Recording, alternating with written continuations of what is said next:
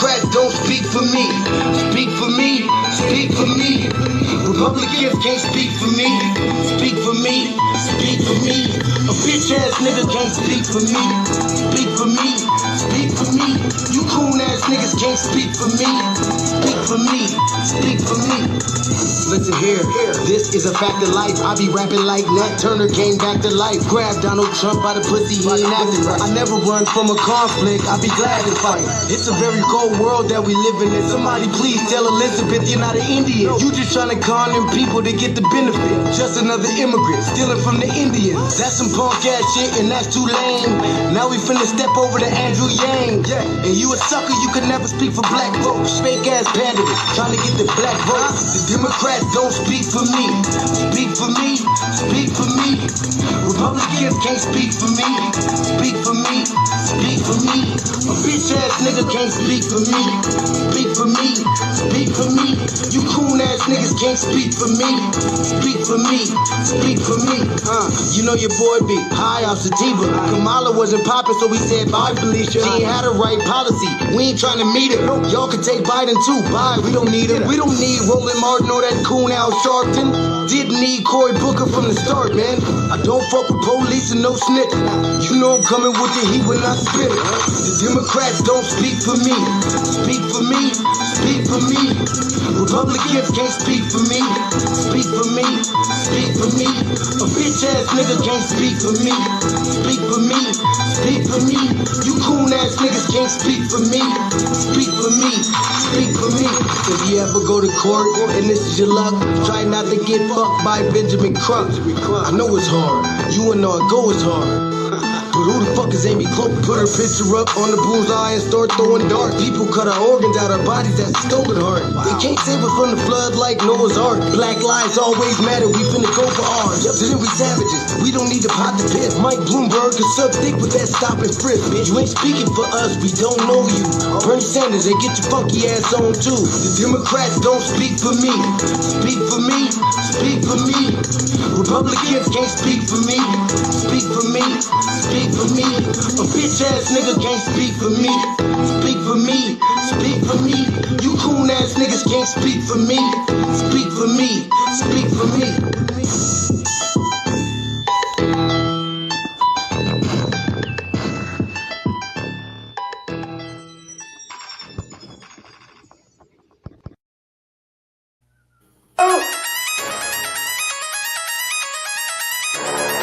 I'm talking about Shawty going crazy. People going crazy in them motherfuckers.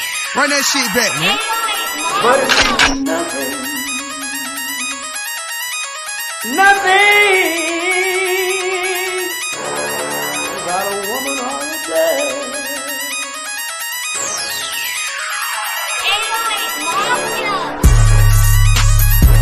Man made the car.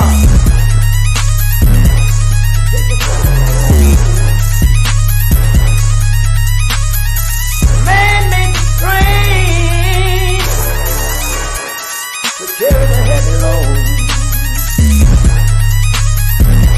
Man made the electrolyte to take us out of the dark.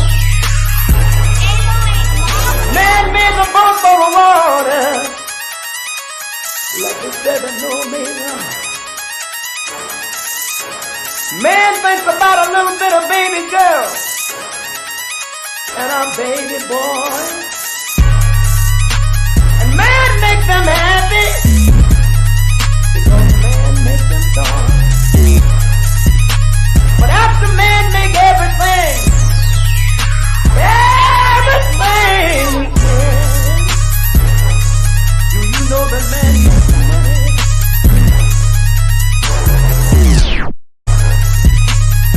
To buy from other men. This is a man's world.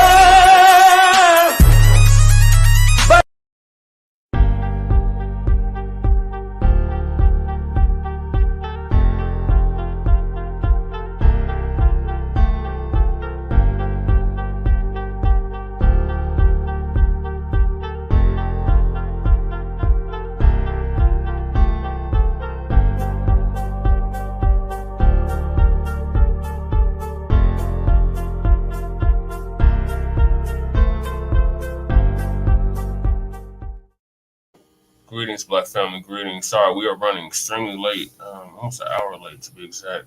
Yeah, I think we're over an hour late. It's not my fault today. Thank y'all for tuning in to this episode of the Front Line Blacc News. I'm your host, Chan Crewman. We're joined with Lady Che. She's in the same room as me, and we're joined with our West Coast correspondent, Sabaka Sankori, Sabaka's Black Experience Enhanced. And this is season 3, episode 44, part 2 of the Front Line Blacc News. And on season 3, episode 44 of the Frontline Blacc News, we will be discussing several things. The first thing is the topics we didn't get to last night in part 1. So we got the dump, as in human shit. And we want to make that perfectly clear. AKA Trump's camp doesn't, sorry, I had a typo on here, doesn't want Uncle Tim Scott as his VP choice. Trump's allies don't want Tim Scott as his running mate. Then we got an update on D.A Fani Willis in Georgia. Finally admits a personal relationship with another prosecutor after denying it. Then we got Democratic Shills attempt to deceive Black voters into thinking Biden done specific things for us.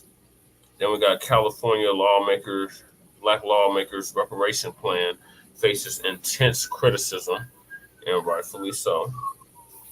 And then we got Boston Mayor Michelle Wu takes Black Community Center to house migrants, illegal immigrants. 50 Cent, maybe Trump is the answer, checks New York City Mayor Eric Adams over migrants getting $53 million program. Man puts Mayor Adams to shame for allowing NYC to become a ghost town due to migrant/homeless issues. Illegal immigrants in Chicago called an FBA woman lazy. And if we have time, Brother Jamal Green, former Green Party mayoral candidate, says it's time for Black Chicago to rise up before it becomes the next Flint. And Washington State allocates $340 million for federal pandemic funds to support migrants. So greetings, Shabaka, from the Mile High Income City. Greetings here from Las Vegas, Nevada. Okay, Las Vegas, Nevada, ladies and gentlemen, be advised, okay, the traffic is going to start getting fucked up real good this week, okay, is because we've had some rain here. California is getting drenched by a weather system, and the motherfucker could shake off into the goddamn Pacific as far as I'm concerned. Fuck the state of California. Fuck Gavin Newsom in his ass, okay? Because I don't have no respect for no motherfucker who's going to go out there and fuck his best friend's wife. Fuck Gavin Newsom in his ass, and I want to make that perfectly clear. He was on MSNBC, you know, talking to some ass-scratching Yassa boss-ass, four-eyed nigga, and the coon don't even matter to me, but fuck Gavin Newsom. Let the tornadoes and the rain hit California. Hopefully the motherfucker will shake off into the damn Pacific Ocean.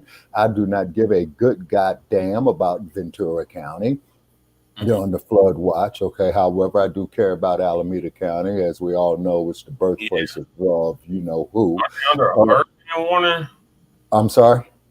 Aren't they under a hurricane warning? Yes, sir, that is correct. And they're saying is that these weather systems are, unprecedented. Also, too, is going to be fucking up the San Joaquin Valley with what they call America's Salad Bowl.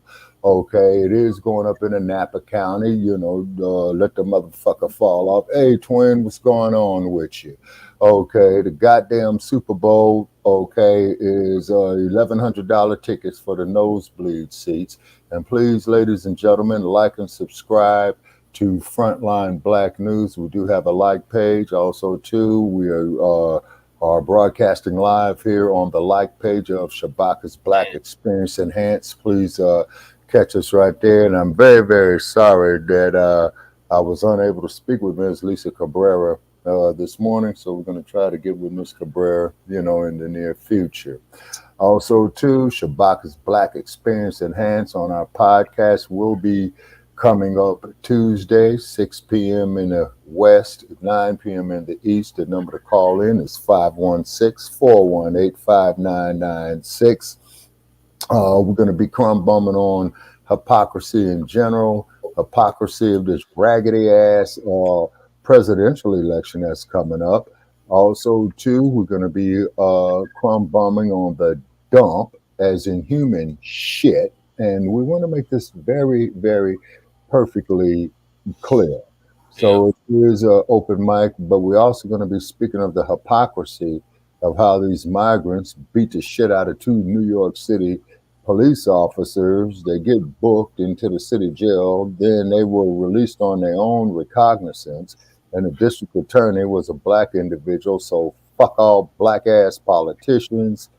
Fuck black sycophants, to both Biden and the dump, as in human shit. And all of this, we want to make perfectly clear. Yep. Okay, Shabaka. So, Lady Cherry, do you got something to say? Okay, so we're going to go hop right into it. So Trump's allies, first topic of the night is Trump allies don't want Tim Scott as his running mate.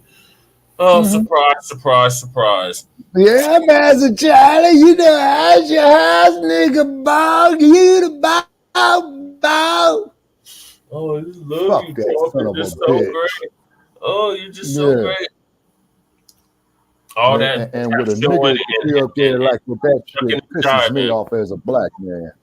Right, yes, exactly. He does not represent us. That's the damn show. So not hop right in into the least. So Lisa Cabrera is going to give us the rundown on it. Shout out to Lisa Cabrera. I was on her program earlier. Okay, and sorry I missed it. And please, Brother Che, if you can, we would like to have Miss Cabrera on Shabaka's Black Experience Enhanced and Front Line Blacc News. And I would like to reach out to Ms. Cabrera and have her as a guest host on Shabaka's Black Experience Enhanced. Okay. Let's see what happened. So shout out to her. Okay, yes, sir. Okay, yes, sir. So we'll discuss that there offline. And also, too, ladies and gentlemen, before we start, Ms. Cabrera, keep in mind, ladies and gentlemen, with me being an old bastard, okay, I've seen a lot. Okay, the sun is setting on me. Okay, ladies and gentlemen, a politician or public figure has stated is that this upcoming election is going to be just as controversial, if not more, than it was in 1968. And we know what happened in 1968. So hit us in the chat room on that. Yes, sir. No, that was 1965. Okay. From 1965 to burn, Yeah. Burn, baby, burn was started by the Watts Ride. There's a DJ at the Los Angeles on a local radio show called KGFJ by the name of Montague. And every time that he played one of the great hits out of Motown at that time in history, Mr. Montague used to say, all right, burn, baby, burn. Rather if it was Smokey Robinson, rather if it was the Supremes, Junior Walker, what have you at that time. And they took Mr. Montague off the air because they stated that he was insightful of the ride. You see, ladies and gentlemen, this here is an era of hypocrisy and white supremacy. Black man and woman, where's all we got? Fuck Hakeem Jeffries. He's going to sit up there. Hold on, Shabaka. We got to get to this. So we can be all night. And we got a lot of topics to get to. All right. Okay. Yes, sir. Okay. So Trump's allies don't want Tim Scott as their running mate.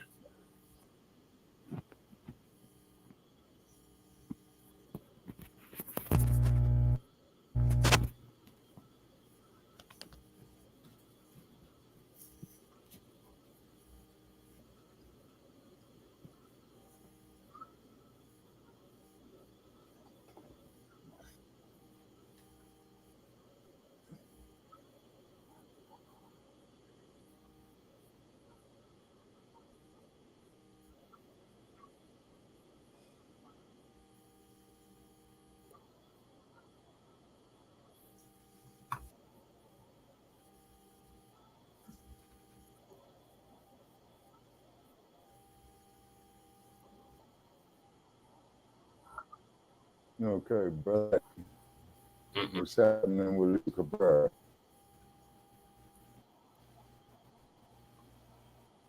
Can you hear us, Shabaka?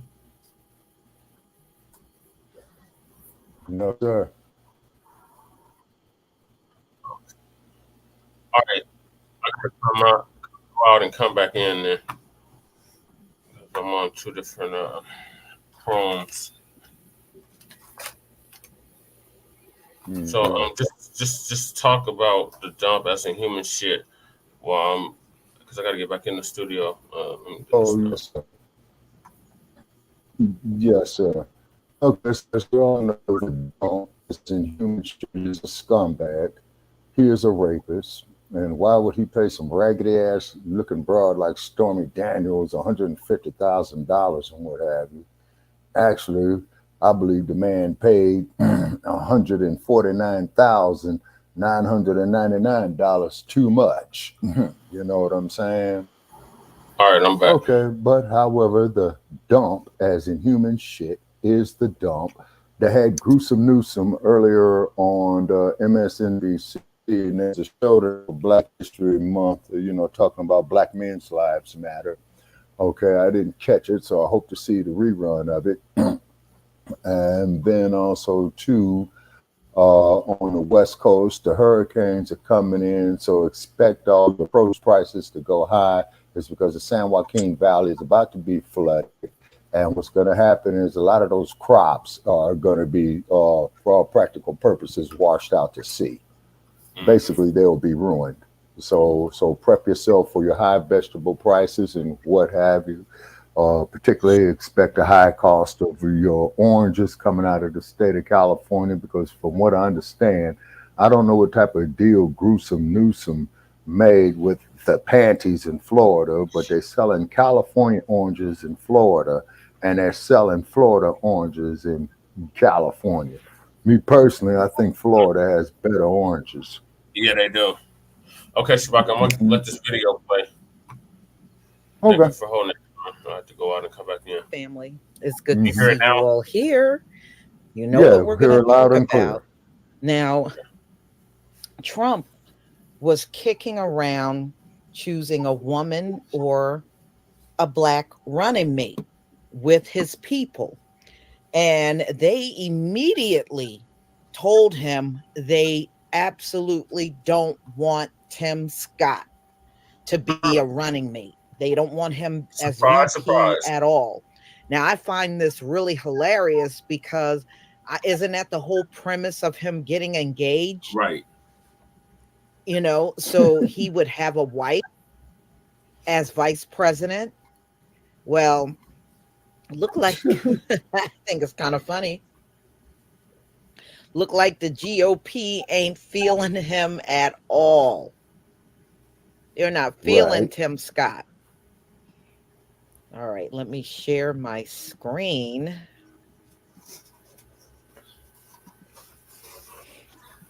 All right, y'all.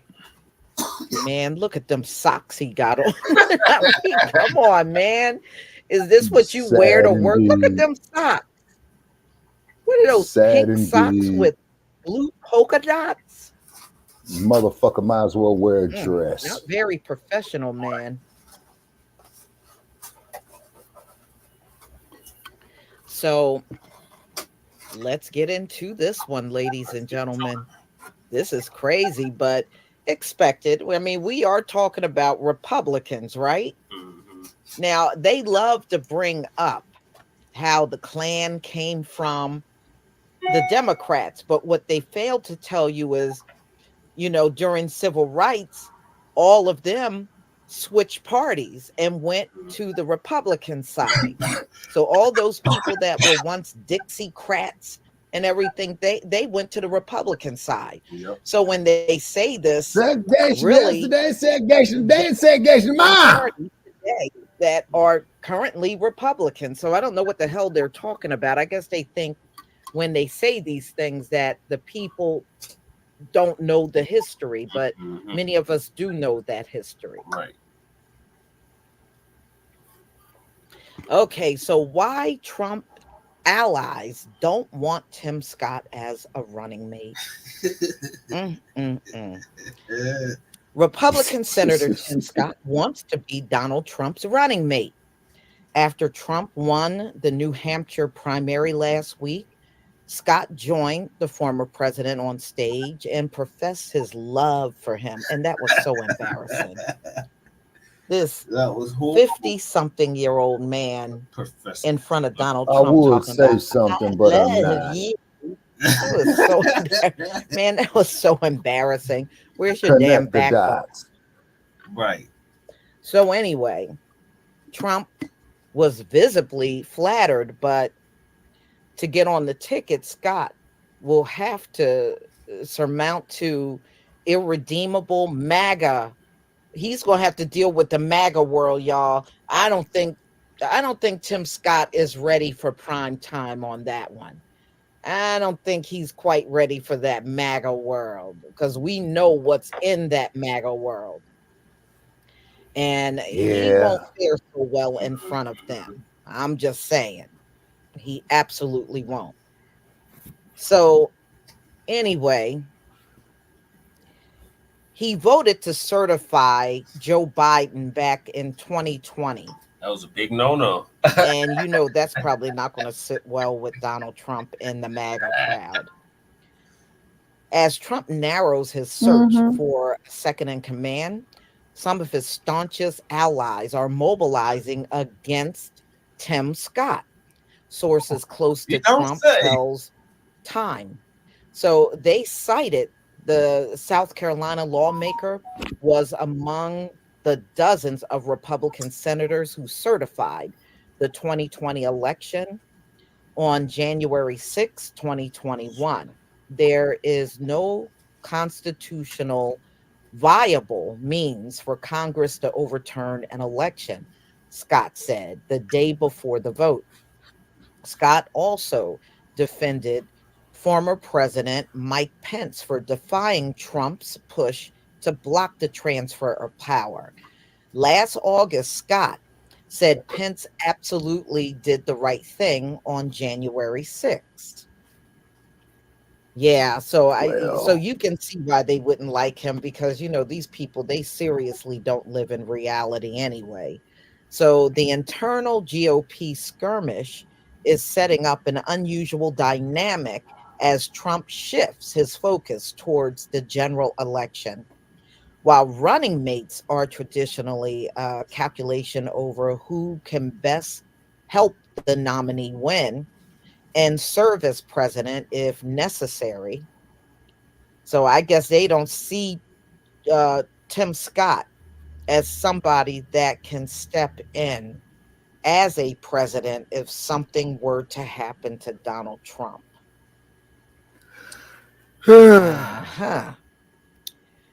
Trump wants loyalty. Yeah, Trump has always been that way. He wants loyalty, but he shows no loyalty to anybody.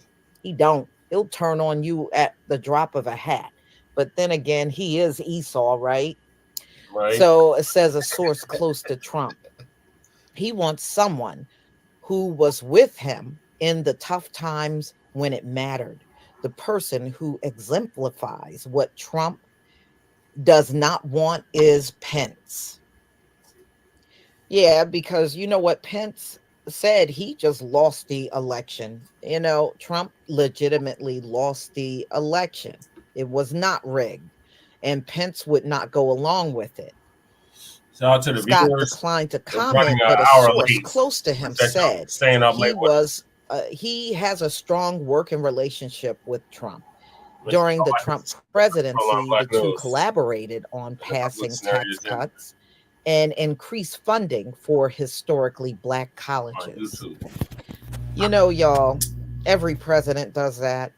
And as a whole, donating to HBCUs does That's nothing for the Black nothing. community They act like as that's a going to whole, benefit because the vast majority of us are not attending HBCUs.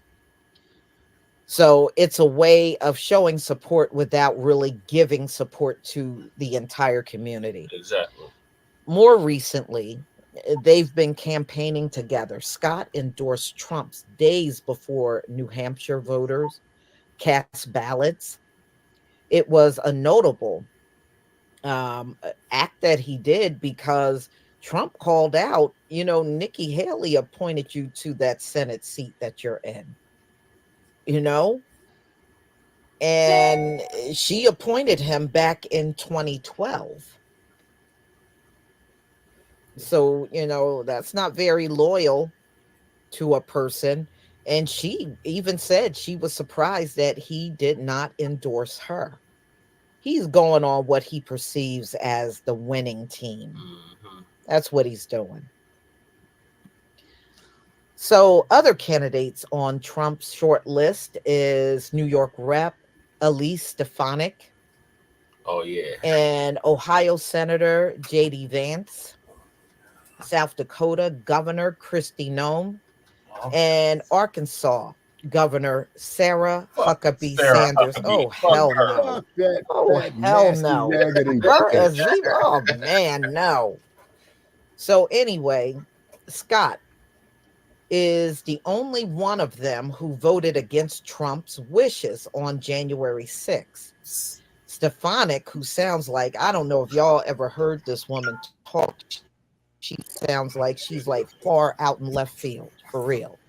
Stefanik is the only other contender who was in Congress at the time. She was among 147 Republicans who voted against.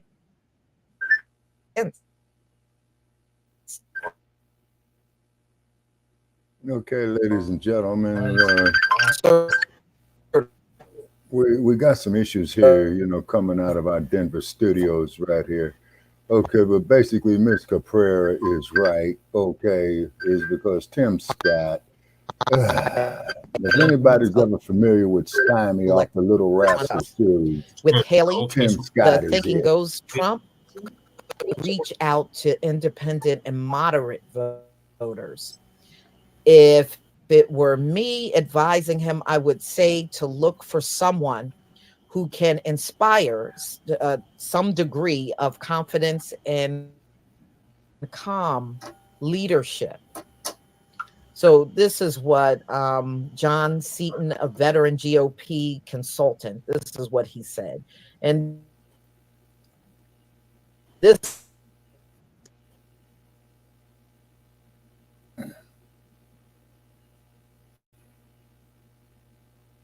Okay, ladies and gentlemen. Okay, we're having technical difficulties. Absolutely aided it. And we got a weather system out here in the west that might be interfering with it as well, too.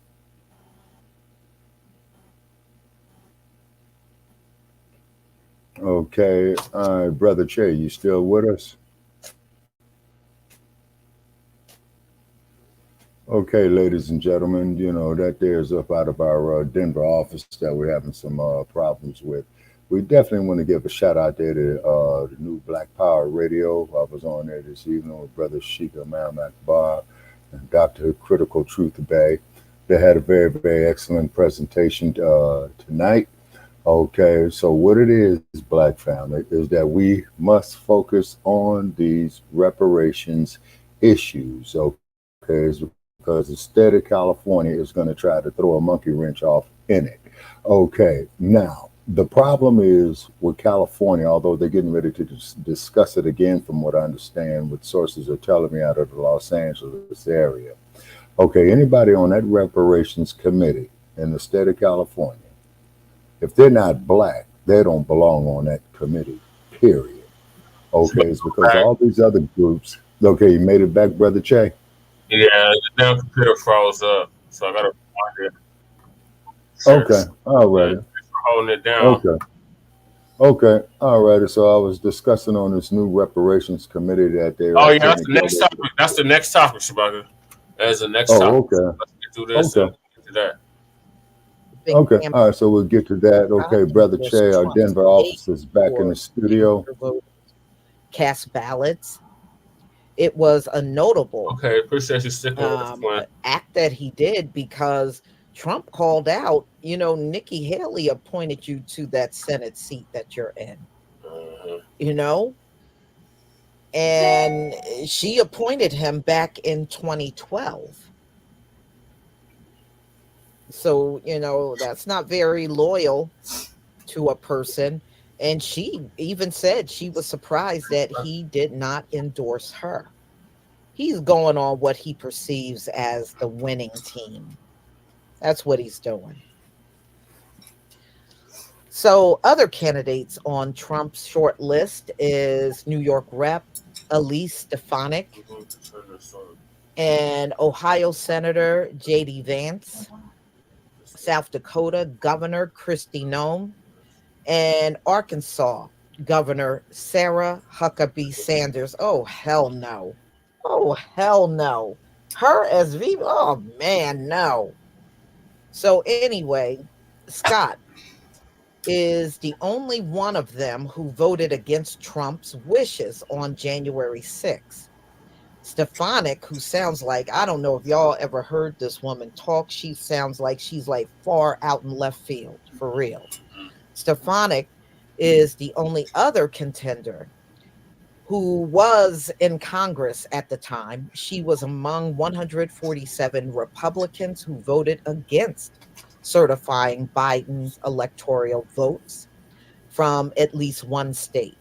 Pundits have also floated the possibility of Trump picking Haley Nimrata, who served in his administration as a U.S. ambassador to the United Nations. With Haley, the thinking goes Trump could reach out to independent and moderate voters. If it were me advising him, I would say to look for someone who can inspire some degree of confidence and calm leadership.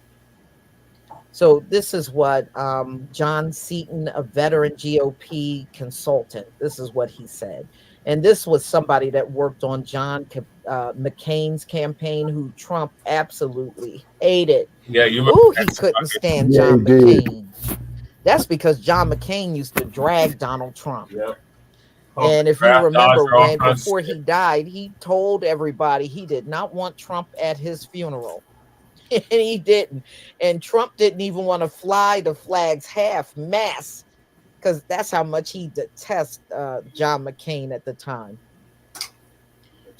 But Haley was frustrated by Trump continuing her campaign after losing the Iowa caucuses and New Hampshire primaries.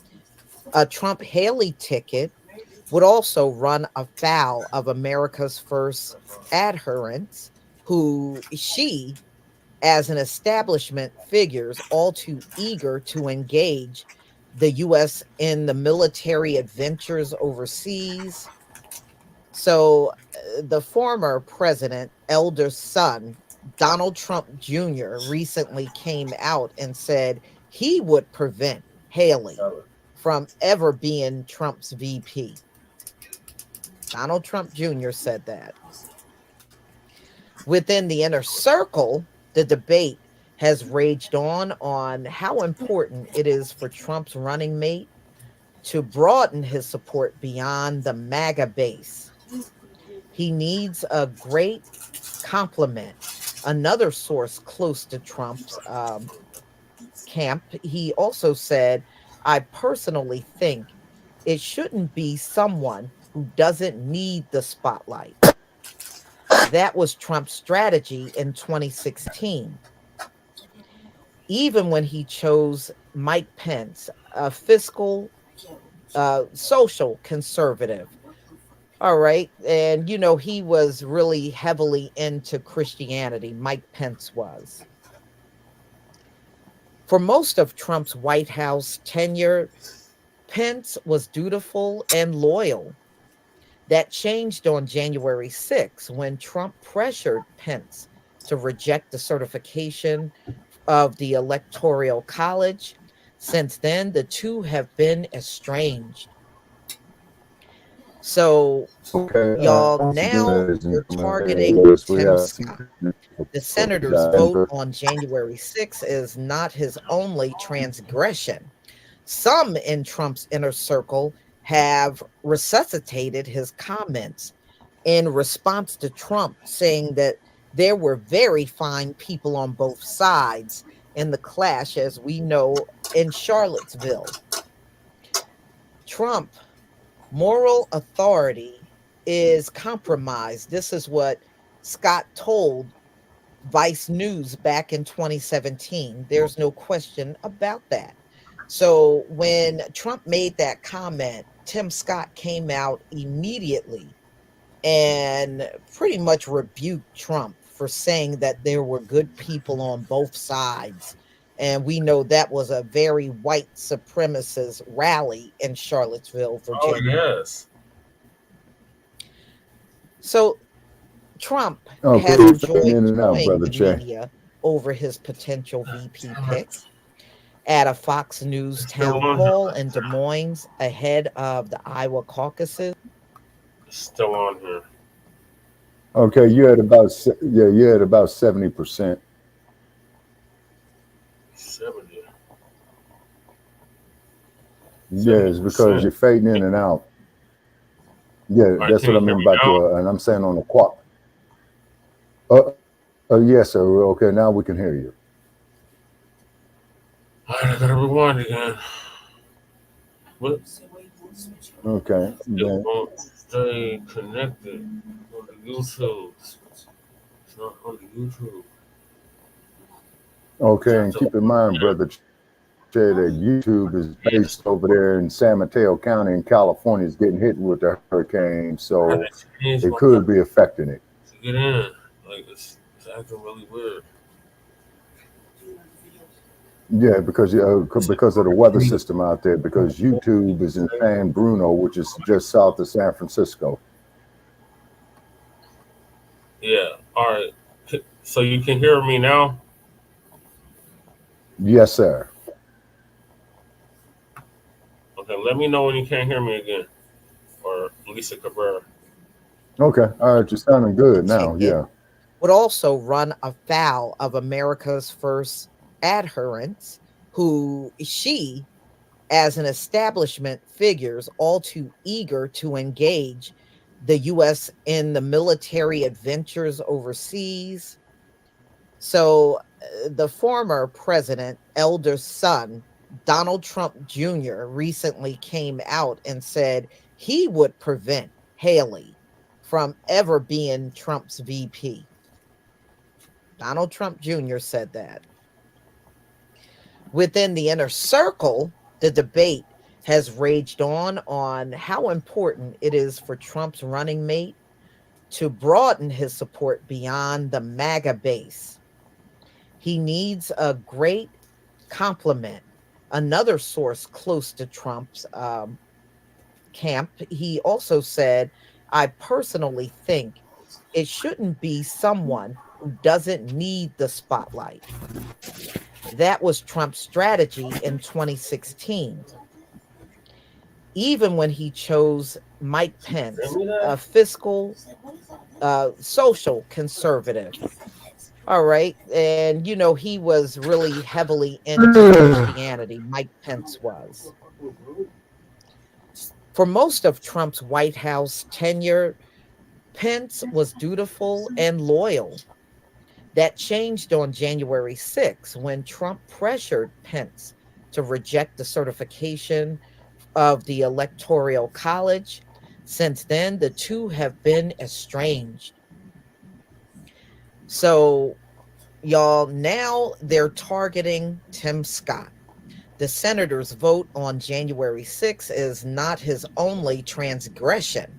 Some in Trump's inner circle have resuscitated his comments in response to Trump saying that there were very fine people on both sides in the clash, as we know, in Charlottesville. Trump, moral authority is compromised. This is what Scott told Vice News back in 2017. There's no question about that. So when Trump made that comment, Tim Scott came out immediately and pretty much rebuked Trump for saying that there were good people on both sides. And we know that was a very white supremacist rally in Charlottesville, Virginia. So Trump has enjoyed toying the media over his potential VP.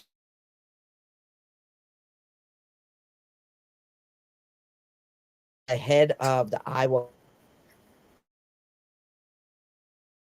He already had a running mate in mind. I can't tell you that, he said, but I know who it's going to be. When he was flying back to New York on his private plane, Trump, Force One, he was scrolling through his phone and laughing at top aides over the speculation he unleashed, according to sources who were with him at the time. Shabaka. So, Yeah. during his New Hampshire victory speech, Trump did ask two potential running mates to give remarks. And that was Vivek, Bad Salami, and Tim Scott. After Trump said Scott must really hate Nikki Haley to endorse him. I do believe it is former governor. Scott stepped up to the podium. Can you hear us, Shabaka? Yes. But she's fading in and out. Yeah, but it's getting in and out. Right, I can't hear it.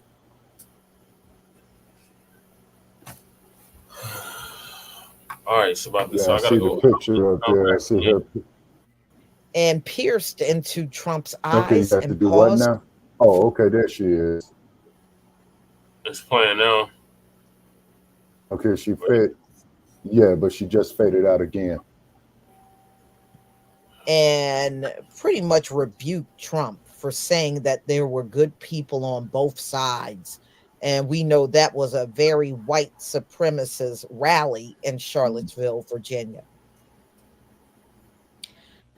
So Trump has enjoyed toying the media over his potential VP pick. At a Fox News town hall in Des Moines ahead of the Iowa caucuses, he told moderators he already had a running mate in mind. I can't tell you that, he said, but I know who it's going to be. When he was flying back to New York on his private plane, Trump, Force One, he was scrolling through his phone and laughing at top aides over the speculation he unleashed, according to sources who were with him at the time. So, during his New Hampshire victory speech, Trump did ask two potential running mates to give remarks, and that was Vivek, Bad Salami, and Tim Scott. After Trump said Scott must really hate Nikki Haley to endorse him over his own former governor, Scott stepped up to the podium and pierced into Trump's eyes and paused for a dramatic effect and said, "I just love you." That is so weird. It's kind of fawning a spectacle that Trump relish. He's going to cart people out. He's going to make people interested. He's going to get their attention. This is according to Trump's source. So they're saying him picking a VP is going to be like Apprentice 2.0.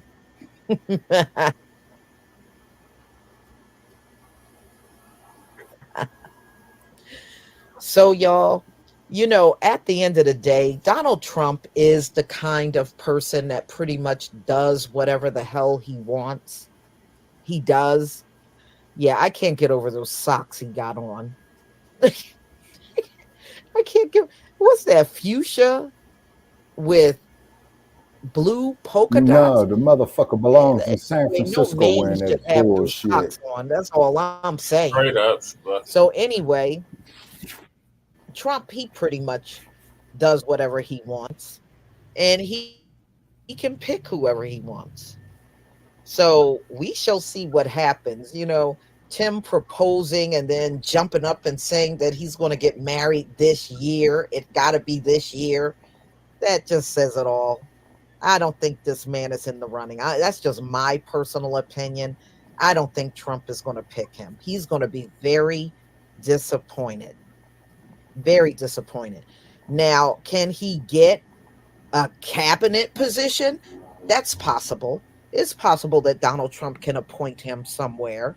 You know, that's why Ben Carson has bubbled back up to the surface all of a sudden. We ain't seen Oh Ben Carson God. in 8 Ben Carson's now, prescribing over the his own past couple of dope. weeks, we've been looking at Ben Carson again. There's something on him. And so we know why he's coming back to the surface. He's trying to get back in Trump's administration again. Mm-hmm. So we shall see what happens. I think if his people are speaking against this, it's possible they're not even going to consider Tim Scott at all. At all. You know, I look at this. How you doing, LVZ? I look at this and I just don't see it happening, y'all. I'm just saying, I just don't see it. But you certainly can tell me what you think about this whole thing. I mean, if you believe Trump could possibly pick Tim Scott, you know, you can let me know. I'm just saying I ain't feeling that match at all. So, y'all, I want to thank everybody for being here. Thank you very much. Yeah, and it's Front Line Blacc. Be on the lookout for my videos. I am. Okay, so I figured it out, Shabaka. So I got to go out and come back in. Okay, to reestablish your connection. Okay. All righty. And ladies and gentlemen, be advised is that California, the home of all this social media bullshit from Facebook to YouTube, the Google and what have you, they're based in California, and California is under heavy torrential rain right now. So this might be interfering with your signals. Okay, Ms. Cabrera, you know what I'm saying? Very intelligent woman. And I'm putting my money on what Lisa Cabrera says is that the dump, as in human shit, and we want to make this perfectly clear, okay, is not going to pick this stymie, ass-scratching, Sambo-Rambo ass Negro as his running mate. Now, also, too, here in the state of Nevada, ladies and gentlemen, it just came to my attention recently across my desk. Nevada has the primary election, and Nevada also has the caucuses. Okay, so we'll be discussing that. Okay, you're back? Okay. And I was just saying, Brother Che, is that Nevada has the caucuses and the primary election. So we're researching that to see how that's going to work. We don't know in Nevada, which would take precedence, you know what I mean? But you could best believe that whatever precedence that they're going to do here, the dump, as in human shit, okay, is going to get Nevada. That he is. That he is. Hell, I ought to take this damn $20 and go bet that in the casino, huh? Yeah. So the next topic is Fani the Mammy, and then it's reparations. Mm-hmm. She is against reparations. Fani? Am I understanding that? Yeah, is she against reparations? Fani is, but she's the Rico queen, according to Lady Chase, so I wouldn't be surprised. Oh, okay. But she's finally, the truth is finally coming out about her secret lover, who's also a prosecutor, and she's having a about face, and she claims there's no misconduct going on, but inquiring minds. Look, man. Okay. About that. If that man is fucking her, man, that is their business. You know what I'm saying? Is because I think the country and the world as a whole, man, has more serious things to worry about, who she's getting fucked by. She's a grown ass woman. That's her business. If dude is fucking her, fine. Okay. If they're married, there's marital situations, that's their business, fine. You see what I mean? And then on top of it too, and off of what research that we have done, she has not spent any state-sponsored money on the trips that they have been taking. So, you know, he and her have been digging in their own pockets. Divorce. His wife is divorcing him, and that came out during the proceedings. No. Okay, well, you know, his wife divorcing him is a legitimate complaint. It's called adultery. Okay, it's called adultery. You know, me personally, I don't give a fuck what they do. You know what I'm saying? She Them claims she folks didn't is violate no grown. laws, no codes, no none of that. So No, it's I gonna be don't think she did. interesting. I mean, how the hell? Yeah, I mean, how the hell are they going to tell, you know, is anybody going to tell this grown woman and this grown man not to fuck each other's brains out? You know what I'm saying? Yeah. You know, at least the man ain't shoving ketchup up his ass. You know what I'm saying? Who? You know. Who? On that, get rude. No, I don't. She hasn't responded. I don't know how he come back from that. Sorry, Lady Che is having a whole other side conversation with me while we're live, so I'm kind of distracted. Yeah. So the next, So Fani is claiming she is not conducting any misconduct or any fallacious activity, but what she does in her off hours with that man is their business. You know what I'm saying?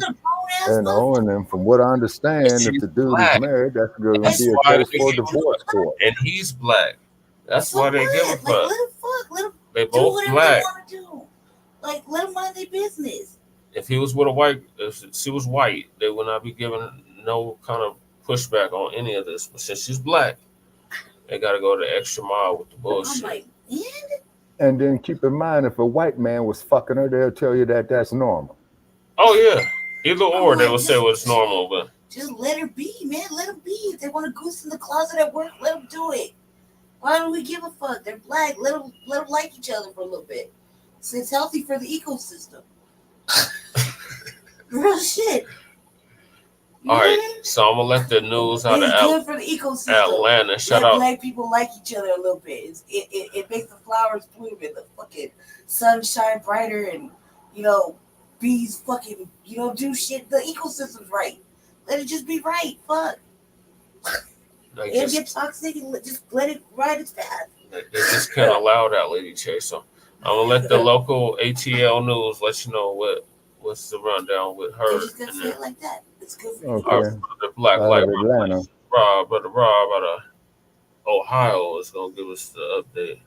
I want to okay. Having a romantic relationship with Special Prosecutor Nathan Wade, but in her latest court response, she says this is not a reason for her to be removed from a career-defining case. And that case against former President Donald Trump and his allies. A new court filing sheds light on what's been going on between Willis and Wade. Atlanta News first political reporter Doug Reardon breaks it down. I'm telling you. Facing a court-ordered deadline, District Attorney Fani Willis finally responded to shocking allegations of an improper relationship with her top election indictment prosecutor. Here's 3 key takeaways from the 176-page filing. 1. Willis admitted to the relationship. In the opening pages of her response, Willis said her romantic partnership with Nathan Wade began after his hiring in November 2021. She violated no state or local laws when bringing him onto the team. Quote, any personal relationship among members of the prosecution team does not amount to a disqualifying conflict of interest, Willis writes. 2. Willis says she did not benefit financially from Wade's hiring. Wade was paid almost $600,000 since 2021 for his work on the case. All the while, he and Willis took vacations and cruises together as proven in Wade's financial documents. But Willis said the two never shared a bank account or a home, and they split expenses, quote, relatively evenly when together. 3. The attorney who made the allegations public and claimed Wade wasn't qualified to prosecute the case once praised him highly. Ashley Merchant, a respected Georgia attorney for former Trump campaign staffer and indictment defendant Michael Roman, filed the initial allegations last month and made them public. Okay, there you go. Take on the case, lacking experience as a prosecutor. And in response, Willis showed pictures of Merchant at an event supporting Wade for a 2016 judgeship position, even wearing a shirt with his name on it. In old statements and attached Facebook posts, Merchant calls Wade ethical, fair and impartial, and experienced in, quote, every area of the law. Doug Reardon, Atlanta News First. Well, Willis also noted that attorneys for Trump co-defendant Jenna Ellis, who took a plea deal last year, were a married couple. Attorneys for defendant Kenneth Chesborough and defendant Ray Smith are also dating. Chesborough will have to testify against Smith and the remaining co-defendants. Willis says that that's not a conflict of interest, neither is her relationship with Wade. Now, Doug's report is the latest chapter in our coverage of D.A. Fani Willis, but we know this is a lot to digest. So if you want to catch up on your own, just text. She just was tired of. They need to go to www.fuck.com. Okay, this is bullshit. What the fuck is the problem? Okay, you got a goddamn psychopath out here running for the damn presidency of the United States. You got war all across the fucking world. Okay, we need our goddamn reparations. Take this to www.fuck.com. She's clearly black. Man. The distinction is very clear. She's more zaddy she's black on the outside and white on the inside. Zaddy dick. I'm not gonna be no bad bitch, and I just need some swilling. And she don't want to chase that. Good for you. Like everything's starting to become right in the world. I don't understand what the problem is. She's black. I don't understand what that's the problem. Like, she's that black. happens all the time. Like when she's black all the time. No. Now let's look at something. Okay, if Donald Trump fucking Owens, right? Would that be news? If Donald Trump was fucking Omarosa, would that be news? Okay, that's different. Fucking Stormy Daniels, that's sad news. That he treated her like a bitch. Who gives a fuck? Let these two people fuck. That is between them and God. Okay, if they got an extramarital affair going on, that's a private issue. It's later leads to let the man fuck the woman. You start off with bedwench and then you grow up to be a man. Yeah. That's just how it works. But these two like each other. And it's like in the quietness of whatever, and some white hating ass motherfucking dude decides he want to file a report. Yeah. He's a snitch and a hater. Yeah. Somebody should be calling that out. Hater? Just because she didn't want to throw it out. I mean, I don't give a damn if this man is fucking this woman. What the hell that got to do with me? Bro, cut yourself lucky. I can care less. That white man cannot handle all that ass. Trust me. This is bullshit. It is a waste of time, people. It is a waste of the taxpayers' dollars. You know what I'm saying? And either party is married, let them handle it in divorce court. That's simple. Well, that's how they got the record, Shabaka. It was from the divorce court. Right. Maybe you want, record. You know what I'm saying? She just didn't want to deal with that problem. You know, I mean, like, I'd rather give it to a brother who can handle all people. Okay, people, to our listeners out there. Okay, this is bullshit compared to the seriousness of the shit that you got going on in the world. Okay. No, go get it, bitch. I'll fuck you up. And this is what happened, lawsuit. You know what I mean? Like, I bet that's what happened. But he tried to say some crazy shit. But she told him, you know, she went straight up into the natural essence of like, motherfucker, I wish you would. And so he couldn't whoop that ass or he couldn't manhandle that ass. So what'd he do? He filed a lawsuit. Like, any strikes. I mean, and acknowledge Fani Willis in a relationship with attorney Nathan Wade. Both are working on the Georgia election interference case involving former President Donald Trump. Joining us now with more on headache, heartache, embarrassment, betrayal, scandal, cheating. I mean, she did him a whole bunch of favors right there. She would have used that motherfucker. He would have been carrying her purse, paying for everything. His real wife would have left him. He would have lost his job. She is leaving him. Oh, that's how they got she should. That's how they get no records. that white lady was like, I can't be no snitch. She said no. And here you go, snitching on her. Because she don't want to give you all that ass. That's a lot of ass to handle. You see him? He got jelly hands, man. Yeah. Weak, pathetic little fucking pink hands. He can't handle all that ass. Right. Just step out the way, man. Just let the brother do what he do, okay? bag up, just bag that drag up. I'm with it, man. Everything's right in my world. I'm with it. White people go down and get divorced. Don't let the people fuck, man. What do you care? The environment's feeling a mighty light now. You know what I mean? Like the ecosystem's feeling right. I think I'm hearing hummingbirds and bees and flowers blooming at night. You know, music. Everything's good in the world. Where'd everybody go? Where y'all go? Come back. Candles, motherfucking laughing in the middle of the night. That motherfucker thought. And she, so what if she admits it? He's black, she black. So what? Who they hurting? Right? They weren't married when he was hired, right? No. And a lot of lawyers take trips together. Yeah. To work on serious cases. Well, are they having extramarital Hey man, now here's what Fani Willis needs to do. Not Vegas. It's not what stays in Vegas. It happens in Vegas. You're not supposed to be kissing and telling anyway. Where's the manners? Okay, all right. Okay, here's what the fuck they need to do, people. They need to write a movie script of this bullshit. If not a soap opera, go over there, see Tyler Perry, put some black actors to work on this bullshit. Come on, man. I was wrong. I mean, I don't give a damn. I ain't fucking abroad. You know what I'm saying? What the fuck I care? I don't give a fuck. Yeah, shit, you know. Look, I mean, that's between her and him and divorce court. Period. And that was a lot of ass too for Emma Rose and a lot of mouth. Like it was a lot for Trump to handle. Like, yeah, he threw her ass out. He had Secret Service throw her ass out. Get out. She had a lot of mouth and a lot of ass and a switch on her like no other. Who is this? Like she ran laws for bitches and talked them down. Oh, Omarosa, yeah. Now look what they did with Omarosa. They physically threw her out the White House. In the middle of traffic. I'm trying to get these videos. No, this Jesse. one like 16 minutes. Care. So this is about black people. Right this is the update. Goosing in the closet in the middle of the night, just enjoying themselves. Willis's response is CBS News investigative producer Daniel Kleidman. So what do you guys think about that? Is anybody surprised? Sex is one of the 9 areas of human activity. They can't allow that. Surprised by that? If you guys are surprised that this has come out, give me a thumbs up. If you're not surprised, give me a thumbs down.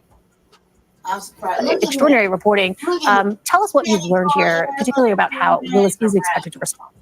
Well, CBS News obtained a draft of the filing, the response to the motion that had all these allegations about her having a relationship with Nathan Wade, the special prosecutor who she hired to lead the Trump investigation. And first of all, it acknowledges that there was a relationship between them, but it pushes back very hard on some of the facts that were alleged, but also on the idea that this represented any kind of conflict of interest that could lead to her disqualification from the case or dismissal against any of the defendants. And you have that filing in front of you. I do. What stands out to you? What are the headlines? Well, one of the most I think important things in this filing is actually an affidavit, a sworn affidavit by Nathan Wade that is an exhibit. And I'll read it. He says in this affidavit, in 2022, District Attorney Willis and I developed a personal relationship in addition to our professional association and friendship. So there's the acknowledgement of the relationship. But importantly... So now let me ask you guys this question. Let me ask you guys this question. What do y'all think is going to happen as a result of this? Nothing. What's going to happen? Pivot. He also says that relationship, did not begin until 2022. My understanding is it's early to mid 2022. He was hired for this position by Fani Willis in November of 2021. That is an important distinction because of the suggestion that she hired someone she was having a romantic relationship with, and someone who had come under some criticism for not maybe having all of the credentials needed for a case like this. They also push back on that, by the way. The affidavit lays out in detail his experience as a lawyer, including having done a lot of felony cases in both state court and federal court. Do we have a sense at all? I know obviously this is all still developing, but what this could mean in terms of consequences. I mean, what are the chances Fani Willis might step aside now? Well, this is the question that everyone wants to know, and there's a hearing that Judge Scott McAfee, who's the presiding judge in this case, has scheduled for February 15th.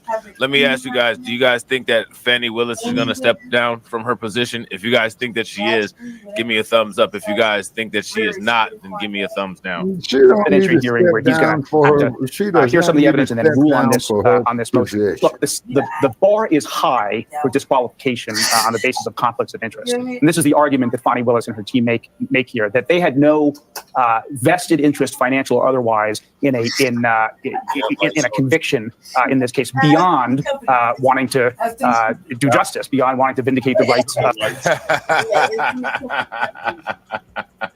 Shout out to Carlton. Carlton said he's about to get a divorce and the wife will get some of the fanny bag. Facts. There you go. Big facts. Shout out to Brooklyn Queen. Brooklyn Queen said they're giving Trump's lawyers a lot of ammo. Man, they putting the bullets right in it. They putting the bullets right in the gun. Oh, yeah. You know what I'm saying? Come on, you see the pasty. Shout out to Faith. Faith says, I'm sick of these clowns in the BS. It's all scripted at this point. Yeah, I gotta agree. Of people in Georgia and in Fulton County. So the idea that the certain financial entanglements between Fani Willis and Nathan Wade somehow biased the investigation, they say that is not true at all. One other important people need to stay with breath mints, stay with peppermints, stay away from them entanglements. Ask Jada Pinkett and Will Smith.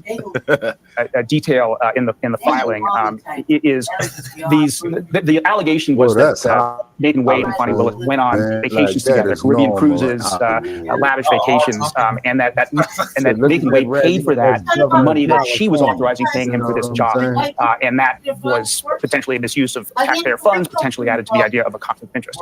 What they reveal in this filing was that they actually alternated paying for some of these trips, and Fani Willis actually paid for some of them as well, and there are actually receipts for Delta flights to Miami that Fani Willis paid.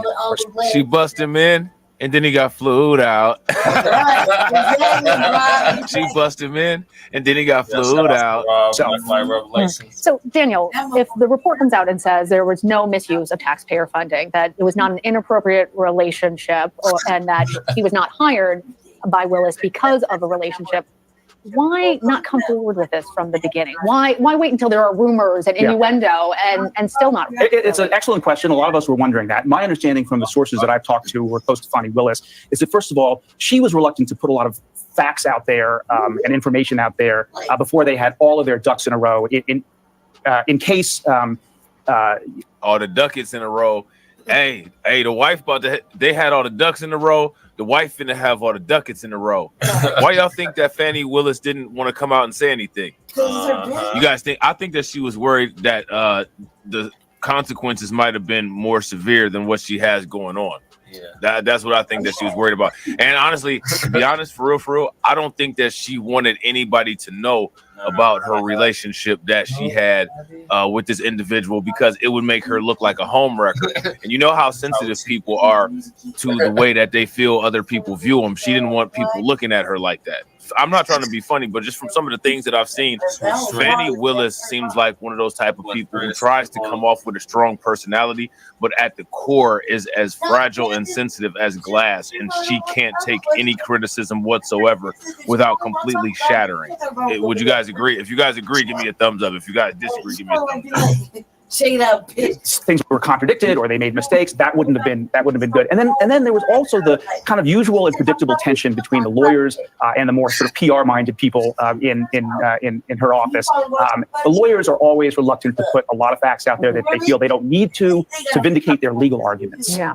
Real quick though, in this filing, because there have been a lot of allegations, is there any substance to any of those impropriety allegations? Yeah, that's a good point. That's a good point, Patrick. Shout out to Patrick.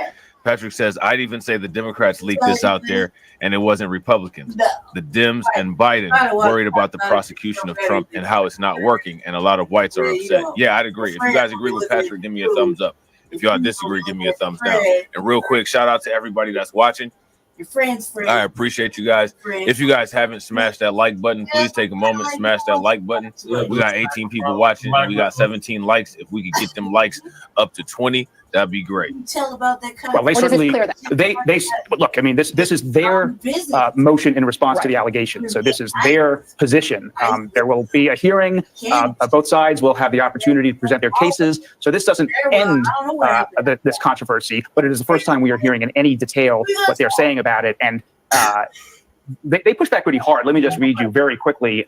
They're fairly dismissive of the defense's original motion. They say this is not an example of zealous advocacy, nor is it a good faith effort to develop a record on a disputed legal issue. It is a ticket to the circus. All right. Major. All right, so there's that. All right, so we're gonna check out another little report here, and this is from the local news. All right. Let me see what they're talking about down there. Give me 1 second. I'm not using what I usually use to stream, and you could ain't gonna lie, you ain't gonna lie. You carry a purse. Y'all know your boy is kind of OCD. Just don't make it easy. All right, let me see. Share. All right, there we go. No. Boom! Look at that. So far, so good. So far, so good. Hey. So far, so good. Comes up with the brother. Yeah, he was. Are you sick of having issues with your webinars? Wasting tons of time on troubleshooting with attendees? If so, you need StreamYard On Air. Hey, it's Dana from StreamYard. I'm so excited to announce the launch of StreamYard On Air. StreamYard On Air is a live webinar platform. You can I've seen all kind of positives from this. Begin tonight with confirmation from D.A Fani Willis that she has a, quote, personal relationship with a key aide in the Trump prosecution, but she denies anything improper. Good evening, I'm Russ Webster. I'm Courtney Bryant. This is the first time Willis has responded. Let me ask you guys a question. We're going to do a quick survey question. Is being a homewrecker improper? If being a homewrecker is improper, give me a thumbs up. If it's not, give me a thumbs down. To a motion asking the court to dismiss all charges in the election interference case, accusing the DA of a conflict of interest. Fox 5 team reporter Randy Travis has spent the afternoon poring over the 176-page response. There's a lot in there, Randy. There was a lot, Courtney. Yeah, Fani Willis went to great lengths in her response to hopefully to convince Judge Scott McAfee there is no need for a hearing February 15th to decide whether this relationship is fatal to the criminal case. But one defense attorney is already challenging the DA's response. The allegations stem largely from a contentious divorce involving a key prosecutor in the Trump election interference case. Nathan Wade's estranged wife accused him of having an affair with D.A Fani Willis, while at the same time, man, Fani Willis was going around. She's actually living that old slime life. She up there prosecuting young slime life, but Fani Willis is out here living the old slime life. Right. Would you guys agree? This is old slime life work right here. Willis paying him $650,000 so far to run point on the high-profile racketeering investigation. How many people would say that she's a female simp?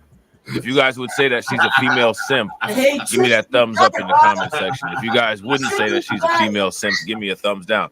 She's a modern female simp who was willing to jeopardize. She has such good judgment. She's willing to jeopardize her career that she worked her entire life to get over some dick, over some DNA, over some dick and attention. Right. It happens. This is a leader. That part is illegal. Attorneys for Michael Roman, one of the remaining 15 defendants, accused Willis of personally profiting from those payments because Wade paid for their vacations to California and the Caribbean. Two other defendants joined the motion to dismiss the entire case. The indictment brings felony charges against Donald. What was going on in California and the Caribbean? She one of these type of people that I could see literally trying to look for any YouTube video or any social media content that criticizes her and then trying to strike it and get it removed. Don't she seem like that type? If you guys think that she seems like that type, give me a thumbs up. If she doesn't, give me a thumbs down. John Trump. But in her response, Willis called the allegations salacious, based on public relations strategy, not legal arguments. She included a sworn statement from Wade, the first time he's talked under oath about the allegations. Wade did admit a personal relationship with Willis, but one that started in 2022. You're missing all the juicy details. Man, I didn't even know. I was just blurting out hot boy statements. Welcome back, Shabak. I'm gonna rewind just so you can catch up. My fault. I thought I was understanding, but you know, I just kind of skimmed through this non-factor of a fucking topic. You know, like good. So far, so good. Hey. The white so far, so good. My fault. I didn't know. Here tonight with confirmation from D.A Fani Willis that she has a, quote, personal relationship with a key aide in the Trump prosecution, but she denies anything improper. Good evening, I'm Russ Phillips. I'm Courtney Bryant. This is the first time Willis has responded. Let me ask you guys a question. We're going to do a quick survey question. Is being a home wrecker improper? If being a home wrecker is improper, give me a thumbs up. If it's not, give me a thumbs down. Well, it depends. To a motion asking the court to dismiss all charges in the election interference case, accusing the DA of a conflict of interest. Team reporter Randy Travis has spent the afternoon poring over the 176-page response. There's a lot in there, Randy. There was a lot, Courtney. Yeah, Fani Willis went to great lengths in her response to hopefully freeze that, brother. I got to show this. Hearing February 15th to decide whether this relationship is fatal to the criminal case. But one defense attorney is already challenging the DA's response. The allegations stem largely from a contentious divorce involving a key prosecutor in the Trump election interference case. Nathan Wade's estranged wife accused him of having an affair with D.A Fani Willis, while at the same time... Man, Fani Willis was going around. She's actually living that old slime life. She up there prosecuting young slime life. But Fani Willis is out here living the old slime life. Just give it to her. Would you guys agree? This is old slime life work right here. Willis paying him $650,000 so far to run point on the high-profile racketeering investigation. How many people would say that she's a female simp? If you guys would say that she's a female simp, give me that thumbs up in the comment section. If you guys wouldn't say that she's a female simp, give me a thumbs down. She's a modern female simp who was willing to jeopardize. She has such good judgment. She's willing to jeopardize her career that she worked her entire life to get over some dick, over some DNA, over some dick and attention. Make his attention. This is a leader. That's her business. Shit, man, I bet you this motherfucker talking this bullshit, man, he would have fucked her too. Personally profiting from those payments because Wade paid for their vacations to California and the Caribbean. Two other defendants joined the motion to dismiss the entire case. The indictment brings felony charges against Donald. What was going on in California and the Caribbean? That trash dick and she should be shit. And sorry for She's one of these type of people that I can see literally trying to look for any YouTube video or any social media content that criticizes her and then trying to strike it and get it removed. Don't she seem like that type? If you guys think that she seems like that type, give me a thumbs up. If she doesn't, give me a thumbs down. John, I don't give a fuck who she's fucking, man. Salacious, based on public relations strategy, not legal argument. She included a sworn statement from Wade, the first time he's talked under oath about the allegations. Wade did admit a personal relationship with Willis, the one that started in 2022. Months after he was hired as a special prosecutor. As for the amount of money he's made in the case, Willis explained, quote, Special Prosecutor Wade made much more money than the other special prosecutors, only because Wade did much more work. She included many examples of Wade's legal experience, even pointing out that the defense attorney who filed the motion, suggesting he was unqualified, actually endorsed him in 2016 when Wade ran for a judgeship, praising his experience. Get a fuck ass. Then go fuck each other's brains out. More power to them. Oh man, this is super mess. Oh man, this is super mess. In response to Willis challenging the timeline of the DA's admitted relationship with Wade, among other points. At the moment that February 15th hearing is still on, Willis and Wade still subpoenaed to testify. Well, another judge asked Fani Willis what she was thinking with regard to a different issue, a fundraiser that she had.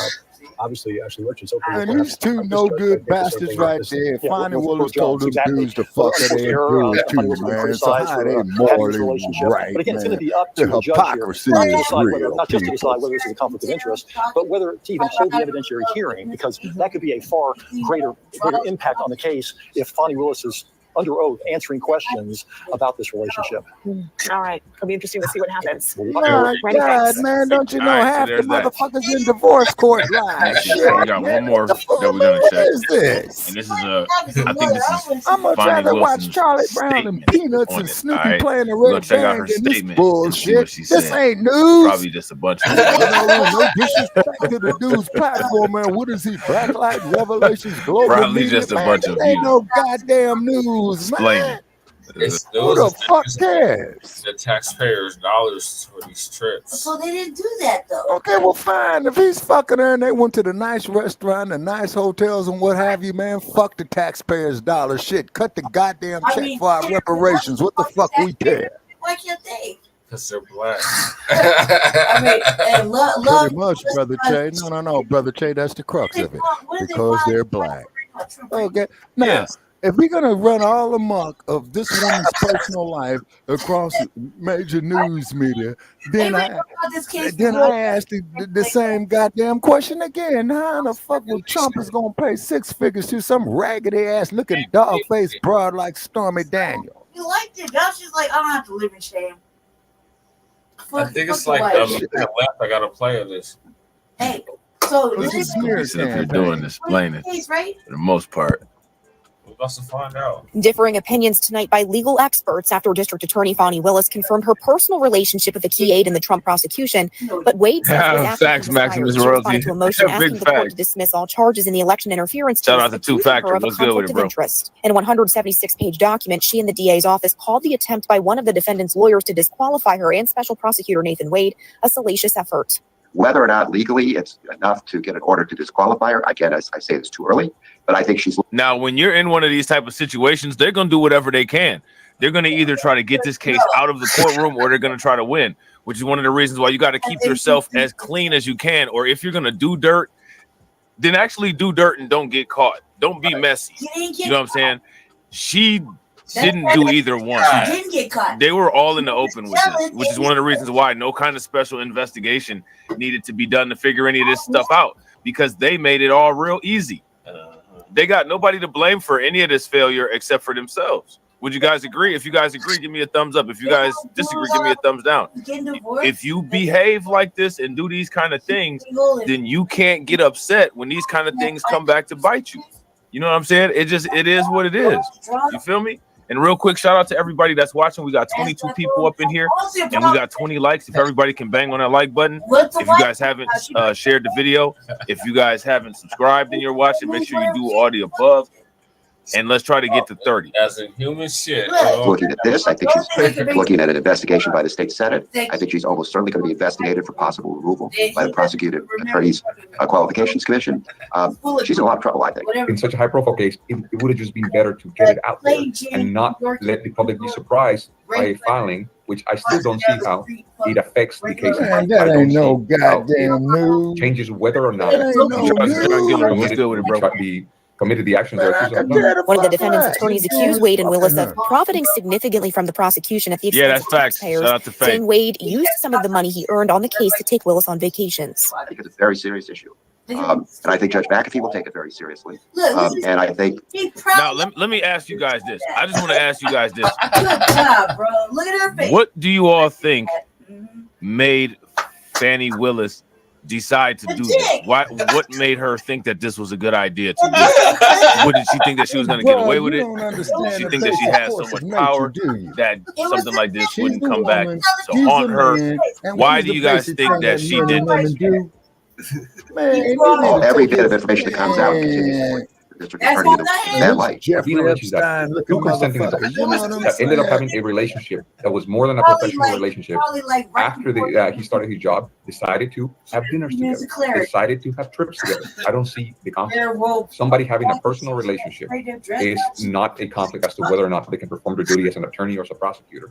Anybody's ever. Okay, now I agree with that dude right there. He said, for all practical purposes, that's their personal business. I'm sorry. Yeah. I don't give a good goddamn and fuck that commercial right there. You know, man, I don't give a fuck if that dude is fucking that broad, man. What the fuck I care? I'm busy out trying to get mine. Right. Shit, more power to him. See, Shabaka, see? Black love happens, any given you dude, you're in the area for it to happen anytime. Yeah, Sin City. Dude, walking down the street. This is what I'm saying, people. You gotta see the shit out here in Sin City. And they're gonna call this bullshit news because Fani Willis is getting fucked by this dude right here. That's a domestic issue. Yeah, Eddie, look, you just me personally, I think that Fani Lou Willis, I think that Ms. Willis and that man right there need to sue the shit out of goddamn Fulton County, man, for discussing their personal business. Was any criminal activity involved? Look, that worst case, what you got right there is a case of adultery. That's a civil issue. She's up here trying to investigate this damn criminal, man, with his orange raccoon looking ass. There was a dick that made her do it. That's all I gotta say. Man, what the fuck do I care? Yeah, man. I'm not ashamed. Nobody should be ashamed of that. To say, motherfucker, it was good times and high spirits for flying that day, man. Yeah. I told the truth. All right, so you said it ain't none of our business. Right, man. Let them do whatever. I could care less. They getting divorced anyway. And Trump gonna lose this little section. He gonna keep getting hit with the slanderous charges against that string being white lady. So how is she the prosecutor? And he's running for president. He gonna win. He's winning. She wins, so she loses this one. Take it on the chin, cause you can. And if they drop her like an axe SARS, who they gonna replace her with? Shit, she's just gonna pick up another RICO case. There's plenty of them out there. She gonna be hurt. She'll just hire him again because he brought a good point. Me personally, I think that man and that woman need to sue the shit out of Fulton County for interfering in their personal affairs. The motherfucker that did it, the snitched on, and the wife for having a contentious fucking, they're just giving it up and sitting back and waiting for a check to clear. You know what I mean? The wife making contentious. I'm talking about.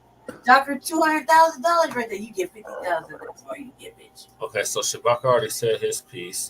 What is your piece on this, Lady Ch? What? On this.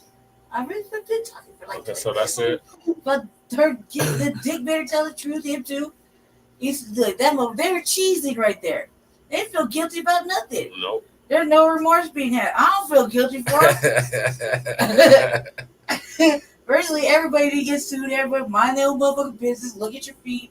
Don't wonder about it. They clearly look like some fun times are being had, and they ain't gonna stop. They ain't killing nobody, and Trump gonna just have to take this loss. Or she gonna take this loss, he gonna take a win, and he gonna be the president anyway. Doesn't even fucking matter. And she could just go find another motherfucking RICO case and bring old boy to run point and run some dick. Sounds like a win-win to me. All right, there. Right. So moving along. Right. We got Democratic Shills. It's election season, Black family. Mm-hmm. And the Democrats are back to their old pattern ways. So they got the Shills out here. And the Shills trying to deceive us into thinking that Biden, Sleepy Jim Crow Biden, has done specific things for us. Like what? Sleepy Joe Biden can barely wipe his ass, man. You know what I'm saying? I didn't do shit for anybody except lie. Yeah, he can barely wipe his ass, man. The motherfucker senile, man. Shit. Did anybody notice Pelosi sitting there when he was giving that speech? She looked like 10 years younger. She might have got that Regina Pro. Like she looked like really young and all of a sudden kind of attractive. Kind of attractive. Not attractive, but she kind of looked a little like. She kind of looked like a little tossed back too. She probably got some Lady Ch, Nancy Pelosi is damn near 90 years old. Shabaka, I swear to God, don't make me pull this clip. I'll keep Jesse out this podcast, ladies and gentlemen. We're going to combat the lies of the Democrat Shills, and the reason why we have to do. Face falling apart. Was she like old and decrepit? And Nancy Pelosi's like Diane Feinstein. She's 90 goddamn years old. What she need to do is go put her foot up her nephew's ass, who's the ragged ass governor of California. No good bastard. He's of low morals too. Where do you think he learned it from, Shabaka? She like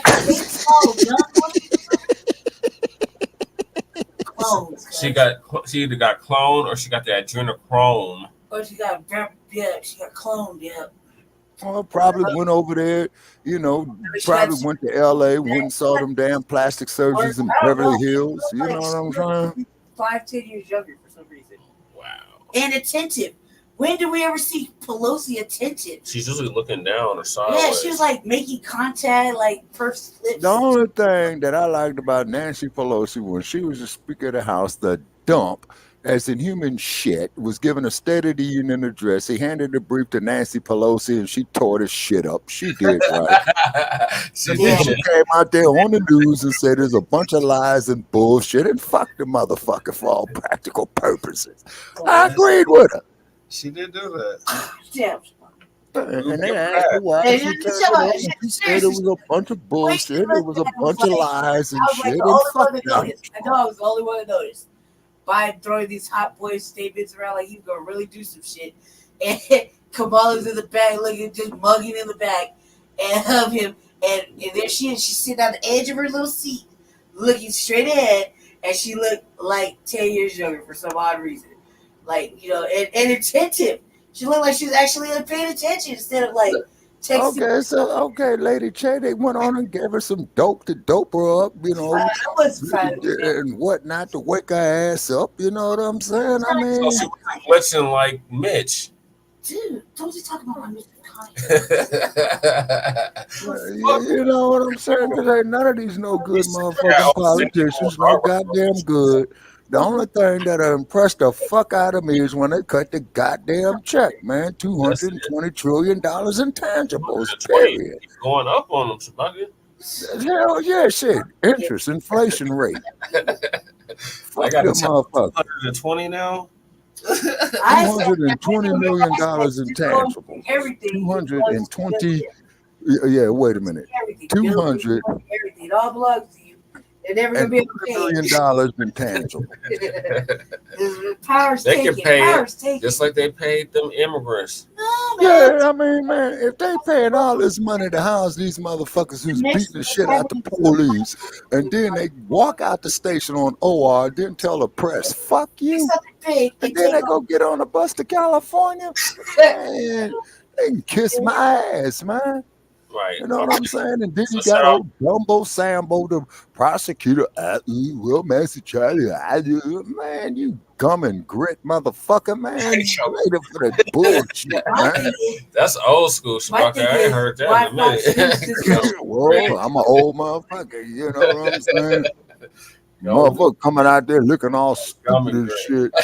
You're all stacked with his gum and grit ass. You know what I'm saying? You can't grit. Fuck him, fuck the police, fuck the migrants, cut the goddamn check for reparations. $220 trillion intangible for atrocities of the present, of the past, and of the future that they're going to commit against us.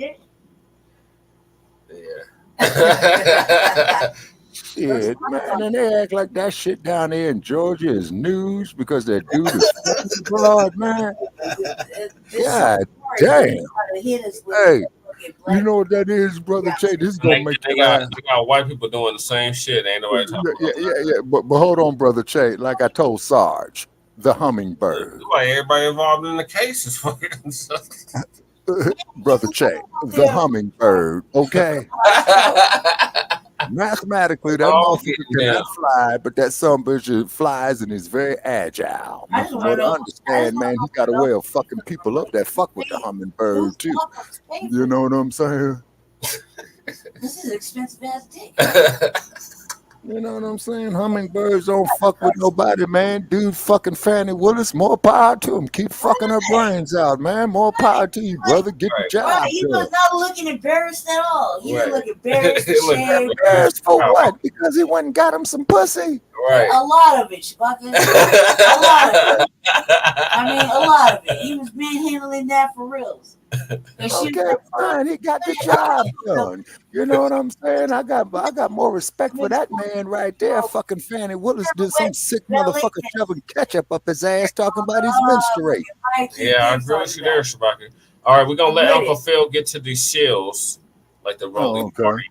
Oh God, the rotisserie Martins and the Bojangles, Jeff Farts, and the Jarlis Reeds, and the Yasser Bosses, Tim Scott, Ass Crashers, and shit like that, like Karen Bass and all that old bullshit. Do this is because when we say they're lying to you, they really are.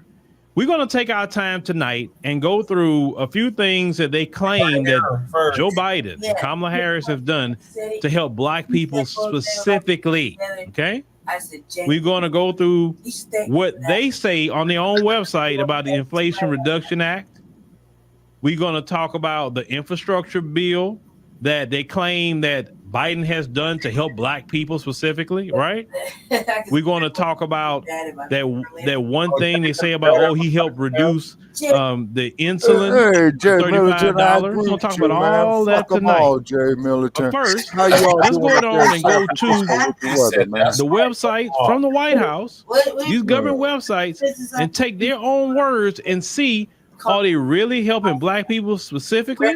Let's look at what was released by the White House about the Inflation Reduction Act. Remember, the Democrat Shills say the Inflation Reduction Act is for black people. It means he did it for black people. I said many times that Inflation Reduction Act is for everybody. None of it. And it's kind of like a function of government. So we're not going to read through all this. We're going to kind of go through some of this stuff. He talks about in 12 months. The Inflation Reduction Act was signed into law. It's on the private sector. It has announced more than $110 billion in new clean energy manufacturing investments. That's not targeting the black community. It's targeting the elite. More than $70 billion in the EV. What black person has a $70 billion? I'm talking about the black community for an EV supply chain, and $10 billion in solar manufacturing. That's not benefiting the black community. That's benefiting big business. He's still talking about clean energy here, investments, and he didn't say nothing about no investments in the black community. It's supposed to be for black people, though, right? They awarded $1 billion to help communities be more resilient and protect them from disastrous impacts of climate change. Oh my God. Drought, heat, extreme weather. How is this for black people? How? When the Shills tell you, he did the Inflation Reduction Act, that's going to help black people. Right. $50 million of saving an average $800 per year on health insurance premiums. They say people. They didn't say black people specifically. The IRS is strengthening enforcement, wealthy tax cheats, and y'all paying y'all taxes right now. Y'all seeing some of that right now, right? So did that help black people? No. You're talking about the largest climate investment. That's not going to black people. Okay. And we don't have to look through or read all this, okay? You know, because it's kind of saying the same thing. So giving all this money to the Forest Service and the Department of Interior, all these millions of dollars. They claim they don't have no money for reparations. $575 million right here. Right? $514 million, $250 million to the Forest Service. And assumed up to $1 billion in grants. But they have no money for reparations. See, he ain't got no problem spreading money all over the place. Another $2 billion. Investing in America to create good paying jobs. Now, this is supposed to be for black people, remember? That's what Democrat Shills tell you. This is for black people. Now, as you look at this, where's this for black people at? It's not. Good question. Where? Unless that black person has clean energy that he's or she producing, or they got an electric car plant. How is this for black people as a community? Right. So as we keep going down, lowering energy costs. Right. Getting an elephant in business doesn't have to. Fuck the commercial. Fuck the commercial. Fuck the commercial. It's wintertime and my power bill haven't really went down much or nothing. They talking about cutting about 2030. Man, we need something about. But you talking about for black people? Okay. Florida Power and Light refund is $5.8 million, $400 million in savings. He's giving all these companies that's basically, different things gonna happen. Lowering healthcare costs. And we won't get into some of that a little later. But as you go through this here, they're talking about all that. Medicare Part negotiate drug prices. I don't know. All of that. They always tell you about the $35 deal. I'm gonna get into that a little later, talking about that. And who's that really benefiting, and that's not really benefiting solely black people. It's kind of a shame with the lies these Shills tell. They'll tell you about all this here. They're making the wealthy and big corporations pay their fair share. Black folks they're trying to get wealth, but they're not a big corporation like that. Talking about 15% tax, all this by the IRS. Like, how any of this is for black people? Right. How is it? How? When they tell you he signed the Inflation Reduction Act, that benefits black people. Okay. Let's go to the next thing they claim that benefits black people. The bipartisan infrastructure deal. Remember he said that, well, he did the infrastructure bill that benefited black people. Okay, let's see if it really benefits black people. You know, talking about they passed it, yada, yada, yada. They say here, a deal rebuild America's roads, bridges, rail. Of course, we know infrastructure is a function of government.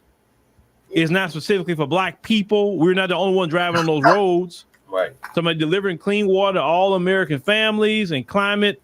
Also eliminate the nation's lead service lines. That's not specifically for black people. Right. Ensure every American has access to reliable high-speed internet. You said every American. That's not specific for black people. Right. Repair and rebuild our roads, bridges with focus on a climate change, mitigation, resilience, equity, and safety for all users. That is a function of government that doesn't benefit black people specifically. We pay taxes for this. Improve transportation options of millions of Americans to reduce greenhouse emissions through the large investment in public transit in the U.S. history. Once again, function of government. We all pay taxes. This is what you're supposed to be doing. How is this specific for black people? Stop trying to move. Or could black people use these things? Yes, but it's not specifically for us. Remember, the Democrat Shills and Boulay Martin tell you that this is specifically for black people. Upgrade our nation's airports and ports to strengthen our supply chains, prevent disruption that have caused inflation. This will improve U.S. competitiveness, create more and better jobs at these hubs, and reduce emissions. Yeah. Once again, and that's back when the cars were function of government. We pay taxes on that. How is that specific for black people? Make the largest investment in passenger rail since the creation of Amtrak. Black folks don't own Amtrak or no rail lines in America. So that money is not going to be funneled to a black company. Right. Once and again, rail lines, function of government. Southern Pacific Build a national network of EV chargers. Most black Americans don't have an electric car. Interstate. And for surely, most of them don't want it. I definitely don't want it. I'm an oil and gas man. You be smart to keep your gas vehicle. Look what happened that Arctic blast that came recently. All them EV places, they couldn't even charge them cars. There you go. Upgrade our power infrastructure, deliver clean, reliable energy across the country, and deploy cutting-edge energy technology to achieve a zero emissions future. Once again, function of government. We pay taxes. Make our infrastructure resilient against the impacts of climate change, cyber attacks, and extreme weather events. You can't control the weather no matter what y'all say, you folks. Once again, that's considered a function of government. Deliver the large investment in tackling legacy pollution in American history by cleaning up Superfund and Brownville sites, reclaiming abandoned mines, and capping orphan oil and gas wells. Now, you're talking about pollution, but yet none of this. You talk about Cancer Alley in Louisiana that affects black people. That part. Now, you say down here, this investment would benefit communities of color. I don't mean black people. It has been found 26% of black Americans, Hispanic Americans, 29% live within 3 miles of the Superfund site. A higher percentage than for Americans overall. But you talking about this for black people. How? This is a function of freaking government. Right. So how is this specific for black people? So we're talking about the Inflation Reduction Act, and the only thing they talk about is that $35 with the insulin. And we're going to talk about, that. And this bipartisan infrastructure deal. That's for black people. And that's a function of government. So let's continue. So far, as you see, the infrastructure bill is a function of government.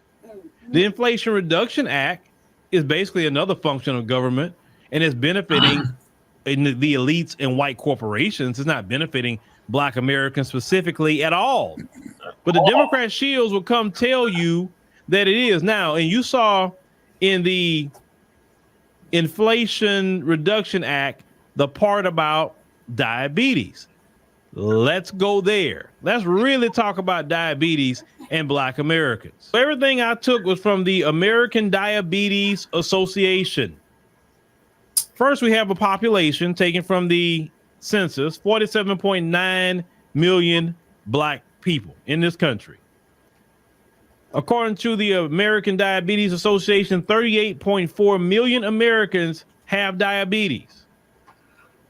Out of that, Black people represent 12.1, some numbers say 12.7% of that population, which brings you down to 4.6 million Black Americans that have diabetes.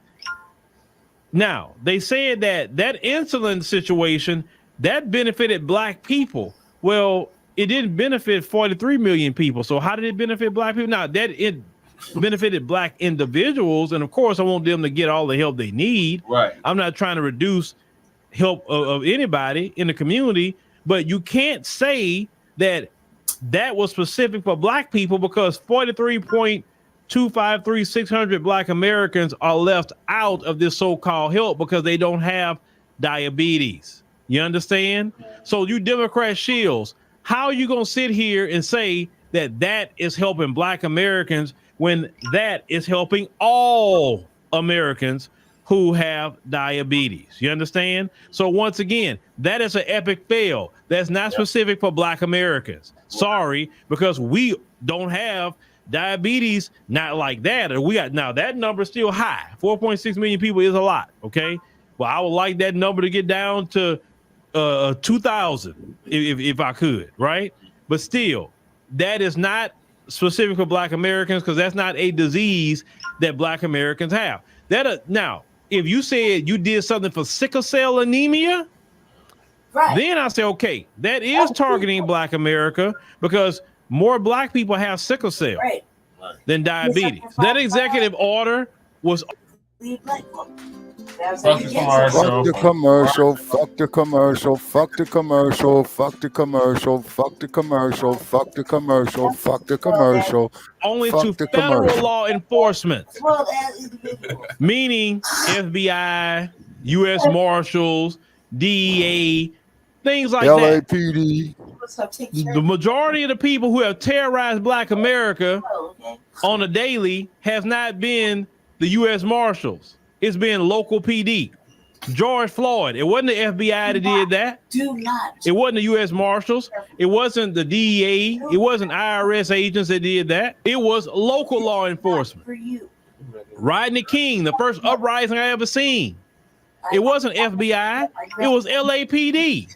So of the Foothill your Division.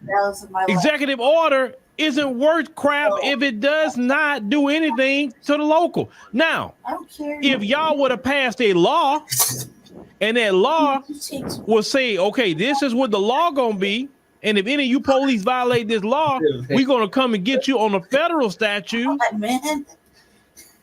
right? Then I can say, okay, fine.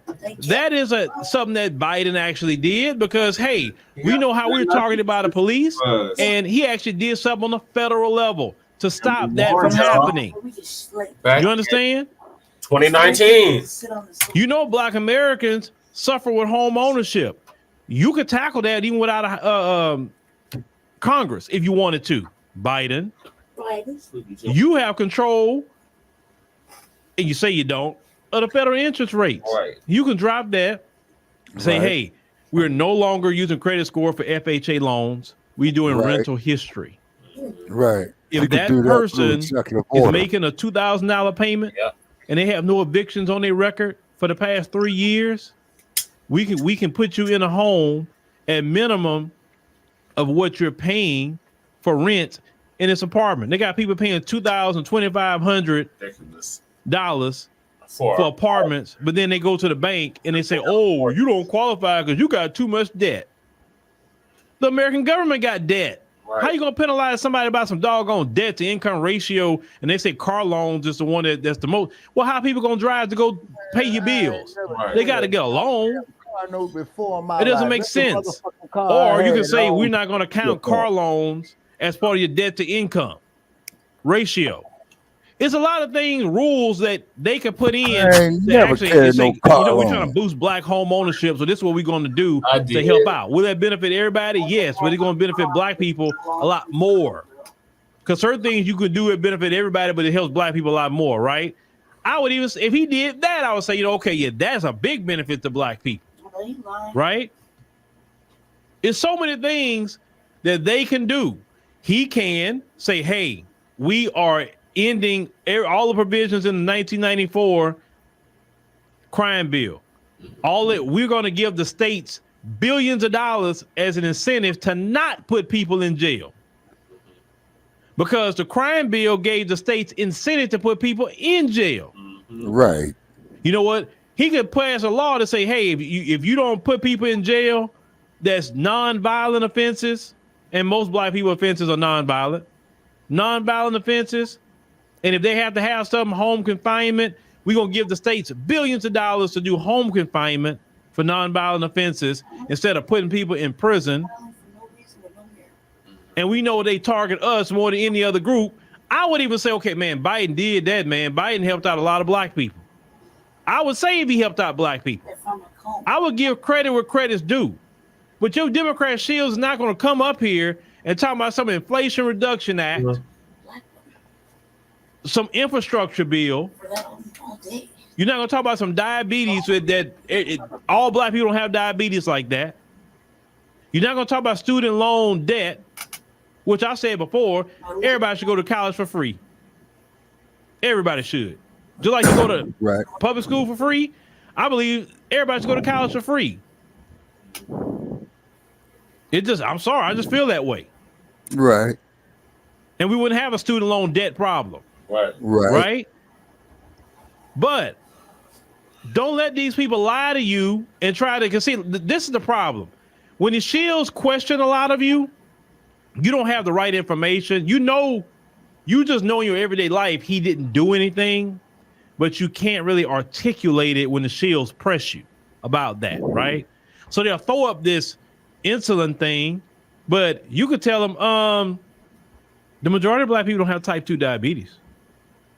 When they tell you about student loan debt, the majority of black Americans don't have student loan debt. They don't. You got to know this when these Shills come your way. Oh, we already know. Say, tell them Shills, go back and tell Biden go do reparations. That'll help me. He do reparations. He ain't got no problem with me going. Listen, if Biden does reparations in the form of cash payments, I'll go vote for Biden.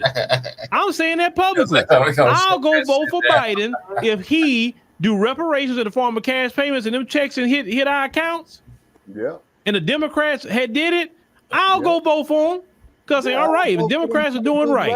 But as of right now, hell no, I ain't voting for them. Right. No. Right. No. It ain't happening.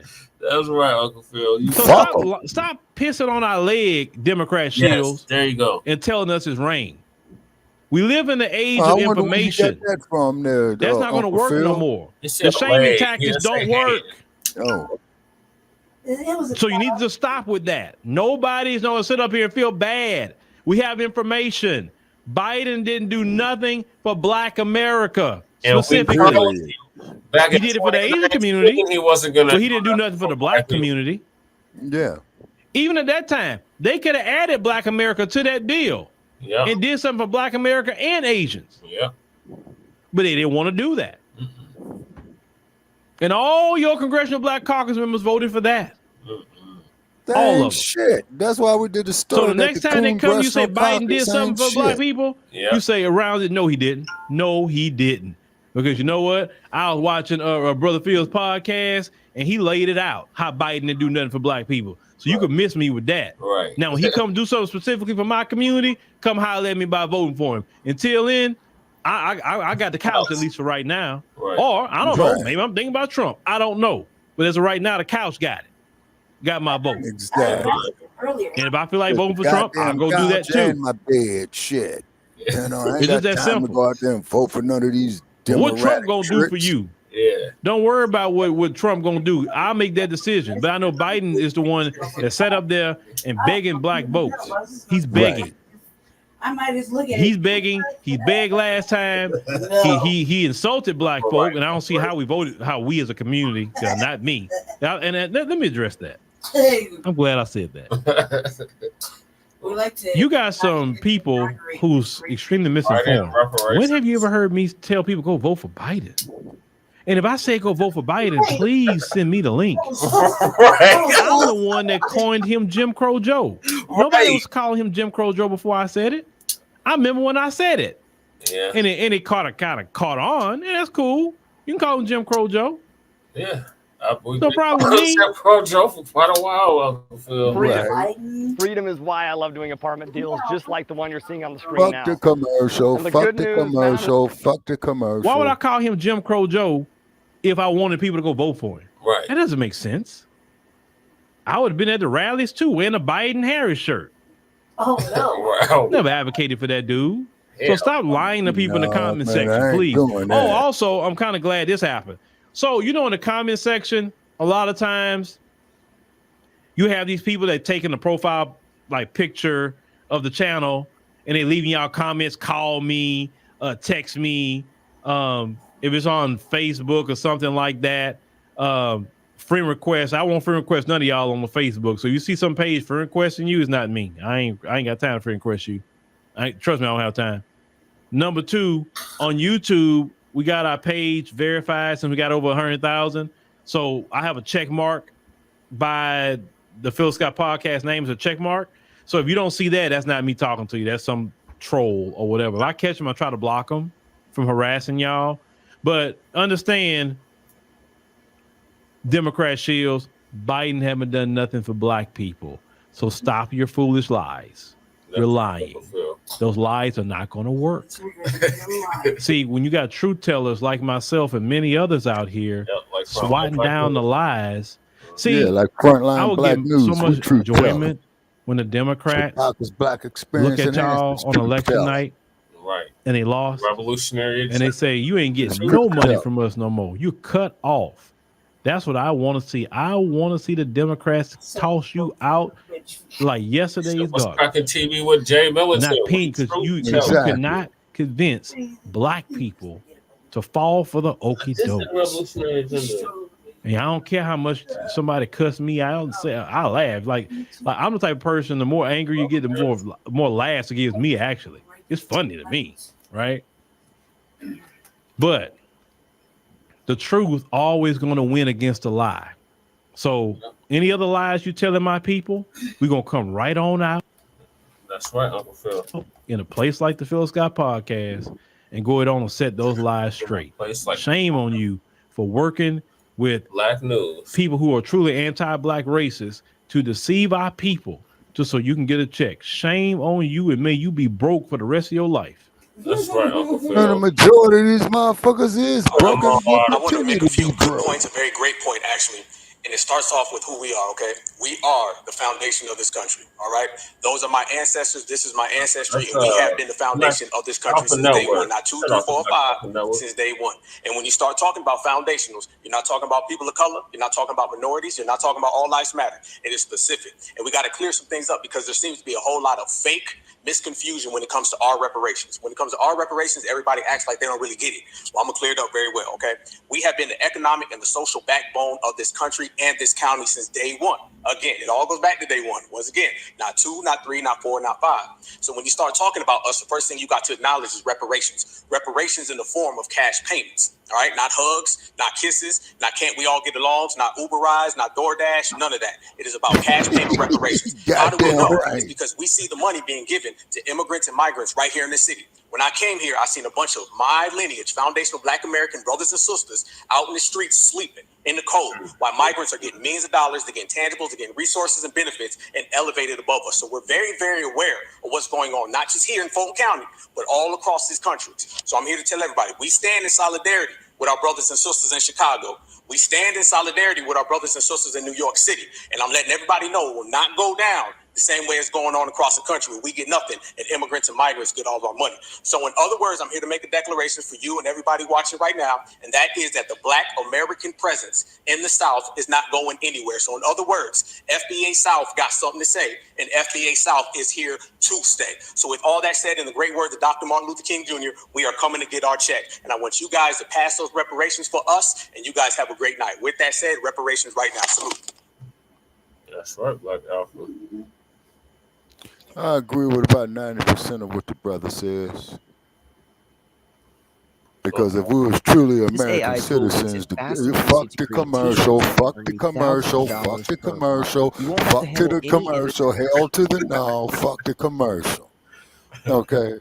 And now, I agree about with 90% of what that brother says right there. Maybe Brother Che, you know, your generation, you know, might have done something, but my generation, we are black people in America, and yes, we did come on the slave ships. Okay. Also, too, that's another thing for the reparations. That barbarism right there, plus the barbarism of the Jim Crow South, plus the barbarism of the slave master, and that's why Frederick Douglass beat the living dog shit out of that white raping, slave trading pedophile that beat him with that whip, and Freddie D wouldn't put the work on him and then beat the living dog shit out of him. Then Freddie D realized something. He probably knew it before he did it. Well, I got to get up out of Dodge now. So Freddie D hustled on down there to Baltimore Harbor and became a stowaway on a ship. And that's how Freddie D learned how to be a sailor. And then Freddie D came through Frisco Bay before they put up that raggedy ass motherfucker called the Golden Gate Bridge. You know what I'm saying? And started a newspaper. Then Freddie D went up there to the Ponderosa on Bonanza, because they even did an episode of Bonanza, I believe, in a mid-60s. I forgot who the actor who it was that played Frederick Douglass, but the Cartwrights, you know, they saw Freddie D, and Freddie D told them, you know, to apply to black people. So the Cartwrights told old Freddie D, well, man, you can kick it here for a minute, you know.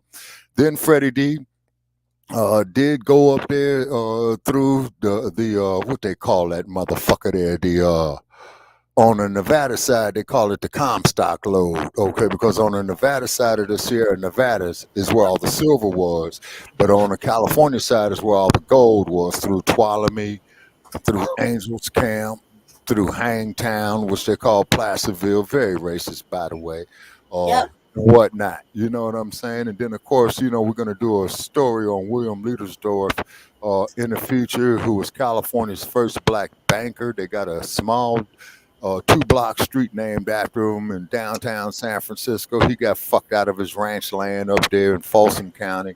And keep in mind, Folsom is a city in California. It's not just a prison. It is also, what county is that motherfucker in? Okay, wait a minute. That motherfucker's either in Placer County. Jay's in the chat. He would know. Okay. Hey Jay, if let me know, man, what county that Folsom, California is in. I don't know if it's Placerville County or if it's El Dorado County, but I do know that Hangtown was in El Dorado County. So if you look at that bullshit out of Hollywood where they made the movie called El Dorado, I think that they was talking about Hangtown or Placerville during the cowboy days, because you had a hanging judge, a no-nonsense sheriff, you know what I'm saying, that'll shoot your ass. And then I got thrown out of Placer County by the El Dorado County sheriff, you know what I'm saying? And he wasn't smiling. He said, you know, to get your ass up out of here. And I said, Deputy, you want me out of here about sundown? And he said, that would be nice. And he wasn't bullshit. By sundown, boy. Yeah, and then when I got on that motherfucking highway heading back to Sacramento and that speed limit said 55, I gave him 54. When that motherfucker said 65, I gave it 62. And I did not rest easy, people, until I crossed the county line back into Sacramento County, because not only do you have the city of Sacramento, you also had the county of Sacramento. And in that part of California, all the counties are real small, because that's where the gold rush was. And, yeah, and back in the cowboy days, you know, they didn't have no cars, so they was doing all that shit on horseback. You see what I'm saying? You know.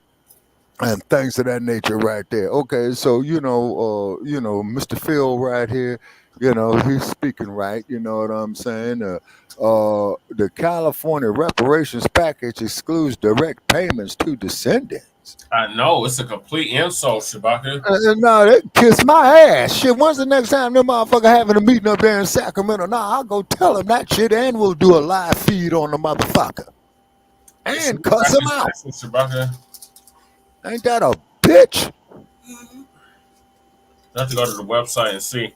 But yeah, now we will be doing it. And then who's all these skinning and grinning ass, coon ass motherfuckers up here with this bullshit? Acting like they got something. Man, goddamn Yasa bosses. The lawmakers of the black lawmakers of California. Oh Lord, man, niggas. Shit. Oh man. Okay, moving right along, man. I got to take me an aspirin on that one right there. So this is They Lisa. straight got me fucked up, and they didn't want to hear me. They heard you, Brother Chad. They didn't want to hear me because I was going to tell them what you told them, and then some about how they kept black people there mining that goddamn gold for them raping, slave trading pedophiles, man. When slavery was illegal in California, but the slave didn't know any better. You know what I'm saying? Then tell them about they murderous ass goddamn police departments from Oakland to Los Angeles to San Jose to San Francisco to San Diego, raggedy ass highway patrol, because you remember when the highway patrol officer was beating a black woman on the side of the damn freeway, had her pinned down and hitting her with closed fists. And that there, ladies and gentlemen, was off the Santa Monica freeway near the La Brea Avenue exit. And just beating that woman, got her pinned down on the ground, beating that woman. And then let's look at that sick ass raping bastard they had by the name of Gwaltney, who was raping women out there in San Bernardino County on Interstate Highway 15. You know what I'm saying? He went here and kills the woman. And fortunately, they busted his ass. You know what I'm saying? Yeah, I'm glad they got his ass. So Yeah, man, but they're supposed to screen these motherfuckers, man, when they do their background checks when they apply for the goddamn job. So how the fuck got a whole police chief on the run from Texas 5 years working on the Aurora police. Yeah, that motherfucker, that's the police chief been on the lam for 5 years. Damn. Damn. Well, talk about a miscarriage of justice. Well, anyway, moving right along with these hypocritical ass motherfuckers. And then not to mention the fact, if California, you know, saying they ain't got no money for the reparations, then go raid them coffers of them damn movie pedophile executives down there in L.A. County. Seize their accounts. Go to Hollywood. Go to Warner Brothers. Yep. You know what I'm saying? Go to Silicon Valley. Hey man, that's the main goddamn place they need to hit up. And then glad you brought up Silicon Valley, Brother Chase. This is a little tidbit of information. Did you see the video that I recorded off of TV where they had Mark Zuckerberg's grimy looking ass sitting up there, and that other dude who's running the TikTok and he's double speaking, lying ass, motherfuckers talking about that they don't want to be responsible. And then the damn news senator from California, LaFonza Butler, the one that Newsom had appointed, because she ain't been elected yet, she got off in his ass. You know what I'm saying? Hey, protect these children. Well, we have this,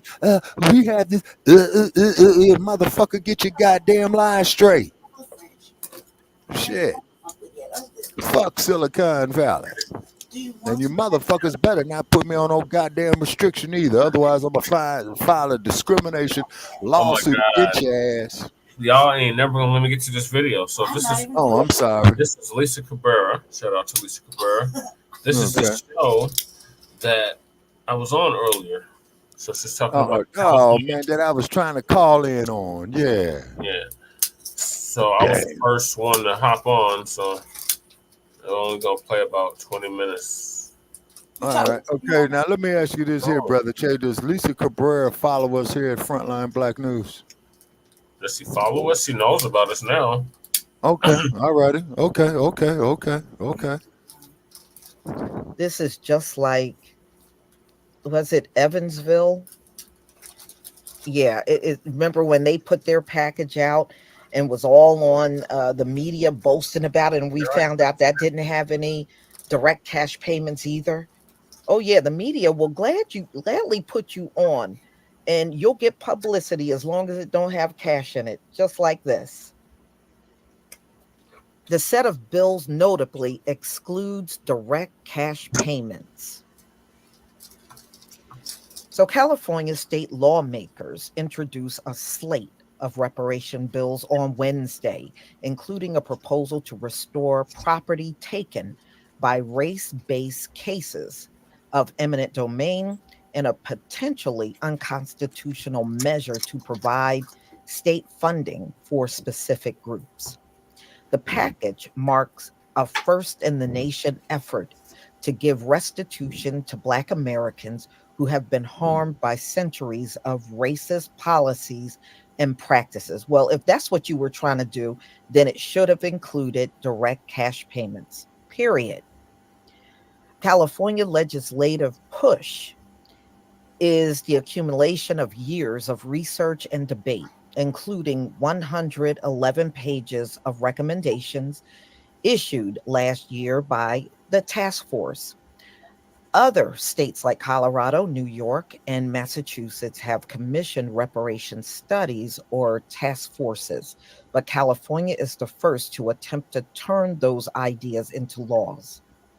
The 14 measures introduced by the Legislative Black Caucus touched on education, civil rights, and criminal justice, including reviving a year-old effort to restrict solitary confinement that failed to make it out of the State House as recently as last year.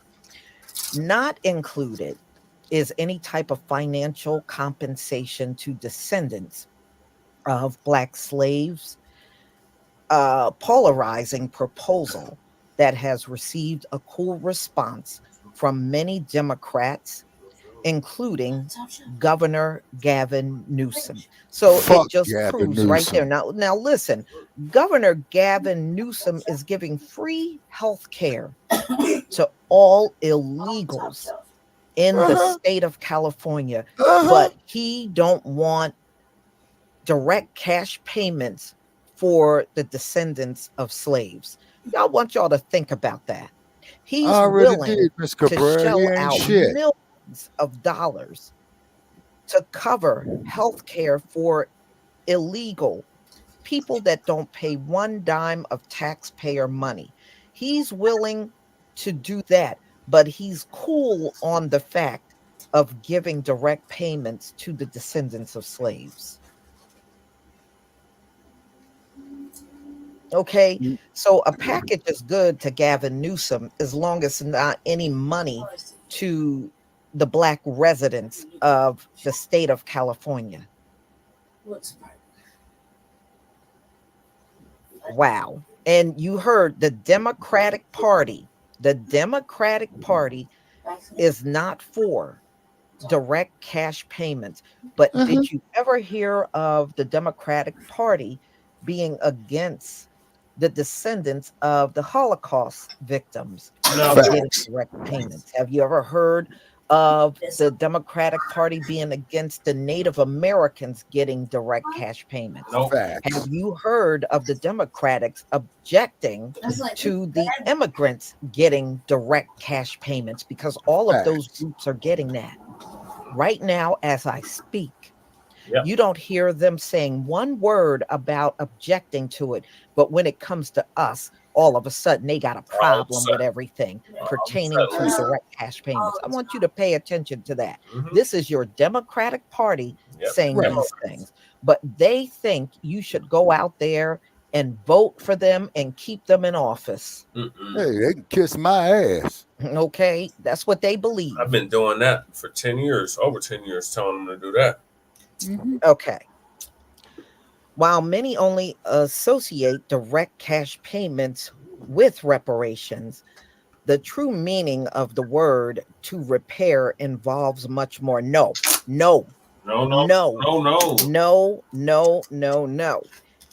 It must include direct cash payments or it's not reparations. Ladies and gentlemen, if they don't include direct cash payments, it's nothing but programs.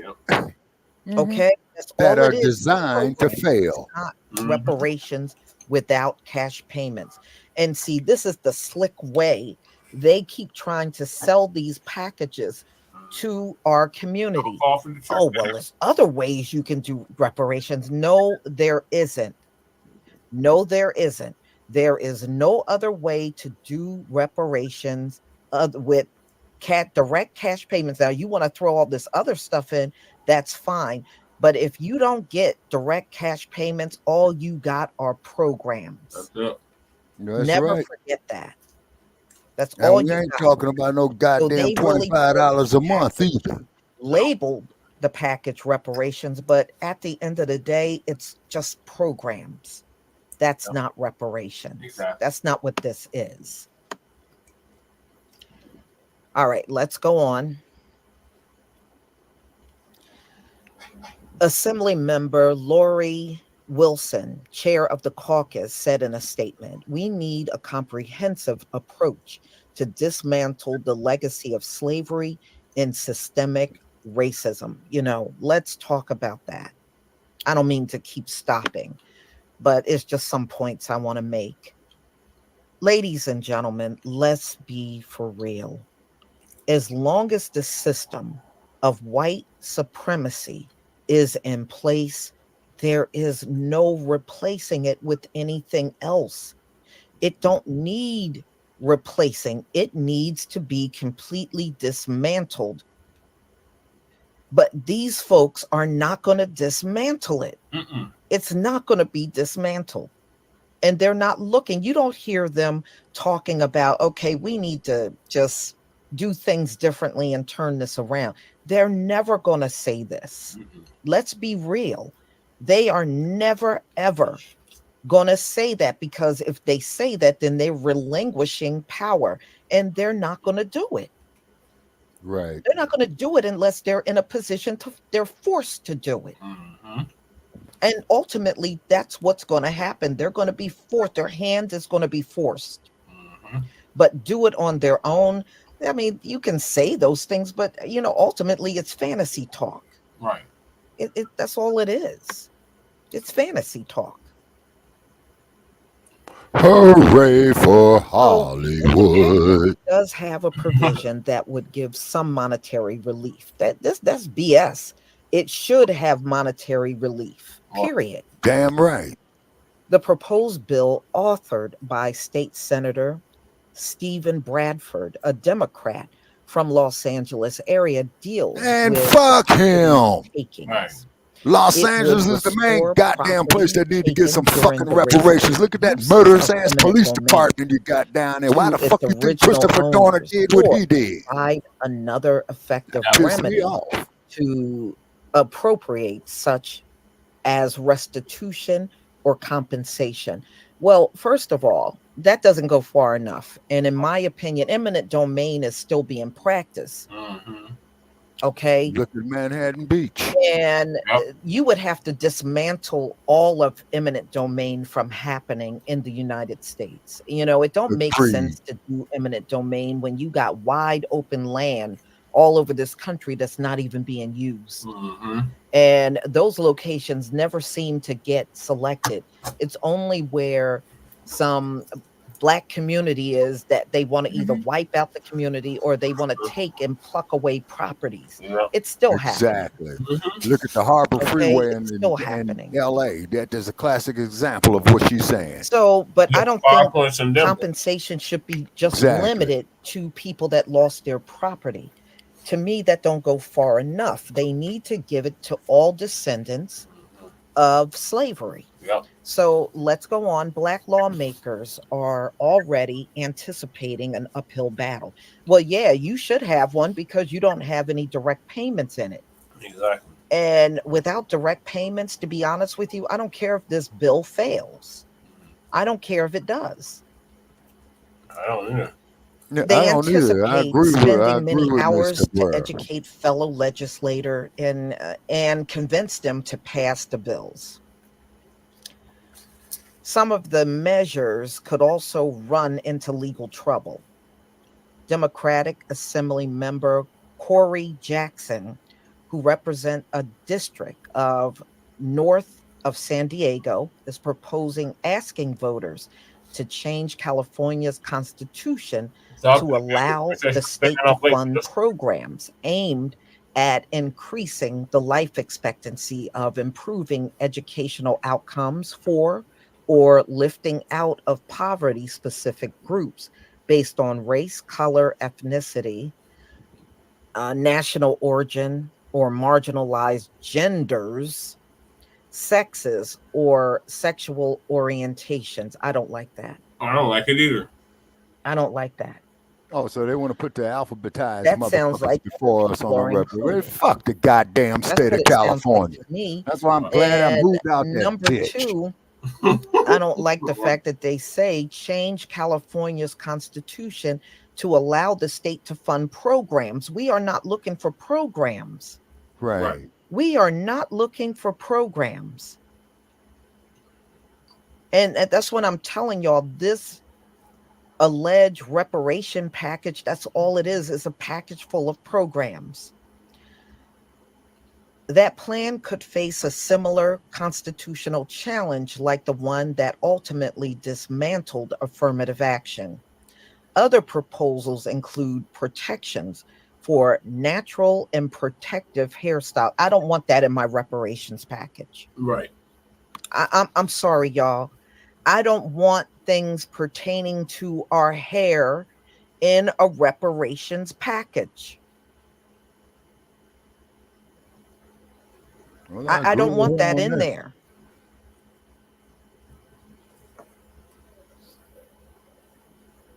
Yeah. You won't put direct payments, but you're going to put some crap in it about hair. I don't want that in my reparations package. Right.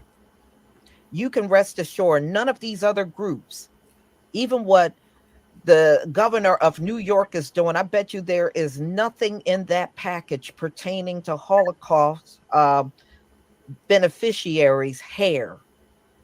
I bet you when the Native Americans get their packages, nothing pertaining to Native American hair. I don't want Freeze that in our reparations package. Okay, freeze that. I got something very important to say on that in regard to the me, Native that Americans. cheapens. Okay, the Native Americans, they got casinos there in California. Yep. Of how they making fucking money. Mm-hmm.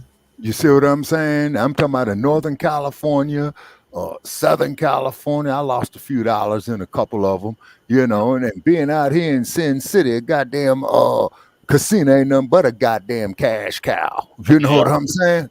Mm-hmm. You see what I mean? So yeah, so you know, just want to let Miss Cabrera know that she brought up a good point right there.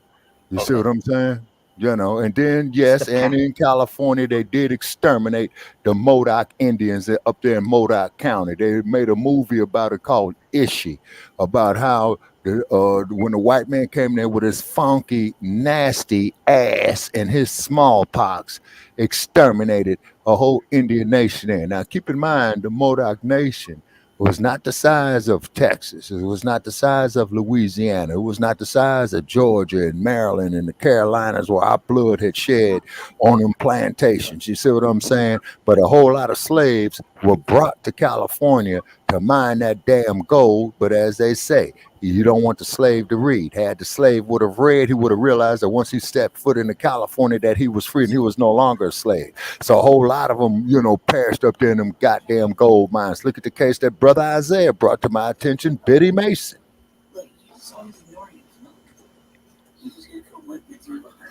Yeah. Yeah.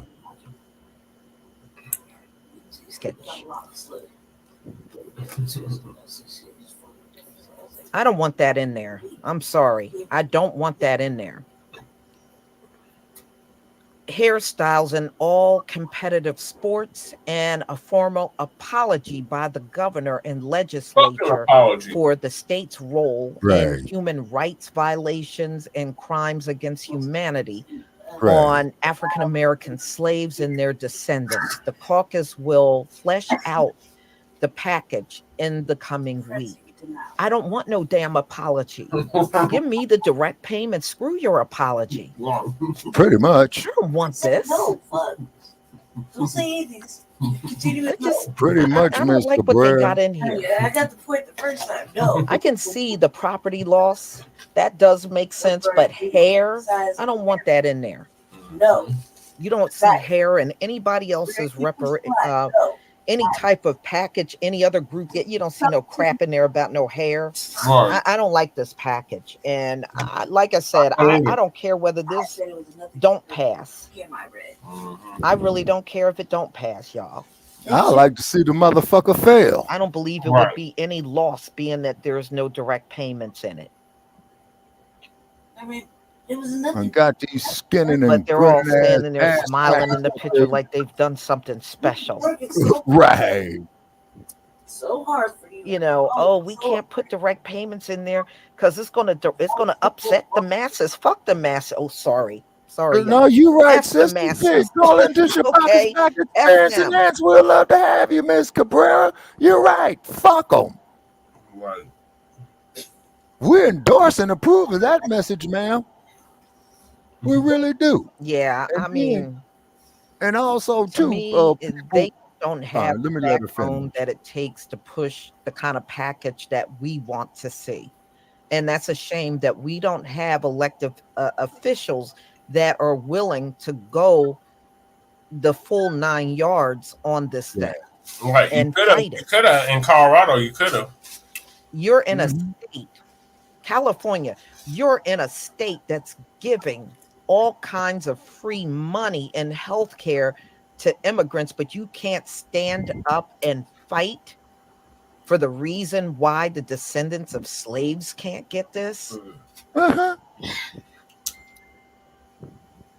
You know, and I would be in Gavin Newsom's face. Okay, so you're cool on the fact of Fuck Gavin Newsom. up here hyping up free health care for illegals. Oh yeah, I bring that fight to him. He want that fight, I bring it to him. What did you really think? Ray Rock drummer, thank you so much for the super sticker. Them motherfucking streets are so clean. Asians were like, They got these goddamn ass scratches up there skinning again. So they put together a programs package that they're trying to pass. It is very much so. That's all I see here. You know, and it's not very impressive on top of that. It's not a very impressive package. And to me, you spent what, 2-3 years working on a package, and this is the end result. California, you should be ashamed in presenting this to that package and wipe their asses with it. And it's a bunch of bullshit. And Lisa Cabrera, sister, if I ever talk to you, I most definitely endorse your message when you said, fuck these motherfuckers. What a travesty. And I'm quite frankly, I'm tired of being insulted. I really am. Yes, this is just another insult. Oh, big all right, time. y'all. I'm going to post the link. If anybody want to come up and make a comment, I can let a few of you come up before we go. And here I come. If you would like to, click on the link.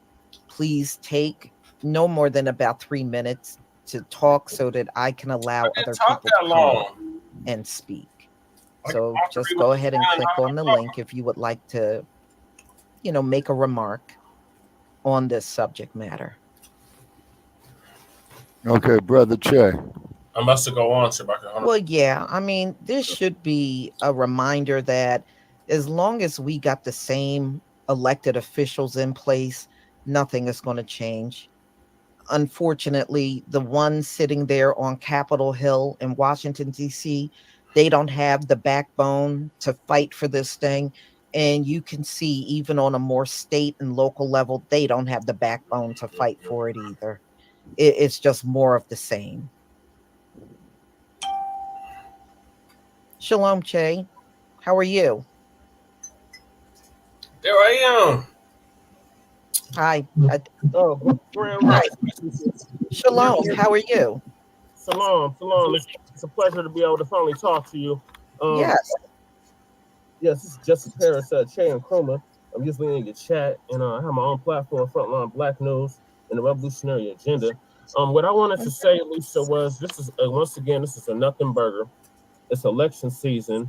These Democrats are desperate, so they think they're gonna try to pander to us because they have been listening to us, the new voices of the new black media, but they are not gonna do nothing tangible for us.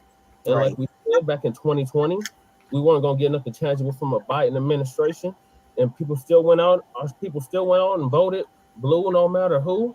And now we can clearly see we're not gonna get nothing tangible. Now, I have followed the AB 3121 in California that Gavin Newsom, Nancy Pelosi's nephew, have put in effect with the Reparations Task Force, and that was set up to fail from beginning to end.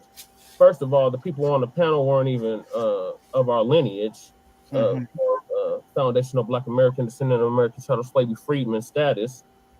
Second, they had OTBs on the panel. And then third, you do this whole report that comes out to be 1,000+ pages, and it's just sitting on Gavin Newsom's desk, collecting dust like HR 40. So it's just nothing. It's another nothing burger. Right. Like Californians, I hope y'all take this as a wake up call that these Democrats aren't gonna do nothing specifically for you. They're gonna prioritize non-citizens, illegal immigrants over you, give them health care, give them all these benefits. But you as a taxpayer and as an actual citizen that built this country, you're getting nothing. Right. So it's a direct insult to our intelligence. And if you're talking about reparations with no cash payments, then it's not reparations. No, it's a package of programs. That's all it is. Right, and we don't need no more programs. We need what everybody else that got reparations got: cash payments. When the Japanese that were interning in the World War II, 20,000 of them or whatever, they got direct cash payments. Right. The small hats, the short hats in Germany that were, in the internment camps or whatever, the Nazi camps in Germany, they got direct cash payments, and that didn't even happen here.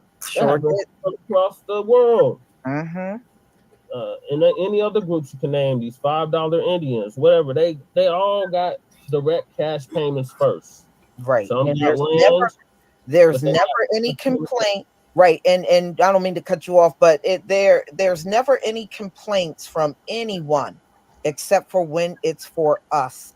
And it gets unnerving. You know why, Jay? It gets unnerving because not only do the citizens here of different ethnicities complain, you even got illegals, people that aren't even legal in this country, got the nerve to come and give an opinion and say we don't deserve this. Yeah, like the audacity, the caudacity. Like you go through 400 years of complete hell, build a whole country that benefits everybody else but you, and then you have the audacity to say that we don't deserve direct cash payments. Right. When the GDP of this country for generations was generated off the backs of our ancestors. So they owe more than 20 trillion. 20 trillion is just a little starting point. On Front Line Campaign, Front Line Blacc News, Shabaka's Black Experience Enhance the Revolutionary Agenda, we've been saying $100 trillion for past, present, and future atrocities that have been brought against our people and continue to be brought against our people. And we've been saying that for about 5 years now. So they need to get on board. Otherwise, we're just going to vote for the couch. Oh, yeah. Yeah, absolutely. I mean, technically, we've been fighting for reparations for over 150 years. Yep. That's a fact. Our fathers were fighting for it. Facts. We had the Freedmen's Bureau. They took all the money out the Freedmen's Bureau, stole all the money, and used it to create the Federal Reserve. Facts. So they got all this money to print for the scandemic, pandemic. They got all this money to print for these illegal immigrants. They got all this money, trillions and trillions of dollars. And they got money for the. Yeah, they got money for Ukraine, for Israel. Exactly. They got money for the new criminal class that's coming in. But they can't pay us our reparations. That's all I want to say, Lisa. I love your content. I found out about you through Professor Black Truth. Thank you. Shout out to Professor Black Truth. We would love to have you on our platform, Shabaka's Black Experience Enhance. It's on Blog Talk Radio. And we've been around for 8 years. We're based off the 50th anniversary of the original Black Panther Party for Self-Defense. Okay. All right. So Thank you so much. Email or something, Lisa. If you could drop it in the private chat, that would be great. So I can email you and we can get you on the show. That would be awesome. Thank you for allowing me to come up, and shout out to the chat. Shalom. Thank you, and shalom to you. All right, Shabaka. Yeah, and I'm sorry I missed her. Sound like a very, very intelligent lady. And then also, too, another thing, too, ladies and gentlemen, about the California reparations where they need the cash payments, because a lot of black soldiers during the Second World War, were stationed in California before they went out there to fight the war in Japan, before they went over there to Vietnam. Then not to mention, of course, the travesty that had been there at Port Chicago, You see what I'm saying? Not to mention the fact that murderous practices of the Oakland Police Department, the San Francisco Police Department, the Los Angeles Police Department, the San Diego Police Department, the San Bernardino County Sheriffs, the Ventura County Sheriffs, the Kern County Sheriffs. I mean, I could go on and on and on and on. You see what I'm saying? Shit that happened to me in California by them bastards. You see what I'm saying? And then also, too, what happened with Rodney King. You know, and what these white folks say in Ventura County, well, they're not guilty, and Rodney King deserved what he got, and then you get a lying sack of shit by the name of Stacey Kuhn, who testifies in court, who's standing there hitting this man with a taser, that states that he has no recollection of the incident. Then not to mention that fiasco in the O.J. Simpson case, where Mark Furman says the way how we get a confession out of niggas is you take 5 niggas, you beat the first one, you beat the second one worse than you did the first one, you beat the third nigga worse than you did the second nigga, and the fourth nigga is going to tell you what you want to hear, and the fifth nigga is going to confirm it. Okay, and then not to mention the degrading practices of Hollywood with the jigaboo movies that they did on us, you know, with that Amos and Andy, Rod, Jizzy, Yazzie Boss bullshit. You see what I'm saying? And you know good motherfuckers in California say that you don't owe us reparations. Now, let me tell you something, California. I'm looking at the weather report right here, and guess who's hitting you, California? The hurricane. Right. Yeah. Yeah. Check out the ancient African proverbs on the hurricane. Shake that motherfucker into the ground. Had the whole goddamn Pacific come up here and make Las Vegas the coast. You know what I'm saying? Fuck the goddamn state of California. And then these ass scratching, jigaboo looking ass coons up there skinning and grinning. You know, he did it. They worse than Tim Scott. And the cold part about it is, black family, is the California black legislatures sat up there and accepted this bullshit. They might as well take that piece of paper right there and wipe their asses with it. Kiss my ass. Fuck the goddamn state of California. Shit. That's right. That's right. Goddamn money I spit in that motherfucker. And with your bullshit smog laws, with your bullshit registration laws, your murderous goddamn police departments, and all this old type of shit. And then you're gonna sit up there in one of your movie making institutions and force black men to wear dresses to get movie parts. Not like I was really enjoying this last season of American Horror Story or anything, but just, you know, finish the shit at least. Fuck's sake. Get back to work. Shit. Gavin Newsom just need to be like, you know, like I said, when he said no the first time and try to backpedal, no means no. You know, he said no. No means no. Just take it for what it is. And, you know, he obviously didn't care about his political career. That's just how you should have took it, black family. And every time you saw that motherfucker on the street, should have just stood there and mugged him hard. Right. Let him know. Black people. Because he said no, and he stood on it, and then he cleaned up fucking homeless shit just for fucking Asians to come up here. See how clean the city was. He running out motherfuckers left and right. He's just doing the most, and he thought he could just go up and go ahead and stand there and try to debate fucking DeSantis. I mean, that was a shit storm in itself. Red state versus blue state. I mean, like, you know, DeSantis kind of had some clown sessions going on a little bit. Yeah. The motherfuckers were booking out of California with a quickness. Yeah. You know what I mean? Just as much as they were booking out of Florida. However, you know, he said no to this motherfucking 2-year, 3-year fucking trauma bonding shit we all went through, right? And he said no. And I wanted to say every time black people just saw him, just stood there, and just looked at him and shook their head like, "You ain't good. You ain't shit, Newsom. Fuck you, Gavin. Thank you, Gavin. Rest in shit, Gavin," with the Bernie Mac face. Rest in shit. Yeah. You know what I mean? And then too, lady, just gave him alert. It just kept on, kept on, and that way he wouldn't even. Yep, you're right, Charles. The United States government has never been a friend, especially the black people. I'd have been like, thank you, Charles. Yeah. We gonna sink your battleship next time you try to run for something. Everybody that's on that dialogue is getting their battleship sunk.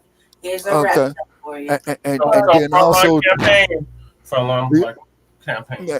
And then also too, Lady Che, like that stupid ass punk ass Larry Elders out there in Los Angeles. Okay, that motherfucker is pathetic. That man is out of his goddamn mind. Larry Elders.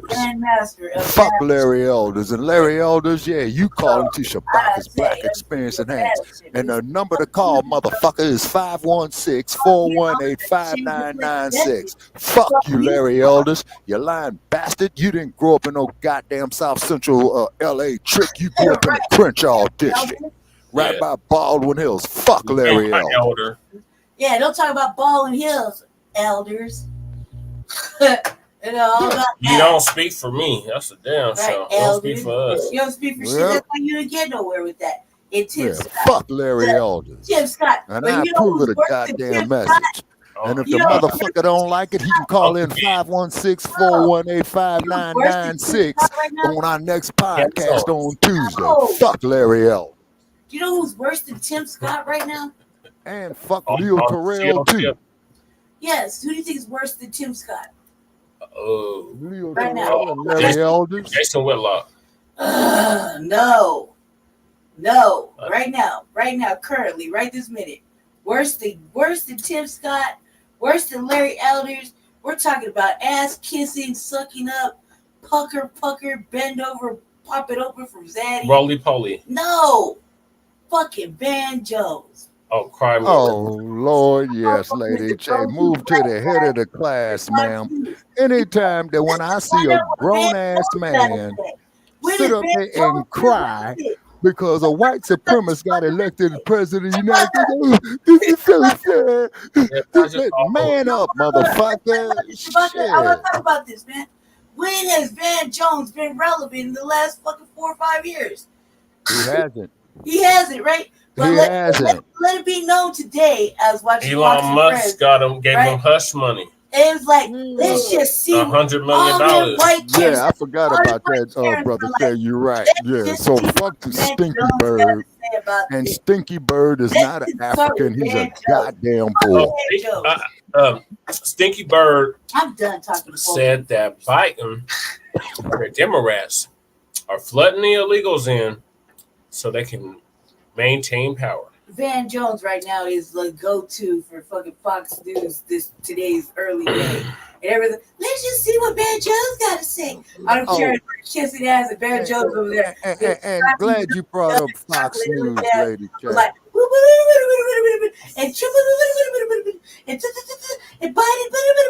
and Biden, Trump, and I was like, fucking Van Jones, when has your fucking opinion mattered? Fuck Van Jones. Hey, you can't bring no black people to nothing, Van Jones. Fuck Mark Lemoyne-Tail. Like, at all. You don't even bring any black people to Jeff nothing. Fart. Unless they belong to you. I don't think they work Reeves. anywhere with you. Yep. Y'all don't speak for us. Real shit. Exactly. And also, too, most definitely Candace Owens. You know what I'm saying? Well, I was talking about the Democratic Shills. Oh, yeah. Like, real shit. Like, I'm all the way over here, so I gotta really yell. But real shit. Like, they're not galvanizing no black people to do nothing. And I've seen the black people they be questioning and talking to. They better. Like, these are like young millennial coons, man. Talking about, let's study and let's stop for ceasefire.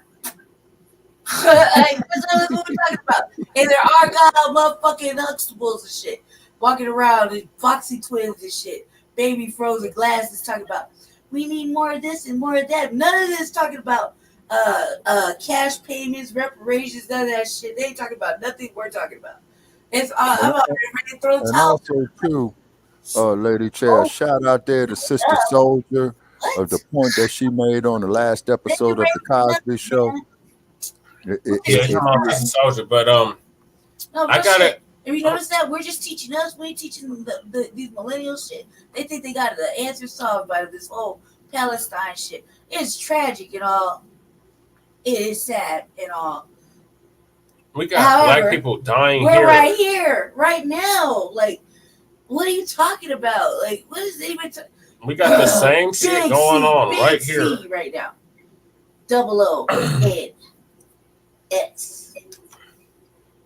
Yeah, millennial, whatever this motherfucking generation is, wearing fucking tight ass Huxtables and That's not millennials. I don't know what it's called. That's Z's. Weirdos, man. They don't refuse. Don't put that on us millennials. You're weird too. Hey, I'm an OG millennial. No, you're not. I'm closer to Gen X than You're like a 37-year-old. I'm like 40-something. No, brother Che, you're Gen X, and I'm the baby boomer generation. No, Lady Che is Gen X. I'm millennial. Savage. I'm just an OG millennial. Can go without TV, internet. Can build. Well, I remember when another thing too. And another thing too. Now, if these motherfuckers in California don't want to pay no reparations and all that old type of shit, I'm gonna tell you the motherfuckers who should be paying reparations to black people around the world. You know who that is? Hollywood. I can't. I've done it. No, you can't. I'll Pepsi challenge this right now. $50 right there on the counter says you can't do it. Ain't no for $50. 3 days. It's right there, right next to you. No, not 3 days. No. 3 days. You can't go without fucking anything. No. And you can't go without. No, I gotta be tapped in. I gotta be tapped in. No, you don't. Front Line Blacc News. Just we gotta go get out of news. Just so go we gotta outside. do our own research. Everything's outside.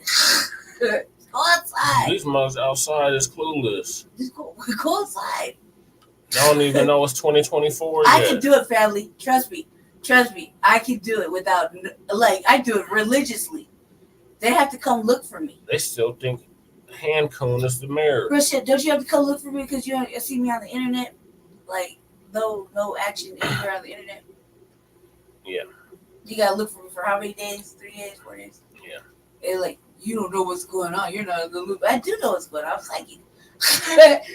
Clearly. But I could go easily 4 days a week without touching the phone, tablet, none of that shit. You can. I got $50 says you can't. Yeah, I've been getting. I'm not gonna do it. Because you can't. I gotta bring the news to y'all. No, you go outside and bring the news. That's what we were doing before. Yeah, that is what we were doing before. That's how we did the campaign, was all outside. We didn't even do no real shit. Everybody's like, Boy, and these stymie ass looking motherfuckers up there in California with that bullshit. That lady ought to take that piece of paper and wipe her ass with it. I just refuse to do it. You should. Shit, they should have took that shit and tore it up and threw it back at the California state legislature. That's a goddamn insult. Trust me. It is an insult. Trust me. I don't want that shit. So how did I do before we go to the next topic? It's whack. I think you should land your plane. Okay, Charles Evans says right here, the U.S. government has never been a friend. Mr. Evans, you are absolutely correct on that, sir. That's what I think. And the number down there is for Shabaka's Black Experience Enhanced at 516-418-5996. And we'll be on Tuesday. Shabaka, Yes, sir. how did I do? Oh no, you did good, man. I'm just sorry I couldn't have made the call with Mr. Cabrera, man. You know, when this damn raggedy ass dumb phone fucked up. You know what I'm saying? So very, very much, I appreciate you relate to her, to get on our platform. You know what I'm saying? So we appreciate Ms. Cabrera. And she said she said it right the first time when she said, "Fuck these motherfuckers." Yep, she did. Yeah.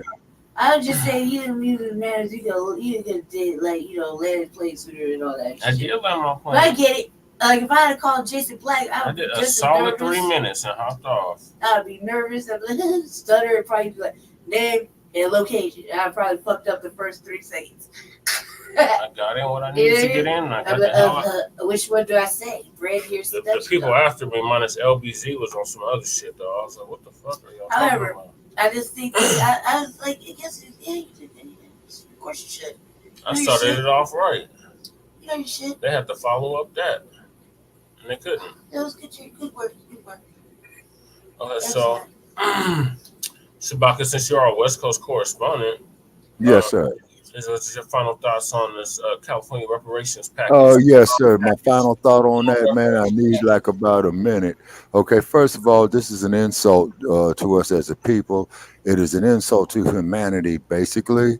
And then the sad part about it is that these sorry ass, black ass, no good politicians in California, them sellout motherfuckers. You know what I'm saying? Ain't shit. Okay, they ain't shit. What they up there skinning and grinning, and what they should have did was took that piece of paper and thrown it right back at the California state legislature and said, "This is garbage." Mandarins get thrown at you because you don't have no manners or decorum. And then not to mention the fact that. Not with no. Then not to mention the fact that the black soldiers who got killed up there at Port Chicago, you know what I'm saying? With that ammunition's dump exploding on them, killed so many of us, you know what I mean? Then not to mention, you know, the memory of Mario Woods, who was murdered by the San Francisco Police Department. Not to mention Dead Wilder, who was murdered by the Los Angeles Police Department. Not to mention all the other police homicides of black people that you had in San Diego and San Jose, and then not to mention that murdering ass California Highway Patrol that patrols the whole goddamn state, and if they see you black driving while black, you will get pulled over on the highway. Ask me how I know.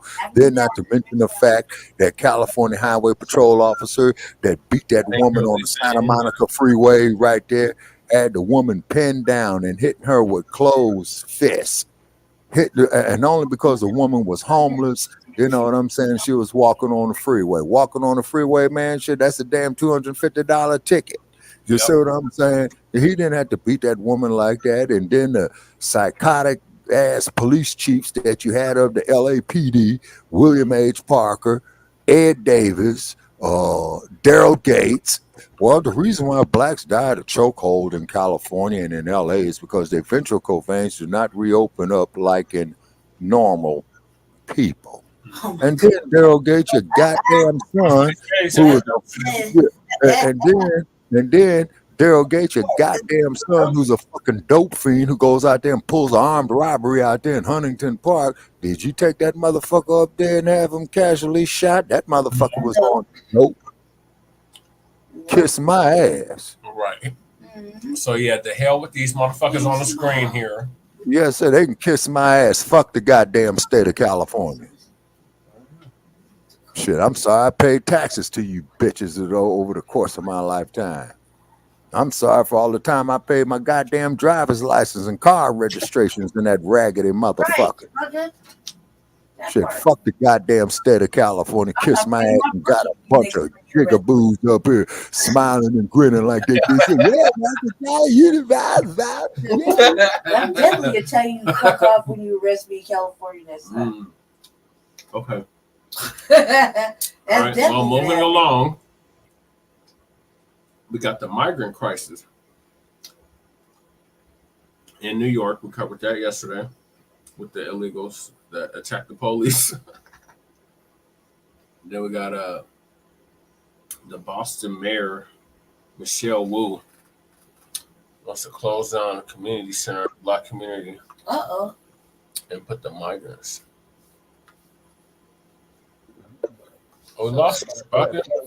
Yeah, that's probably Silicon Valley shutting me off, man, because they didn't like what the fuck I said. And fuck you motherfuckers in Silicon Valley too, from San Bruno to San Jose to San Francisco. Managing partner Robinson. Fuck the commercial. Fuck the commercial and its ass. Fuck the commercial and its ass. All right. Therapy for me came at a time Get that that was really motherfucker off the pivotal. goddamn Becoming a new screen. father, Fuck I him, needed more. man. It's your man, or go show if they some give him a check the ass. All right, so Uncle Phil gonna give us the update on the migrant crimes in New York. Oh yeah, I want to hear what he got to say on that one there. And then after Uncle Phil, then I'm gonna have to call it a night, y'all. Okay, that's understandable, Shabaka. Yeah, after Uncle Phil, yeah. After Mr. Phil. I'm sorry, I don't mean to call that man Uncle Phil. I mean Mr. Phil. But fuck Phil McGraw. You know what I'm saying? Oh yeah, not Boston. Boston Mayor Michelle Wu takes community center to house migrants.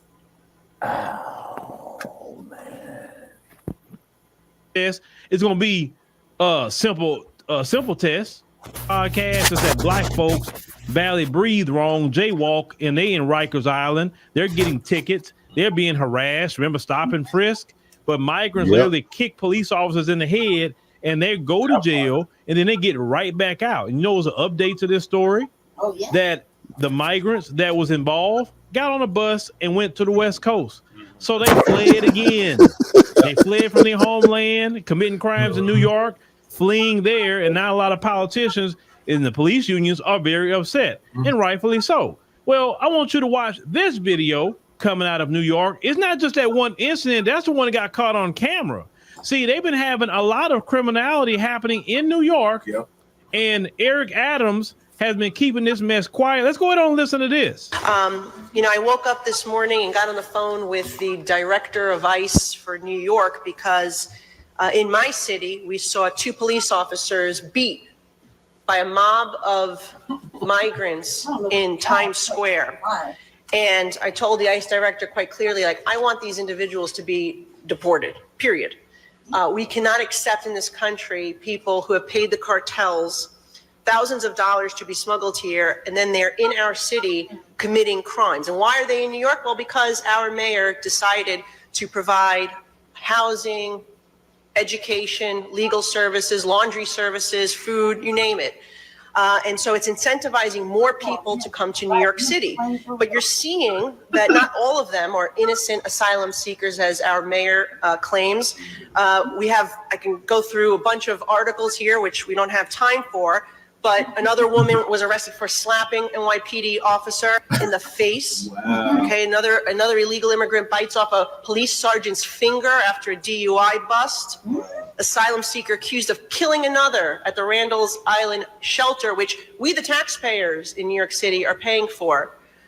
Migrant stabbed by girlfriend in a possible love triangle.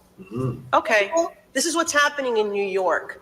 And it's happening all too often, and we need to do something about it. And the president could end this today if he simply undoes his executive orders that created this mess. And if my mayor stops misinterpreting New York City's right to shelter law, which is intended only for New Yorkers. Now, let's get this straight.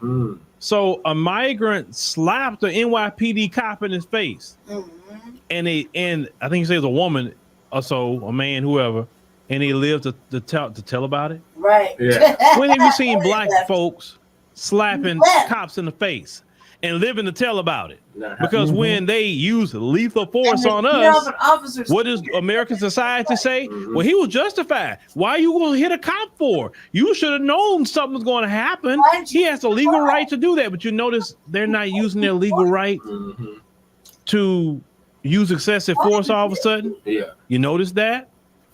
So this migrant crisis is exposing something with these Democrats.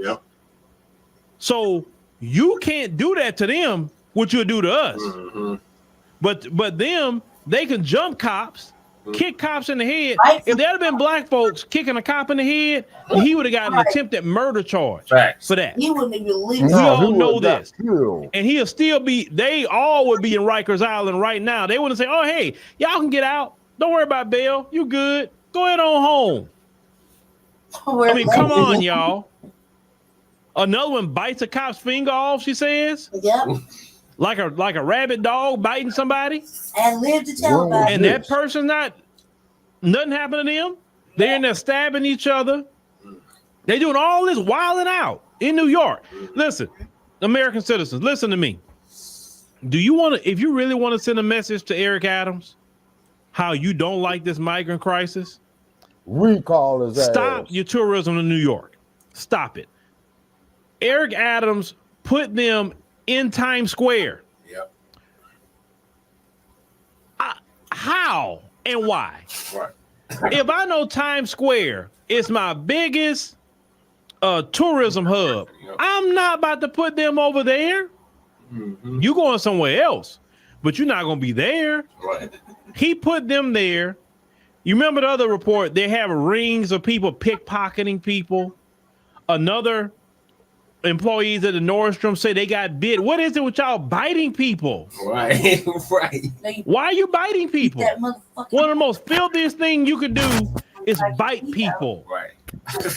Well, you see, that's why they got something called the Right Cross. Yep. They're having children here. Stop until all your teeth are And straight fuckers grill. And it goes all the way back to Joe Biden because what that woman said was right. On day one, he went in there with getting rid of executive orders that actually kept them at bay. So yes, this is Joe Biden's problem. Joe Biden did all of this, and all these people now are here in American cities. And Joe Biden's not going to be dealing with them, even if he gets voted out of office. Joe Biden going to go to Delaware and relax and live his good life. While the rest of the American public is dealing with that problem. The least the American public can do, the least you can do is say, I'm not rewarding that guy another 4 years. Oh, no. Look at what you got now in 4 years. 6 million people or so have came across the border. They got court dates 6 years from now. 6 years gaming our system. And going around people who's trying to do it the right way. I pray they don't. I pray they be like, people paying money, doing all things they can trying to do to come in here the right way, and they just going around it, incentivizing them. They're sending money back home. Say, hey man, shoot, I'm getting free rent. I'm getting free this, free that. Man, y'all need to come up here too. Oh shoot, yeah, let me go ahead on and holler at the cartel and get me on up there too, so I can get some free stuff. Treat you like a fucking home invader. And it's not free because it's coming out of New Yorkers' back pocket, so it's not free. Then on top of that, your governor, Kathy Hochul, she is passed a thing where they can go work for the state now. So plenty of people in New York are unemployed, but yet they gonna go work those jobs for low wages. Because I looked into that. They said that in order for you to even get a job in the state, you have to take some civil service test. Some tests, and people are saying, hey, are they gonna get rid of the test? Yeah, they're gonna get rid of the test for them. They sure are. If they give them a test, it's gonna be a simple test where it's gonna be easily to pass so you can get those jobs. Because a lot of people are saying that, wait a minute, those jobs with the state aren't paying livable wages. That's why people don't want to work them. And I told y'all how many podcasts ago that they're gonna use them to do those jobs that don't pay a living wage. And the reason why they're going to do it, because they're going to live 10 people to a house, and they're going to pool all their money together, and they're just going to stay together like that. They're not going to do what most Americans do and have their family in one house, this family, that family. You know, we like to have our own individual families. No, they're going to get together in one spot. The government's going to give them free rent. Your New York government's going to give them free rent. Well, you watch.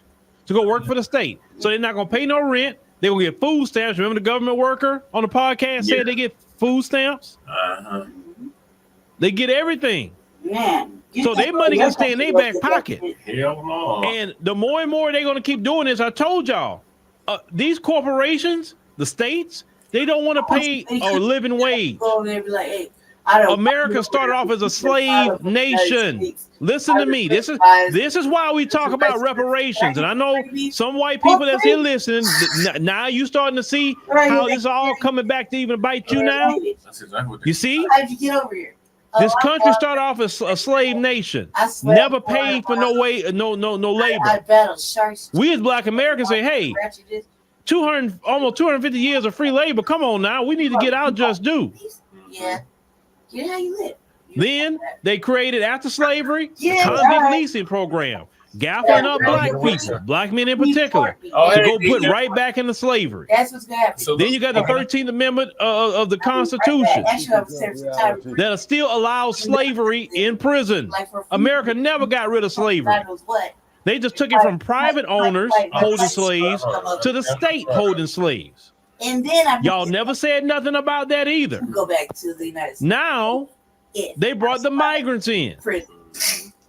And they're going to be working for low wages. And because of that, you are going to end up being homeless. United States take me back. You can't buy a house and you're dependent on rent. So the rent man say, okay, I'm jacking the price up on the rent. So a lot of you can't afford to even rent a place anymore like you used to. Right. Look at the dive I live in. So the migrants gonna have the jobs. You're not gonna be able to get any, and you're gonna be on the streets. Now, what I'm going to say is, you corporations and you state governments and even the Democrats, I'm telling y'all, this is not going to end well. And not because I'm not saying I'm gonna do anything. I'm saying is you can't keep doing that to people. You can't keep having American citizens who pay taxes and they can't afford to even live in a city that they work. That's horrible. Or they can't afford an apartment, something that everybody should be able to afford, an apartment. They can't afford a house. They can't afford anything. Why do you think this is a good strategy? Forget the elections. Why do you think this is a good strategy to do people like that? That's just wrong. That's just wrong, man. It's completely wrong. Look at what them people, how they react in France. You're gonna have a France on your hands with the citizens if you keep doing them that, because you're gonna put them in a position where they feel like they don't have anything to lose. And people just react that way. They should not have to react that way. And I'm not advocating for anybody to react any kind of way. I'm just saying the anger people are having in society because they're trying to do what's right. They're trying to work. They're trying to they just want a roof over their head, food on the table, have some money left over, enough for them to take vacation and enjoy their life, like just enough to be happy. And you wicked politicians and corporations, and both of you are wicked because you work together. Yep. You work together. And these corporations give money to the Democrats and the Republicans. Yep. The Democrats just more willing to sell the American people down the river a lot faster. I'm not saying Republicans aren't doing it either now, but the Democrats say, oh, forget it. We don't care about them. Give me the money. I'll do it. You can't keep doing people that. One time I was clapping for that sister. I take dark, buddy. It's not right what y'all doing. I was like, finally told the truth. I was like, y'all should want your citizens to be happy. You should want your citizens to be at peace. And what y'all doing is, man, come on. It isn't right. Allowing migrants to do all this crime in the city, they started clapping, and yet nothing happened to them. Y'all are clearly showing anti-black racism with all of this. Clearly, black folks can't even walk wrong, and y'all dogpiling on black people. But these people can attack cops. Yeah. But yet we supposed to go vote in Joe Biden. That's what we supposed to go vote for. Fuck no. That's what we supposed to go vote for. Now, not only NYC. Let's go all the way to Boston, Massachusetts. Yes, the migrant crisis now is ratcheting it up in Boston, Massachusetts. Now, Mayor Michelle Wu, she has recently did a Brandon Johnson in Chicago. At least in Chicago, they fought back. Yeah. And they stopped Brandon Johnson from putting the migrants in their community center in Mudson Park. So what Michelle Wu and the Democrats did is they went to the black community and took away their community center. Right. But they did it in the middle of the night when nobody was watching, so they wouldn't have no resistance like they had resistance in Chicago. But I got two videos from Boston. Oh, it's sad. Let's go ahead and play this. Now, is what y'all supposed to be voting for, Democrat? Let's go ahead and roll this. Oh yeah, I saw this one. Yeah, play that, brother. I saw that one. Yeah, this brother was going on. Can't afford to live here, but y'all gonna bring some other here. That doesn't add up. It doesn't make no sense. None. Oh, it makes all the sense in the world. Just see for what the fuck it is. 40 hours. And can't pay to live here. How the f y'all gonna bring somebody else here? Because they don't give a fuck about black people, brother. That's why. Shit. None. Oh, it makes all the sense in the world. They don't give a fuck Mayor about Wu black people. in Boston. Right. I got a question for you. So that's right? What you doing? No. You have one of your residents in Boston who's homeless, who's working a full-time freaking job and he still can't afford to get a place to stay while working a full-time job. But you brought in migrants in their community center. You didn't even say, let me bring the homeless who's actually working jobs and put these beds for the homeless people from here. You didn't do that. So people are seeing the okie doke with you Democrats, man. How can anybody advocate for Democrat policies, open borders and everything else? Everywhere I'm noticing these Democrats are running things, they're ruining everything. Democrat Central, California, they have literally destroyed that state. It's a mass exodus out that state for a lot of people because they can't afford to live there. Why the fuck you think I'm out It was an open border on California all day long, and you see the results of that. Damn right about that. Y'all think it's right to do that to people? This man's working a full-time job and he can't have a place to stay. That was, and then how do you talk to somebody like that? You can't. To bring in people that chose to come here. They chose it. Nobody forced them. They chose to come here. And y'all rolling out the red carpet for them. And y'all having the attitude, F Americans. F the American taxpayer. F them. These are our priorities. Y'all see the pattern with the Democrats? Boston is a Democrat city. Yep. Democrat Chicago mayor. is. Chicago. Yep. Democrat city. Democrat mayor. And you know New York. The Democrats don't care if the American people are homeless and destitute on the street. They don't care. Nope, they don't. On top of that, Democrats are trying to criminalize the homeless. They want to criminalize it now. So you can't get a job, you can't afford a place to stay, you're living on the street, and that you getting criminalized. Why? So this is what you want. You want American citizens in prison being slaves. And then you have your migrants who gonna work, for $3-4 an hour. Because the American citizens talk too much about rights and they're getting on your nerves. So you're trying to criminalize the American citizen as much as you can so you can funnel them in your prisons so they can work for free for you. You're criminalizing homelessness that you politicians are creating. You have to understand, the politicians are creating the homeless problem. This country can control anything it wants. Don't you let them say, well, we can't control the rent prices. We can't control the gas prices. Bullshit. We can't do nothing about the food prices. BS. No, that's bullshit. BS. That is bullshit. If y'all sit up here and let these people lie to you like that, come on. They can come out with a law tomorrow and get rid of all them rents like that. They can tell them, you know what? Check this out. The rent in this city or in this state is only going to be X amount of dollars. Yeah, rent control. And to be honest with you, the rent should be based off of the median income of a state. No, and rent shouldn't be no more than 25% of your monthly salary or yearly. It should not be 50% or 60%, 25%.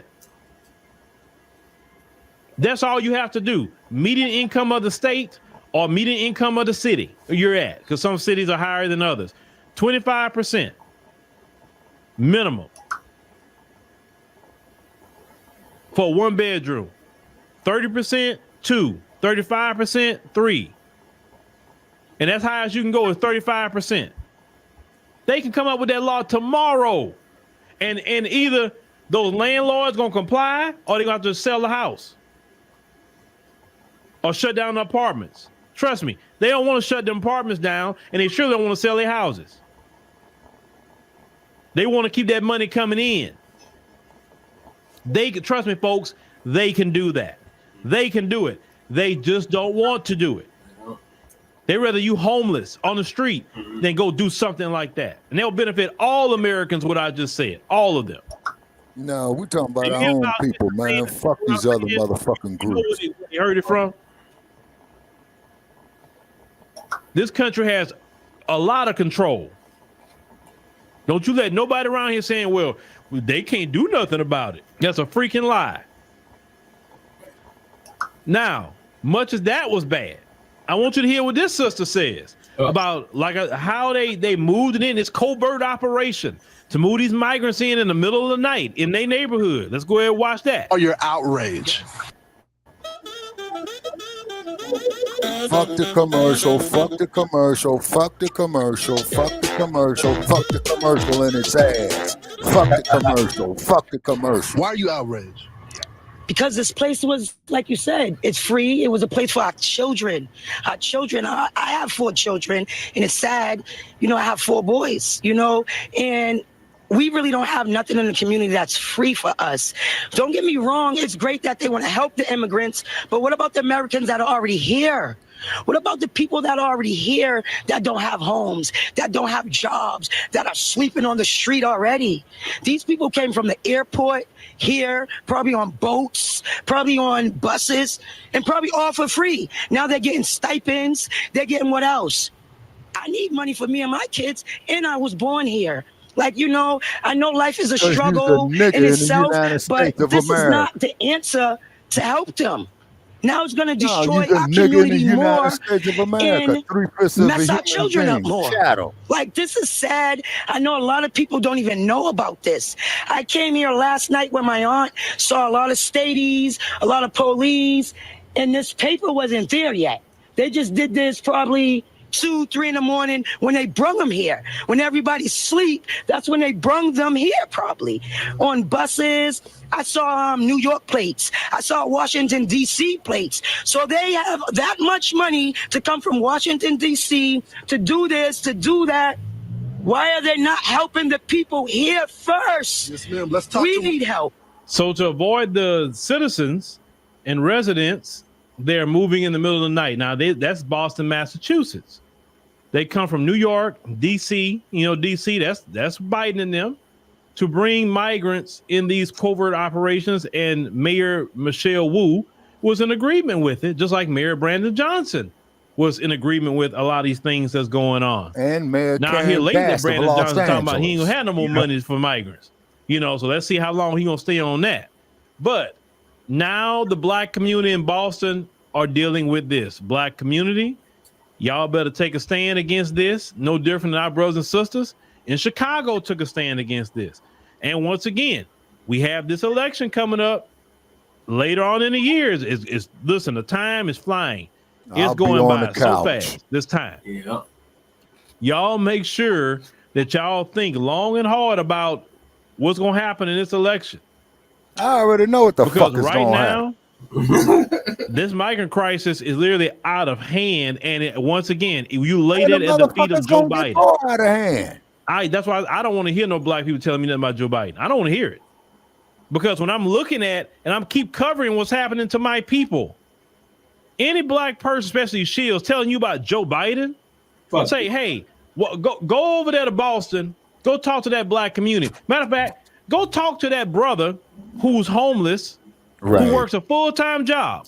Go talk to him about Biden right now. Yeah, go ahead. Exactly. He ain't gonna want to hear it. Probably go whoop your ass. And tell him that he needs to vote for Biden. Don't want to hear that bullshit. Make sure to inform him that Biden's executive orders started the ball rolling on this. This is why he can't afford a whole lot of things. But yeah, they get to lay up. They get to lay up. They don't have to work. He working, don't have a place to stay. They lay up, they don't work. Now, I thought, hold on. Now I want to talk to you, white America. What happened to all that lazy talk? Yeah, what happened to that? That y'all be saying about black people? Right. That's a black man. He's working a full-time job and homeless. Right. So where's all that lazy talk for them? Where's all that welfare queen talk for them? Right. Why are you on raising hell about all your money? Because when we talk about reparations in the form of cash payments, all y'all talk about it'll break the country, and why should I have to pay? But yeah, you're not talking about all these resources going to these migrants. Right. You're not talking about it's coming out your back pocket. You're not talking about it's going to break the country. We all have trillions of dollars in debt. We don't have it like that. Well, why you want to say that about them? Hypocrisy is real. That's coming out your pocket constantly. No, man. And they're taking the money and sending it back to their homeland. That's what they're doing constantly. To bring more of the Black Americans, we get reparations. The majority of the money gonna stay here in the States. We're not sending it off to all these different countries constantly. See, I told you a long time ago. Y'all gonna have to pay reparations. Period. Yep. You keep saying you're not gonna pay it. Look, you're paying way more with these migrants than when reparations right now. Seriously. And there's no end to it, the payment, because at least for black folks, you can come up with a number and say, okay, that's your reparations checks right there. That's that. Them, they're not paying taxes. They're not working. And they keep saying, gimme, gimme, gimme, gimme, gimme. Now, a lot of them starting to leave Chicago and go to Detroit. So brothers and sisters in Detroit, they coming your way. They coming your way to get your resources too. Under the chair by the window. You notice that? They quickly to send them to black areas, black cities, and taking the little resources black folks have and give it to them. But we supposed to vote blue no matter who, right? Fuck no. And it's no such thing as an open border, right, Tim? Instead of y'all talking silly and being a Democrat shield, like have a heart for black people, man. If you're gonna shield for the Democrats, syndrome is real, boss. We sick, boss. Y'all are shameful to shield for the Democrats at this Let's point. get away from this evil master. Man, you crazy. What's better than what we it's got sad here? what I'm about to say. The minister told you you this over have 60 more right fucking years wingers ago. talking about it's wrong what's happening to black folks with the migrants and even other black folks. You shilling so hard for the Democrats that you letting right wingers talk about black folks and they're Americans and that shouldn't be happening to Americans. Like, have y'all been paying attention to that? I have. And I'm like, man, y'all black folks always talking about the right wingers, and why they speaking for black folks? They actually taking your spot? You that dedicated to Biden and the Democrats that you say forget black people? Because you getting your little checks? Oh, Master Child have been good to me, Bo. And you wonder why some people talking about voting for Trump all of a sudden. You wonder why. The dump, as in because they see y'all shit. Democrats Yeah, shields in the black community clear. can care less about black people and they're suffering. Yeah. You can care less about migrants committing crimes against cops and they get away with it, literally. But black folk brush up on a cop. We getting beat up at minimum, shot down. I know. At worse. Y'all Democrat shields not even talking about that mess, man. That's what I'm talking about. Forever y'all wouldn't talk about the migrant crisis. But when the Democrats say, hey, okay, we got to get there and talk about it, all of a sudden now you Boule members talking about it. And then you even talk about it in the right way. Ladies and gentlemen, we got to keep an eye on this story. A lot of black Americans are very upset. But this is what I say. All right, I'm out here all saying, man, is targets migrants. Don't make it all about them. It's almost over. Make it about. All right. Fuck the commercial. Fuck the commercial. Fuck Google. Fuck Joe Biden and the Democrats. Because the migrants can only do what they allow them to do. You have to understand. Mayor Michelle Wu, Mayor Brandon Johnson, they opening the doors for them to come in. I'm not gonna pay for it no more. So They're doing it. Commercial free fucking The Democrats are doing this. so That's how we got to. We can't just say it's them. Listen, the worst thing you could do is just focus on the migrants themselves and saying them. No. The Democrats whatever I needed. and these corporations who fund the Democrats is both of them together. They work together. I know I'm not tall, but damn. We got to keep the conversation on the Democrats and definitely Joe Biden. And you black folks that come over here, why aren't you talking about the Republicans? Well, what Republican is advocating for this? What Republican is putting them in black communities? What Republican is doing it? If you point out the Republican that's doing it, I'm on him or her. I'm on them. Tell me who they are. As of right now, I don't see a Republican doing this. No. So which Republicans are doing it? Give me the names of the Republicans that has an open border and that they're taking them and putting them in our community specifically. I'm in a Republican state. Greg Abbott's not putting them in the black communities here in Houston. He haven't done it. And I live in a Bud, Republican he put state. them motherfuckers on a bus. Tell me Republicans is doing this, and I'm on them. I'll look into it, and if you're right, I'm making a podcast about them. But I know none of them are doing it. You just don't want to hear about your daddy Biden. That's what it is, and your precious Democrats that you worship. Because you know I'm not lying, because I'm showing you what's happening. Right. I really can't find it. I'm showing you. But yeah, I'll leave you with that challenge. Show me the Republicans that's doing all this and doing exactly what the Democrats are doing, and I'll make a podcast about it. All right, so I can closing. Peace, yeah, man, I gotta shut it down right there. Okay, and then when I rise, man, yeah, you know, I hit you in the morning, man, and then we are right up the show, man. What damn day of the week is it? Today's Sunday, huh? No, it's Monday. It's early Monday morning. Okay. All right, and so then we got to get the information out, man, on the podcast, man, you know, for Tuesday night and what have you, because I'm thinking we're going to be having some new callers in. I certainly hope so. Right there. All right, ladies and gentlemen, this is Shabaka Sancourt from Front Line Blacc News. I'm tired. It's cold out here, you know. Yeah, we have 50 degrees, you know. Well, I know that ain't cold. Yeah, that's I know that cold. did. I guess that's cold for y'all. But But you see, but what it is though, folks, is that we're getting all this cold air that's coming out of California from the coast, because we're only 300 miles from the coast. You see what I mean? 28 degrees outside. So you talking about cold? Oh man, now that's cold. Y'all below freezing, man. Damn, man. Yeah, y'all got that mile high, unpredictable weather that comes straight out the North Pole. Yeah, and you can see all 4 seasons in one day in Denver, Colorado, and I did not believe that shit until I witnessed it. Yep.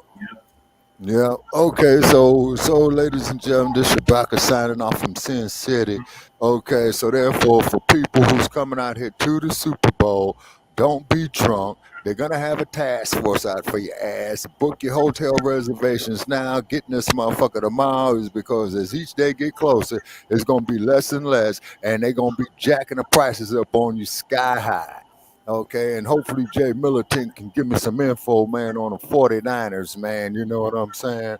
Because I need to check the odds on that motherfucker, man. You know, because I think I got $100, and $100 was reserved for you bona fide males out there who could prove your last menstrual cycle, but you cannot shove ketchup up your ass.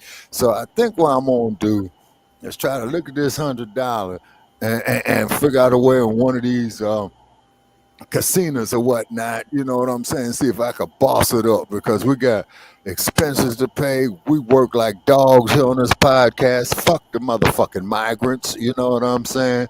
And I wish one of you motherfuckers would come knock up on my door and ask me for some money, because I'm gonna treat it as a home invasion robbery. That'll send a goddamn message to your motherfuckers that sure as shit stinks. Yep. Yeah, all right, folks. All right. I'm out. Okay, Brother Chad, give you all a call in a few hours when I wake up. Okay, Shabaka, have a good night. You too now. All right, okay. Talk to you later, Lady J. She's in the bathroom, but yeah, I'll let her know. Okay, all right. Okay, talk to you tomorrow, bro. Okay. I'm out. Okay. Uh-huh. That was our West Coast correspondent, Shabaka Sancourt. Shabaka's Black Experience Enhanced. Make sure y'all check out Shabaka's Black Experience Enhanced this Tuesday. We're going to be crumb bumming on the hypocrisy of the two-party system, son. Moving right along, since Lady's in the bathroom, and we cannot hear her while she's in the bathroom.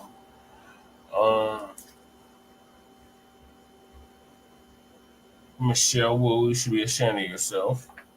And you're trying to pull that damn Brandon Johnson shit in Boston. And I hope the black people in Boston, the select few that's still there, let you know that you were wrong for that. Like they did in Chicago. So how dare you use the Black Community Center to house illegal immigrants who don't even pay no taxes, let alone vote you in the office. But yeah, they take priority over Black Bostonians? Hell no. This is them Democrats for you. Y'all keep voting blue no matter who. And this is the end result. You get demoted from second-class citizenship all the way down to fifth-class citizenship.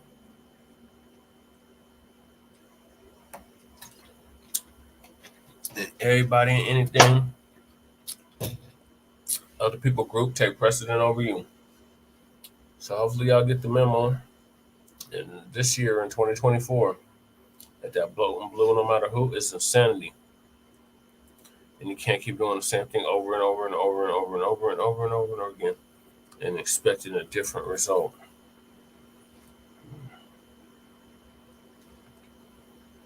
And now all you Democratic mayors, politicians, copping please, after y'all was telling your black citizens, oh, we could take the migrants.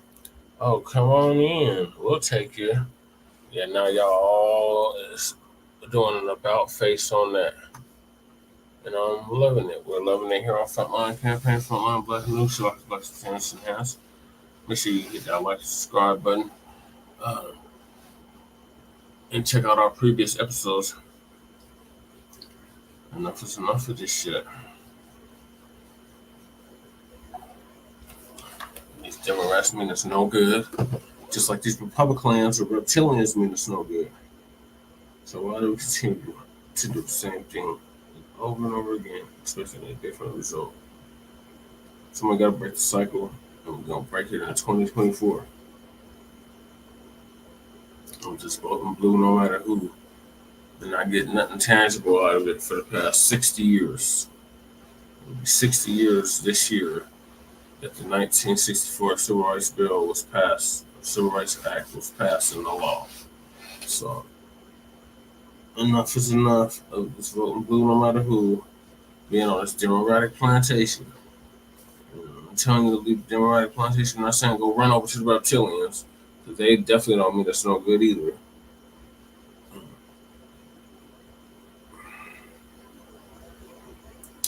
Yeah, I was trying to let me chase dots, but it's still in the bathroom.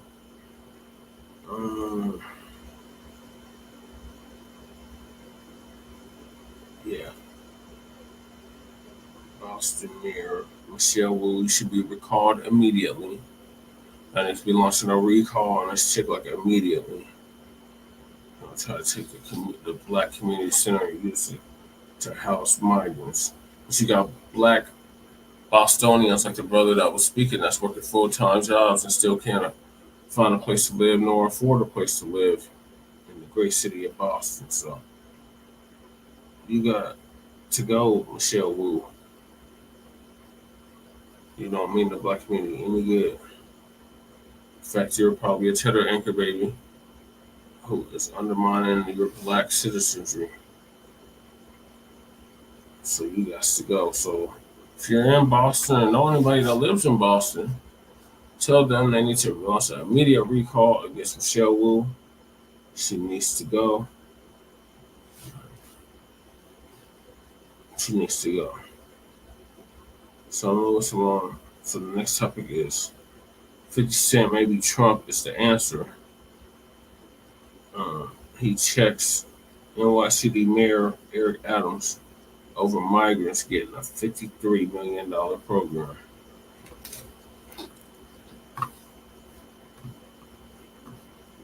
So shout out to Black Star TV for dropping this story earlier.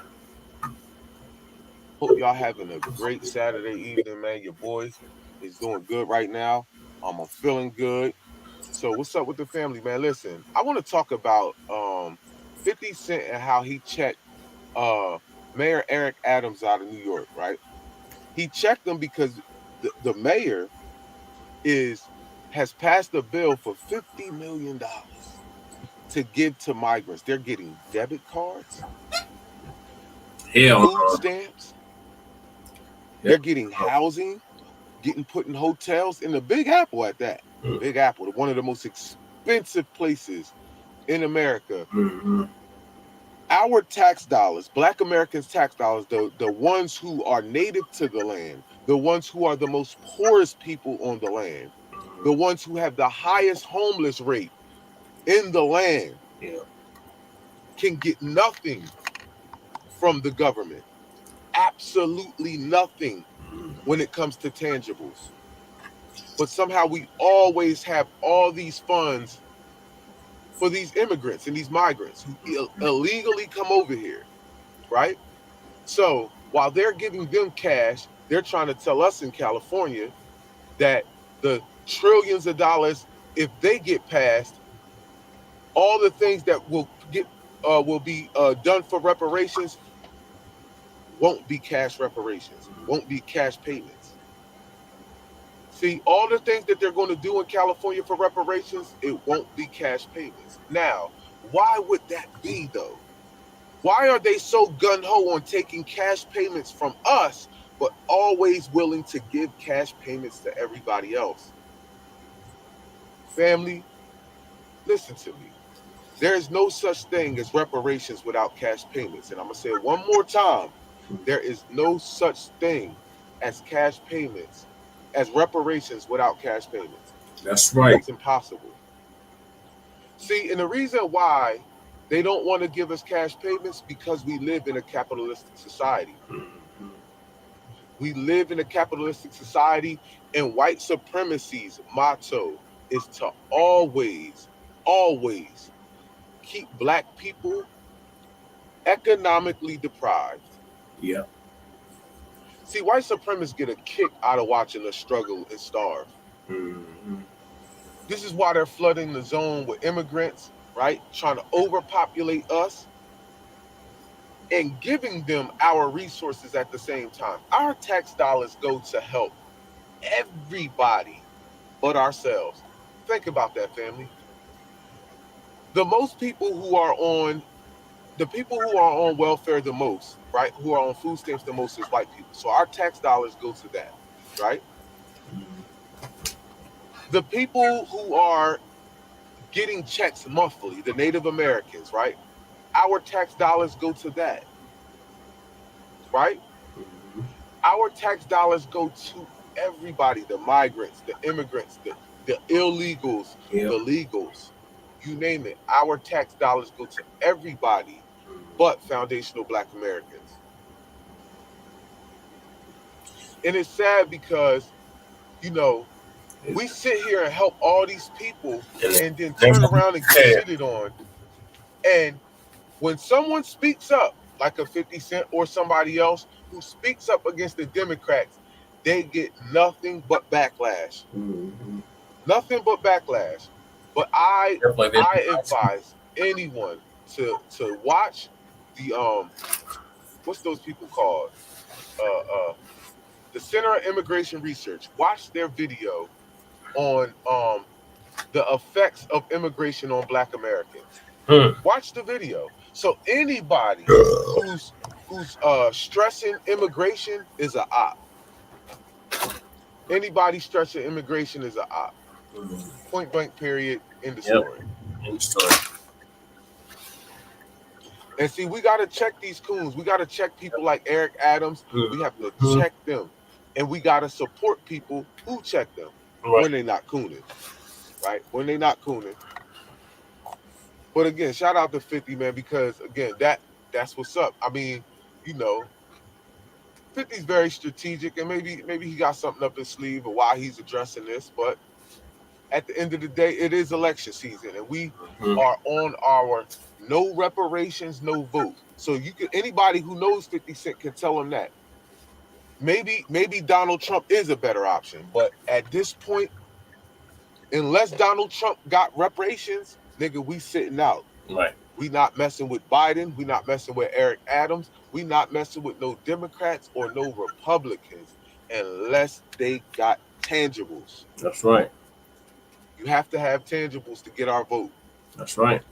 It's 2024. We in a new era. It's a wave. It's a reparations wave. And we not going for nothing.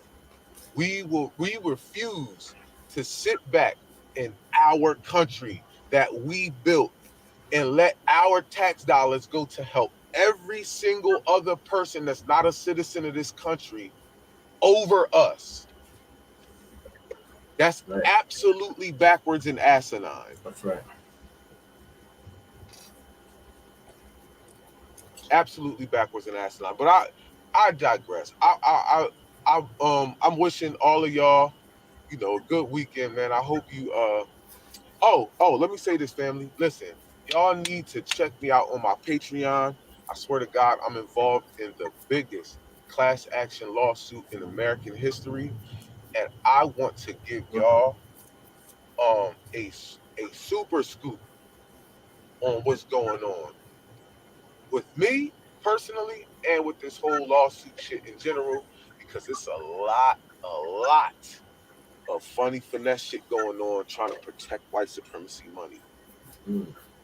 And boy, we gonna get into it. I swear on my kids' family, this shit is deep.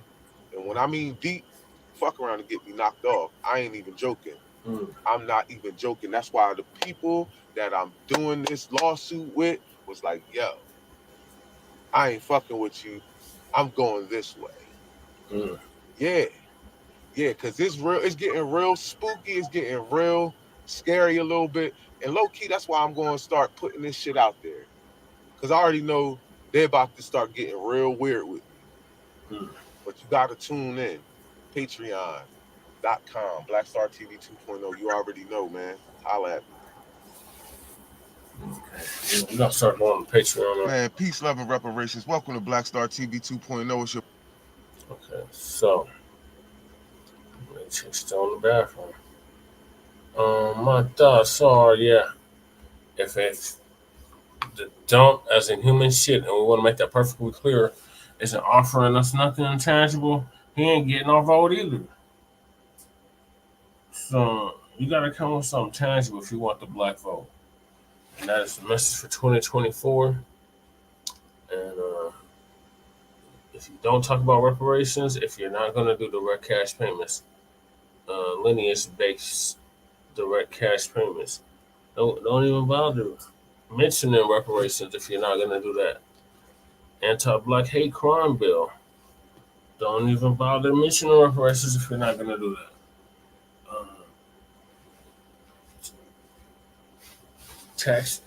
Tax-free exemption on reparations, don't mention reparations without mentioning that. And the qualified immunity nationwide, don't mention reparations if you're not going to mention that. Don't even come to us if you're not going to do nothing specifically for us. Lift all voices, lift all programs, none of that shit. Direct cash payments. Otherwise, don't even fix your face to even mention reparations. So continuing on, we got these goddamn illegal immigrants had the audacity to call a FBA assistant in Chicago lazy. So again, this is Black Star TV. Shout out to Black Star TV. I'm gonna let that video play. Good boy, Black Star. Good morning, family. I hope y'all having a blessed morning. Yo, they got me. Oh, man, they got me with that gray hair. I can't get over this, family, because that shit just popped up within the last 2 months. Dealing with these people, boy. I swear to God, I be reading like there ain't no tomorrow. But I want to pop sporty on these goddamn migrants. Yo, check this video out. No more money for you. It's lazy. You lazy. You lazy. No more. To clear up a video that I was on that was going around where it's an immigrant that's here in City Hall that called us lazy. Come in this country. Lazy is crossing the border, begging for money. Oh! Lazy is sitting up here acting like you're an asylum seeker when the only thing you're doing is running to another country, standing on the plight of black people, using our laws, using our plight, using our issues to get ahead. Now, first, I'm going to address the gangsters in Chicago. Man, if y'all don't start checking these motherfuckers disrespecting our sisters and our women, like, that's not a go, fam. That's not a go. And this nigga, these motherfuckers come over here with the audacity to call somebody lazy, nigga. Yo, the audacity of you to come over here because you can't kick up in your own homeland. You feel me? Because the government or your own people are holding you back, nigga. You got some nerve. All these DACA programs and free benefits y'all niggas getting, calling a motherfucker lazy. Oh, you got some nerve, nigga. Right. Listen, this is exactly why delineation and every bill that we get has to be lineage based. Right. We have to be off lineage based everything. I don't care when it comes to Caribbeans, Africans, these Mexicans, Chinese, Indian, I don't care who you are. Your lineage don't trace back to them slave quarters, nigga. You ain't getting in on what we getting. That's right. Because this is crazy. And it's so funny because that's one of the things they like to claim, that asylum seeking. Like, you ain't seeking no asylum, nigga. Right. You ain't seeking no asylum. Y'all, all of y'all are just straight coming over here to get free resources. This is just like back in slavery time when they was letting all the whites come over here, flood over here, give them free land. Yeah. This is the same thing. Yep. The same exact thing. You just not giving them free land. You giving them free housing. You giving them debit cards with cash on it.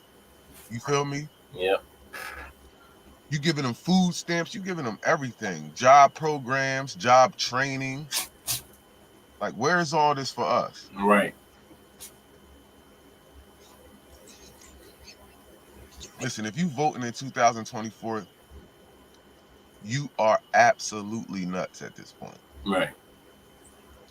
If they aren't giving us anything tangible, and I don't want to hear about the economy, I don't want to hear about the budget, I don't want to hear about anything.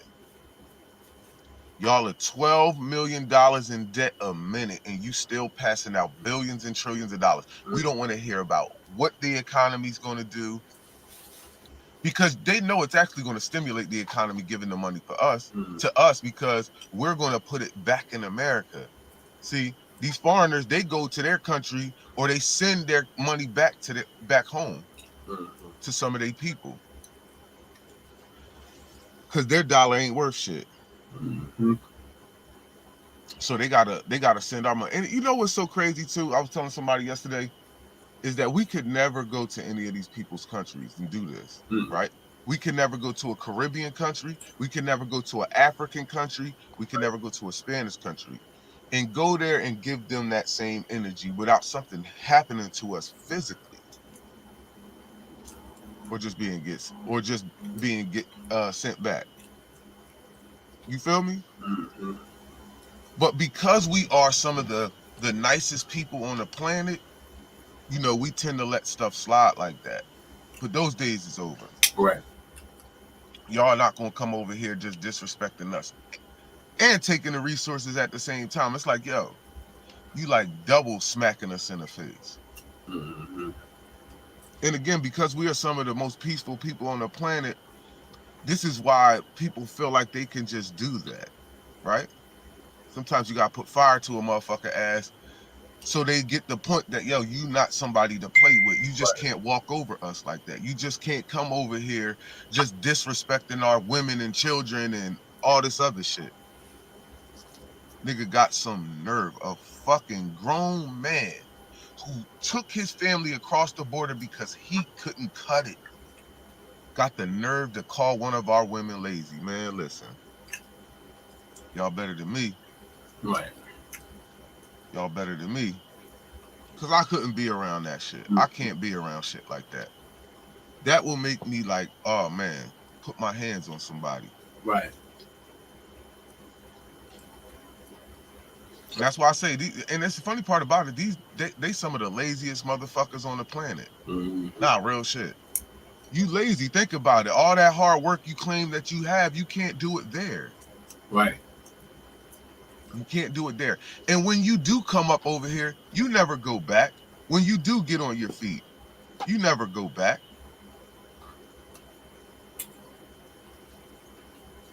So that's that, right? You complain about us, but you never go back. I don't know, man.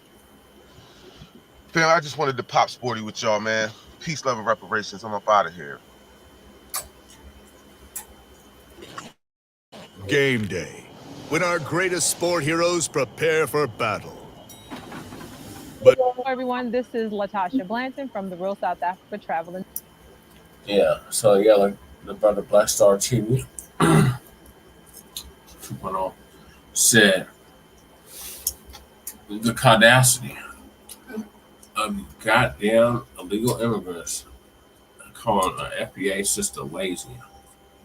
When y'all come over here fleeing your homeland, getting free goodies and giveaways, but we're lazy.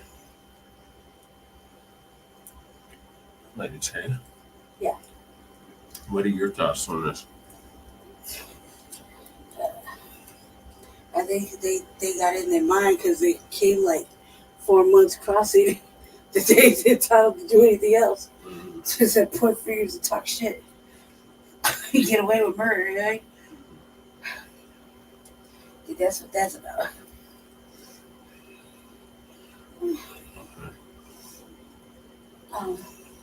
Really didn't hear what was going on, but you guys just caught the little piece of that. What's the next one? The next one is man puts Mayor Eric Adams to shame. Ooh. Yes. Some guy, just listen to the title. It says, man puts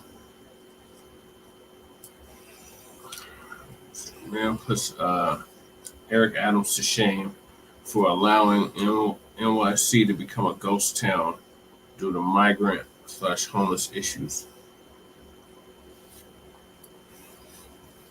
It's a ghost town? Yeah, he's saying it's a ghost town now. How's that possible? Just watch the video with it, Tanner. That's way too many questions. Well, don't ask me shit. Weirdo. Did he do his solo vote real quick if you're able?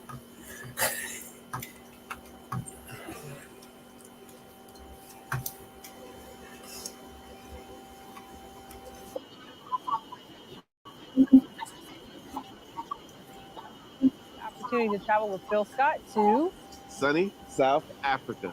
Yay! As you guys also know, the residents of New York City is also going through it in regards to the migrant situation, where they being Eric Adams and them, they are taking care of the migrants while negating that of the residents. I want y'all to watch this video of a man by the name of Curtis Sliwa, who is the leader of the Guardian Angels there in New York, and he's going to tell y'all a little story. Check it out. This says all you need to know about New York City 2024. Empty storefront, which there's so many. Homeless individuals behind us living in the streets. 1 block from the Roosevelt Hotel, where only migrants are permitted to stay, not our homeless people. I mean, it's to the point where it's like New York City is becoming a ghost land. Empty buildings, empty brick and mortar retail establishments, and lots of our own homeless are not being taken care of, but instead they're being housed migrants in a nearby Roosevelt Hotel. Shame on you, Eric Adams. Shame on you, Eric Adams. Shame on you. As you saw there, he was standing in front of a building that seemed to be closed, it's for lease or whatever, and he illustrated there was somebody who seemed to be homeless sleeping on the sidewalk, and he said not too far from there is the Roosevelt Hotel, which is being used as a shelter to house migrants. And so he's basically saying that New York City is turning into a ghost town because a lot of people really cannot afford to be there, and a whole host of other reasons, right? Now, he, being Curtis, did run up against that of now Mayor Eric Adams in the last mayoral election. Of course, he lost. Curtis is a Republican, and he's kind of been like boots on the ground in New York City for a very long time, speaking of issues that really are more on the conservative side. Okay, so I took the liberty to look to see exactly what the economic situation in New York City is. Now, I should say that New York City has, from what they're saying, I think it's more, about 100,000 homeless individuals that are, sleeping in shelters or other places.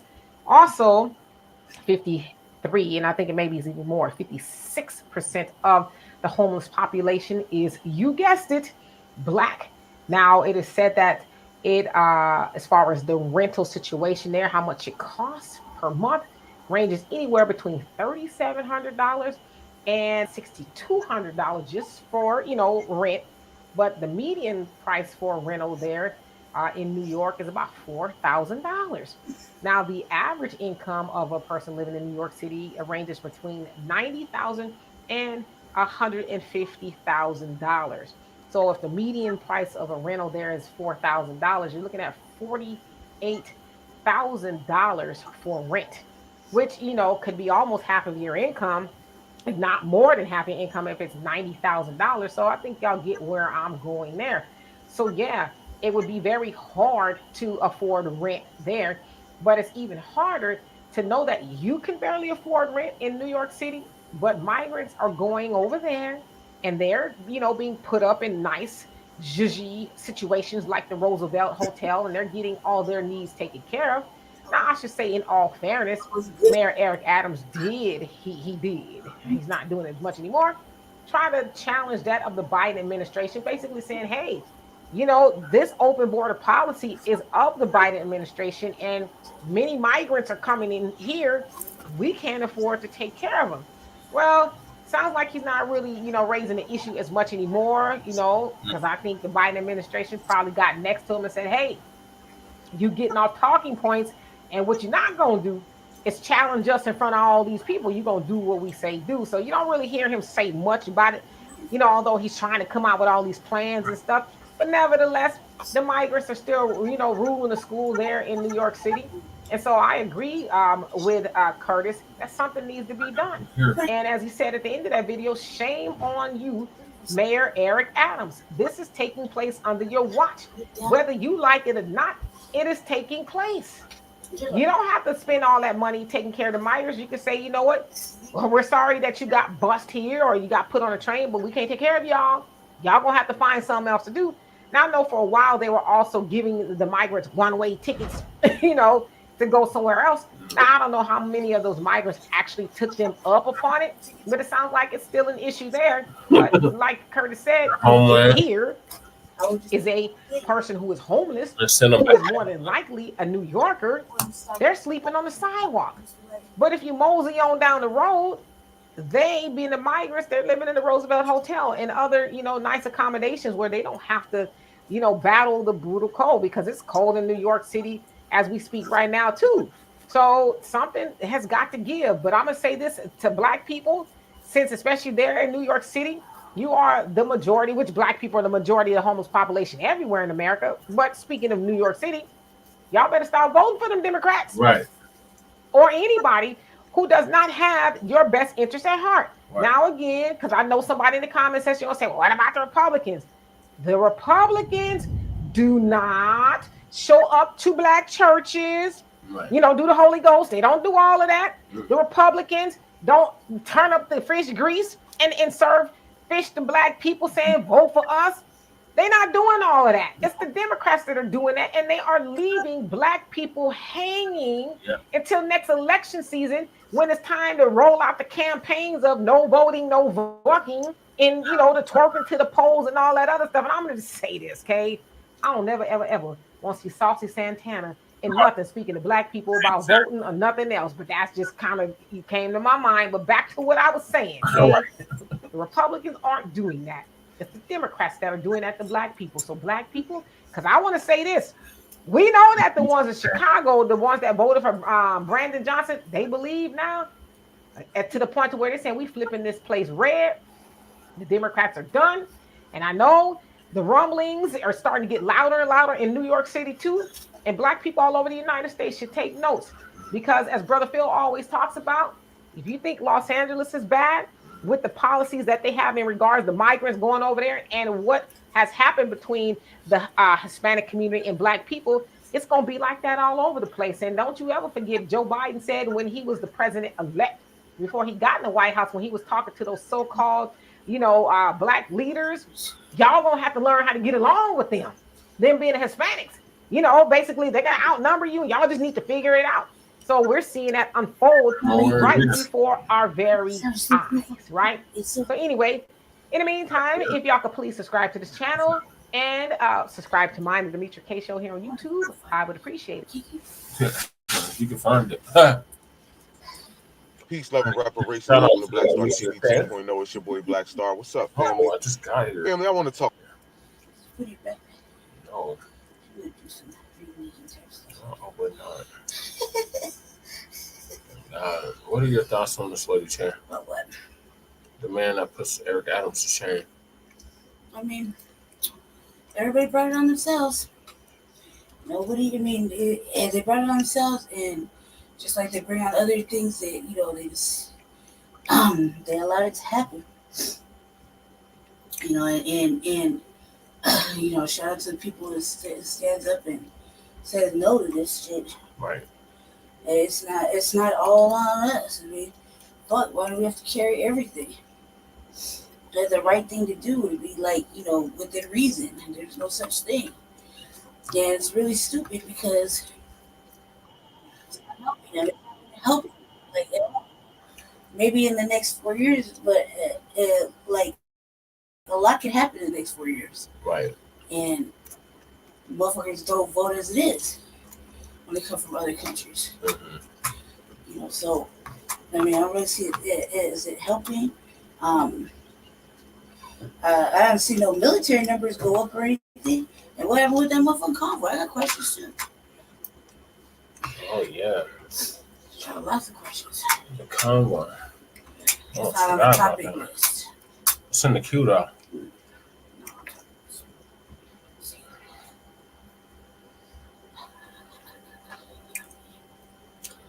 It is in the queue. No, it isn't. Yes, it is. No, it's not. They're not. It is in the queue. All right, so we're down to the last topic of the night. And we're down to Brother Jamal Green, former Green Party mayoral candidate for Chicago, says it's time for Black Chicago to rise up before it becomes the next Flint. And then we got Washington State allocates $340 million from federal pandemic funds to support the illegals. That's tomorrow, baby.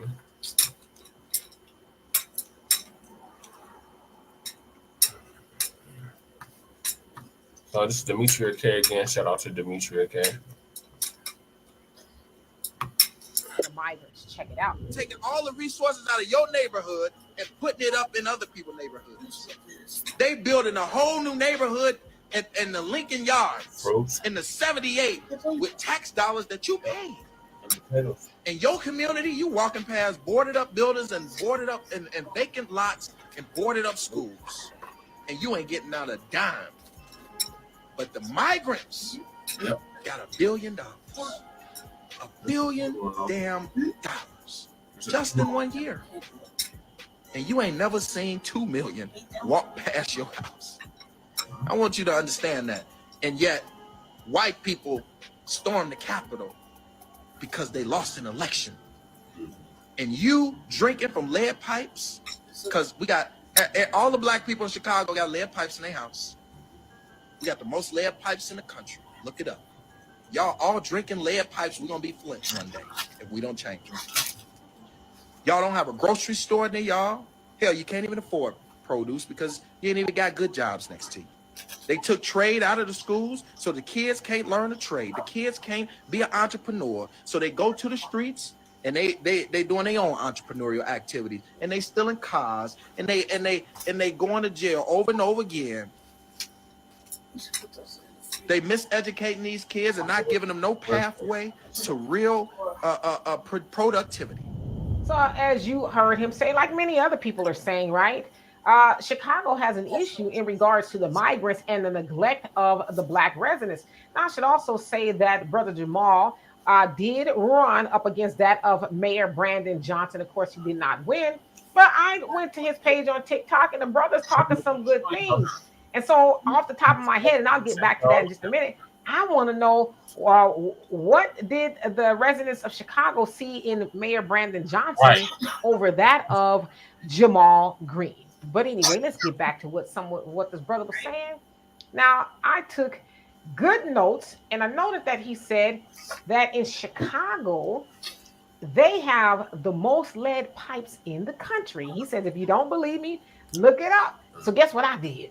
I looked it up, and he's telling the truth. Not that I thought he was lying, but I was like, that's interesting. Let me look it up. So I did, and he's telling the truth.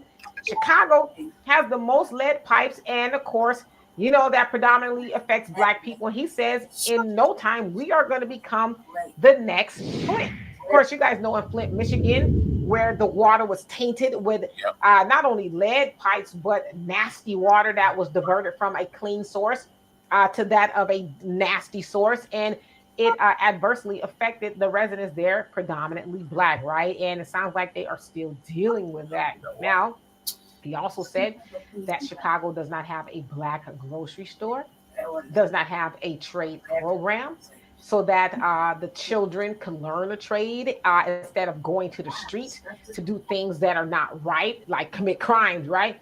And a whole host of other things. And so that brother's absolutely right. Mayor Brandon Johnson has got to go.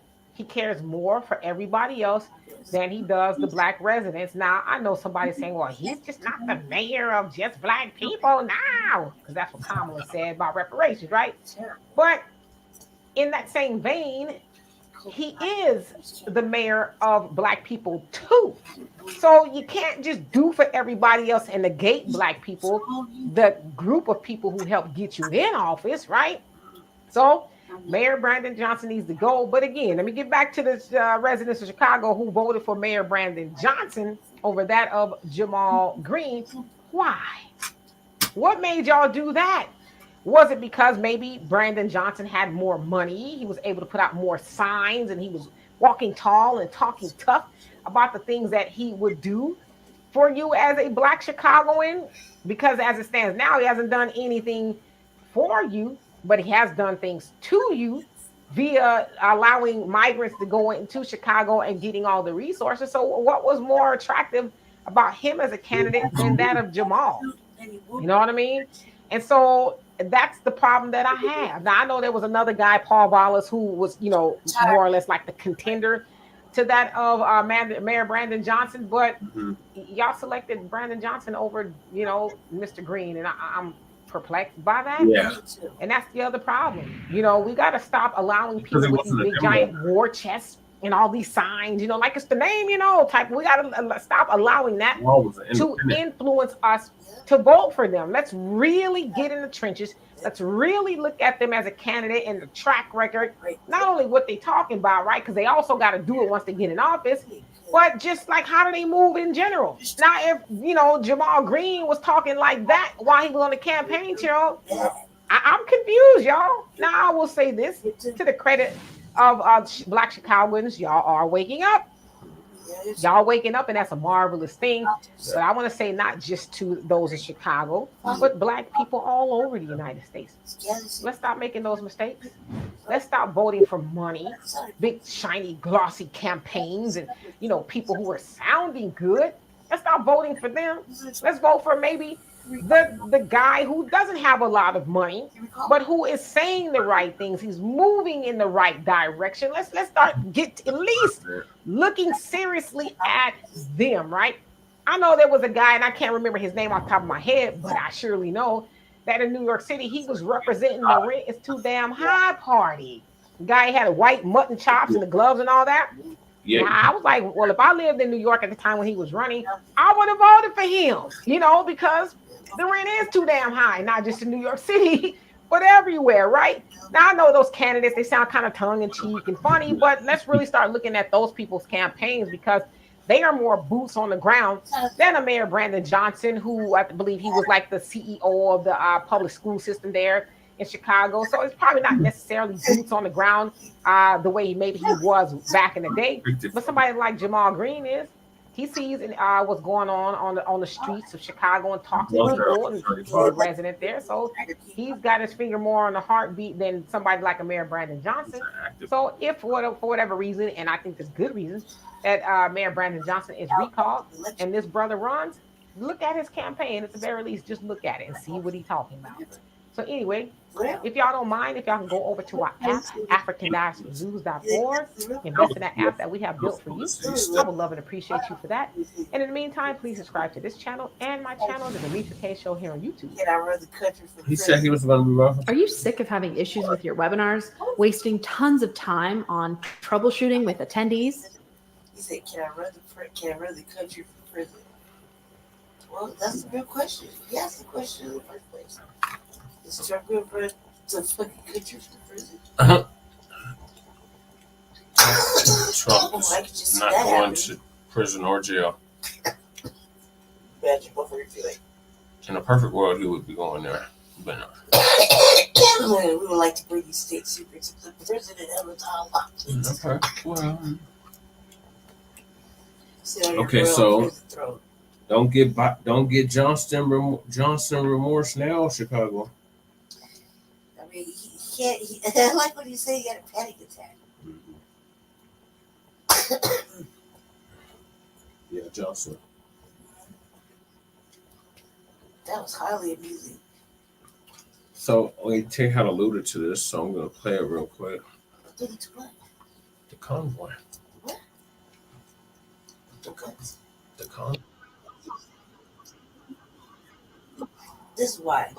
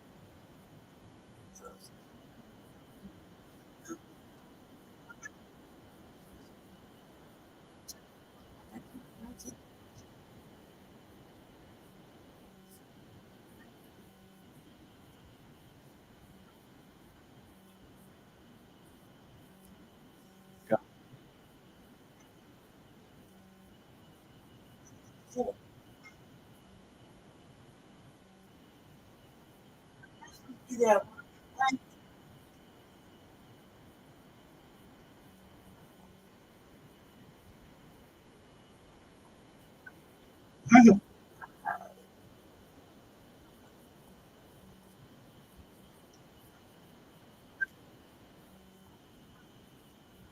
The line.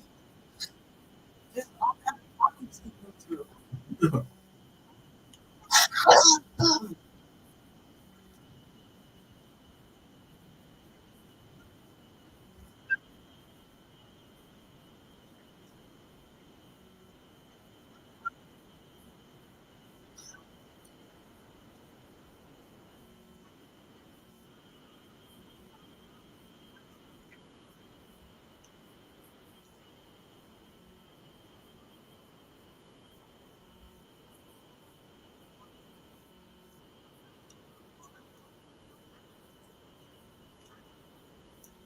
I hope that's all the words. I hope they thought of it clearly, right? There are other words.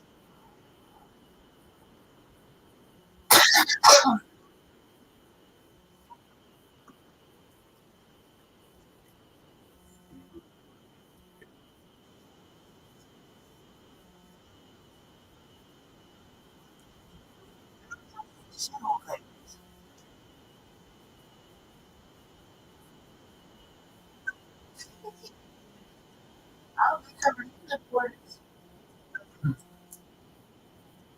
Look, they got that word. So, we figured out over here, we got the underground railroad right there. Pop up under Popeyes. But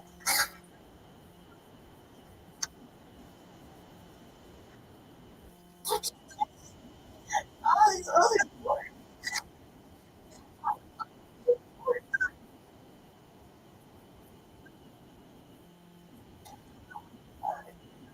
They're not right. That's what that.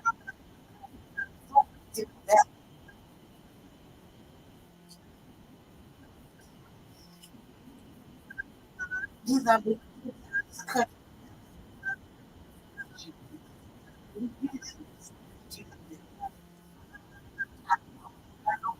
Possibly why.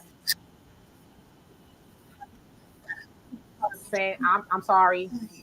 Every time y'all take the wire down, well, I'm gonna put it right back up. And now he's got God's army, and they're saying that it's a divine thing, which is why it's God's army, right?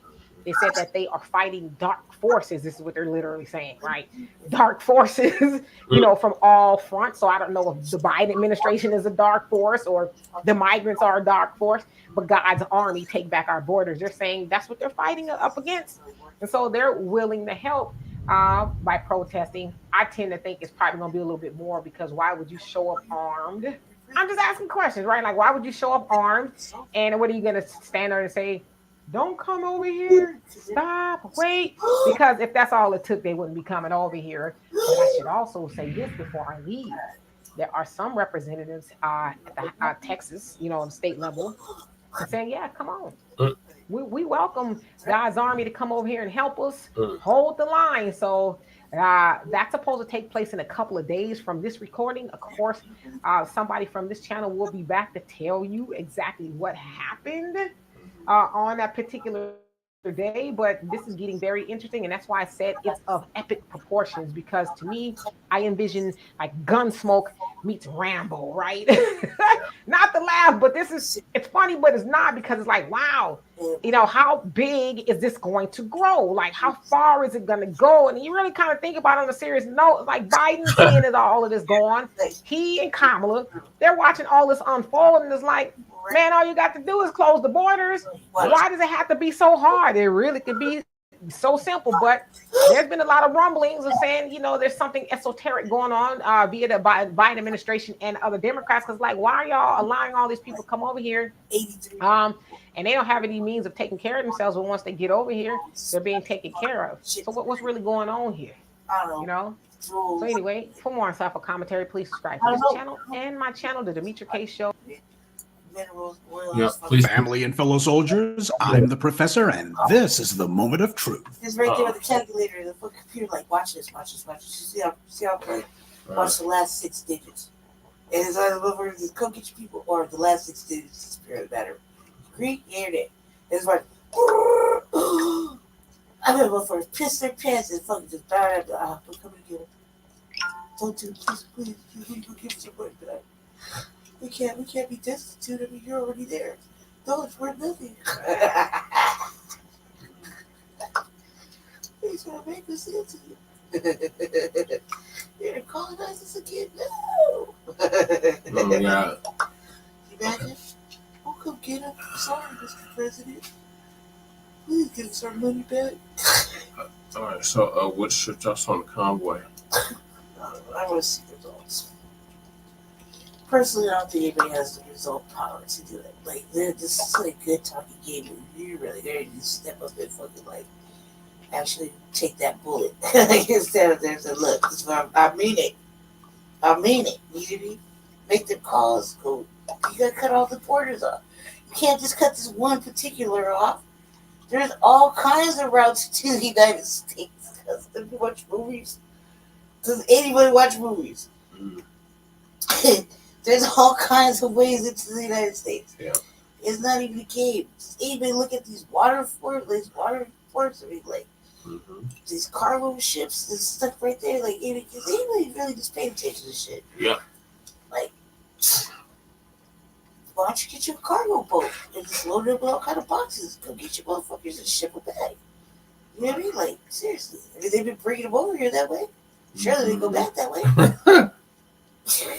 You know what I mean? A couple of nice little pillows in there. Just a couple of jailers. You know, just pan out some windows, some air holes. You know? Give them some bags in case they got to throw up. Pray they doesn't sink nowhere. You know? Jailers with some food. Throw, fruits and veggies and shit in there. Tell them it's going to be like a 3-month journey. Fresh water. Within reason. You know what I mean? Yeah, you're in there. Right? No, you can't come out. But you have this mango. How about that? Oh, there's how many mangoes? Okay, I think I got like about 20. Oh, there's only 500 and you make it work. You know what I mean? There's one bite each. Shit, share. Consequences. Everything got consequences. Look, nobody's talking about coming to get the ones that are here. Mm-hmm. What does it really matter? You close that one border off. But there's at least 6 or 7 different ways up in this bitch. Right. Not to mention all the ports and pipelines. I mean, they're not really doing any good jobs of cutting shit off. Yeah. So, not to mention all the traveling, the different methods of travel. Not to mention, are you going to punish any of these countries that left their borders wide open so they can just mob on through and collect friends on the way through other countries? You know, is any of these other countries going to pay motherfucking the United States government back? We're not going to say it's reparations. We're going to say taxes, care fees, you know, housing fees, dues. We took care of your motherfucking people. Fuck you, pay me. Is anybody going to do any of that? So it's like, let's take that. Like, look, our shit, what is it, 35 million? 38 million is supposed to be like 180 million at the end of it. Yeah. This year, right? So anybody gonna pay that back? Mm. No. But he gets to take it in his ass for it. Mm. Johnson signed up for that. That's the thing. Yep. If he didn't do no preventative measures, then look, he vetoed that shit, which we said it. And Captain Ben's a little full effect. Mm-hmm. Right? It's just sad. You know what I mean? So, hey, tyranny begins. Yep. Embrace tyranny. Not villainy. You know, now he's going to start showing his ass. Yeah, that nice little soft little faces. Mm-hmm. Now you're going to start seeing the real dick. Which we knew was in there. Yeah. Because everybody saw, what happened at Park Hill. Mm-hmm. It was just a matter of time. Can't blame it on one motherfucker. You got to blame it on both of them. Right. You know what I mean? Oh, we don't want to talk about Park Hill. Maybe Park Hill. We don't want to talk about Park Hill. Okay, well, we're down to the last topic of the night before I pass out. And that is Washington State is allocating, get this, Black, $300 million from federal pandemic funds to support the migrants. Whoa. Are they going to vaccinate them again, too? They didn't vaccinate them the first time. Like with actual vaccinations, so you don't get measles and bumps and what is that other shit? You know what I mean? Chickenpox. Yeah.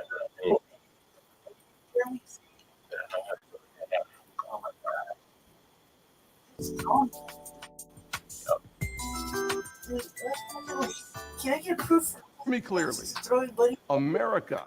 And let us be clear, it is no racist country. We're not a racist country, Brian. We've never been a racist country. What?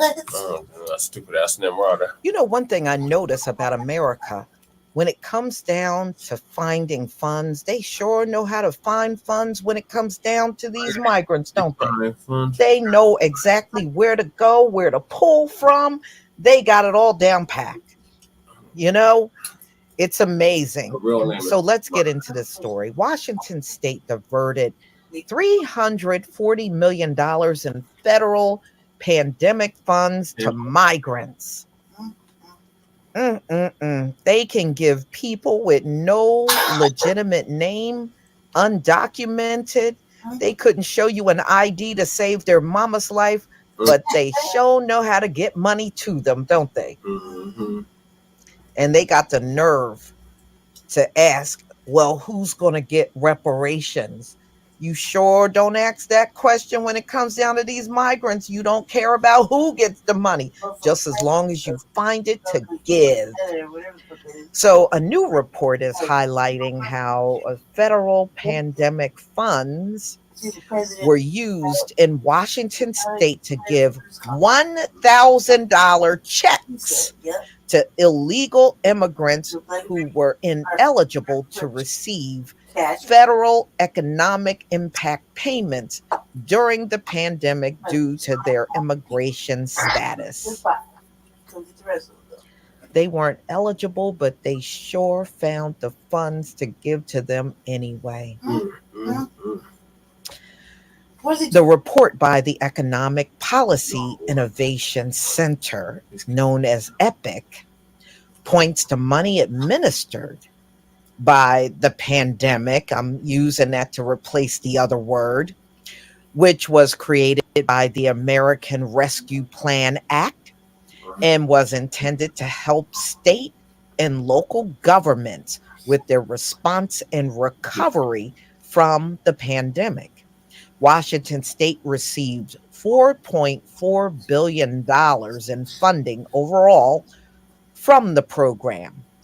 The report from the group, which calls for a smaller federal government, highlighted how $340 million in funding went to a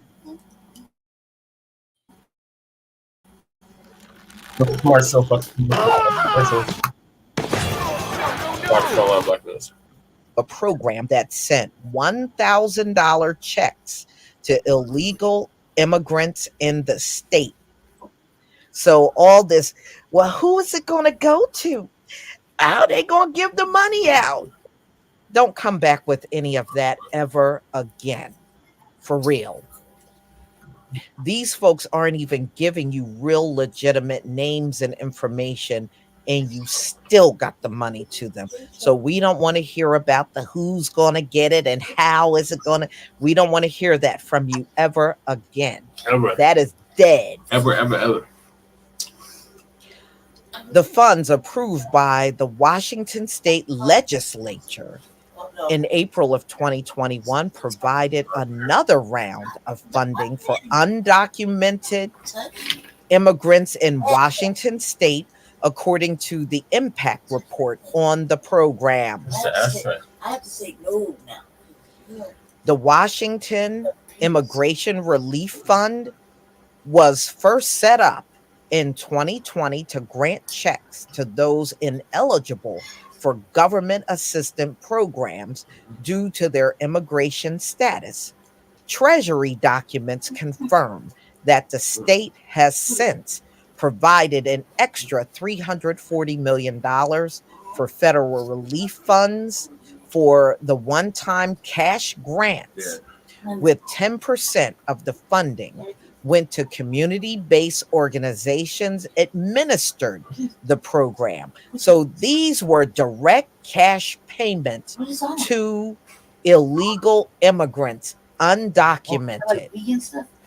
The $340 million project is categorized as a cash transfer expenditure approved for the state of Washington.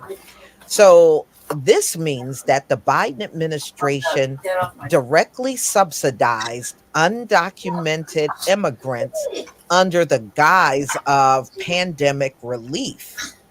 The EPIC report says. The state says that it had previously invested $128 million of funding from the Trump era CARES Act for 120,000 immigrants who did not qualify for the economic relief. But the funding was not sufficient for the number of applications the program received. The fund has now ended, with the last payments going out in 2023. Where's the money gonna come from? Who's gonna get the money? Got some damn nerve. State officials say that the funds was an opportunity to help people who may have been left out of other federal and state resources to address the economic impact of the pandemic. You let me sit at your desk. The Economic Policy Innovation Center report highlights several other projects related to illegal immigration for which federal funds were used, including programs in Arizona for art, music, and dance classes for migrants. Look at my books on the floor. Why do migrants need art, music, and dance classes? My money's on the floor. Oh, sorry. Right here. For migrants and expansions of shelters in Massachusetts. The Senate is releasing a budget supplemental that includes a bipartisan deal on the border. However, the administration has been actively encouraging illegal immigration by using pandemic money from SLFRF to provide cash assistance, housing, legal aid, and other benefits to undocumented migrants. Paul Winfrey, president and CEO of Epic, told Fox Digital. Yes, family. If you can only see what happened right here. Right. Winfrey also stressed that there is still $120 billion of unspent money from the fund and called on lawmakers to stop those funds. Until Congress claws back this money, it will continue to serve as a magnet for illegal immigration. The report comes amid continued concerns about the flow of illegal immigrants into the United States. Congress is currently negotiating a supplemental fund bill, which will include aid to communities receiving migrants. But Republicans have sought to include restrictions on asylum and the administration use of parole. So there you have it, y'all. They will pull money from other sources to give direct cash payments to illegal immigrants.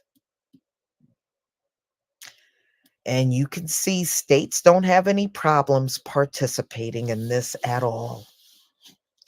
And you got homeless Americans that are not even given these funds, and they could desperately use these funds. And just like they can divert funds for immigrants, they can divert funds to pay slave reparations in this country too.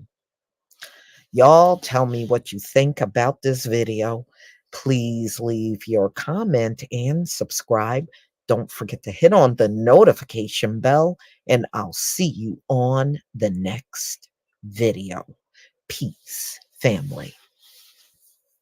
Didn't care. All right, this is complete. Not even a little bit. He had no feelings when he dropped my shit on the floor. This is complete bull crap right here. No, he just sat there and just $340 million. Don't change the subject. Doesn't matter. Shame on you, Washington. And shout out to our boy Jay Dizzle. What did they do with it? Liberated Minded Media. Is it just for motherfucking for vaccinations or what? What's the point of that? They're using it to house and clothe and feed these mothers. But how's that do for COVID? We're not in a pandemic right now. It's not a full-blown epidemic. They just stopped talking about it, but it's still going We're on. not on lockdown. Motherfuckers freely outside, breathing, coughing, and doing the most. Apparently, biting people. There's no mask mandates on bites.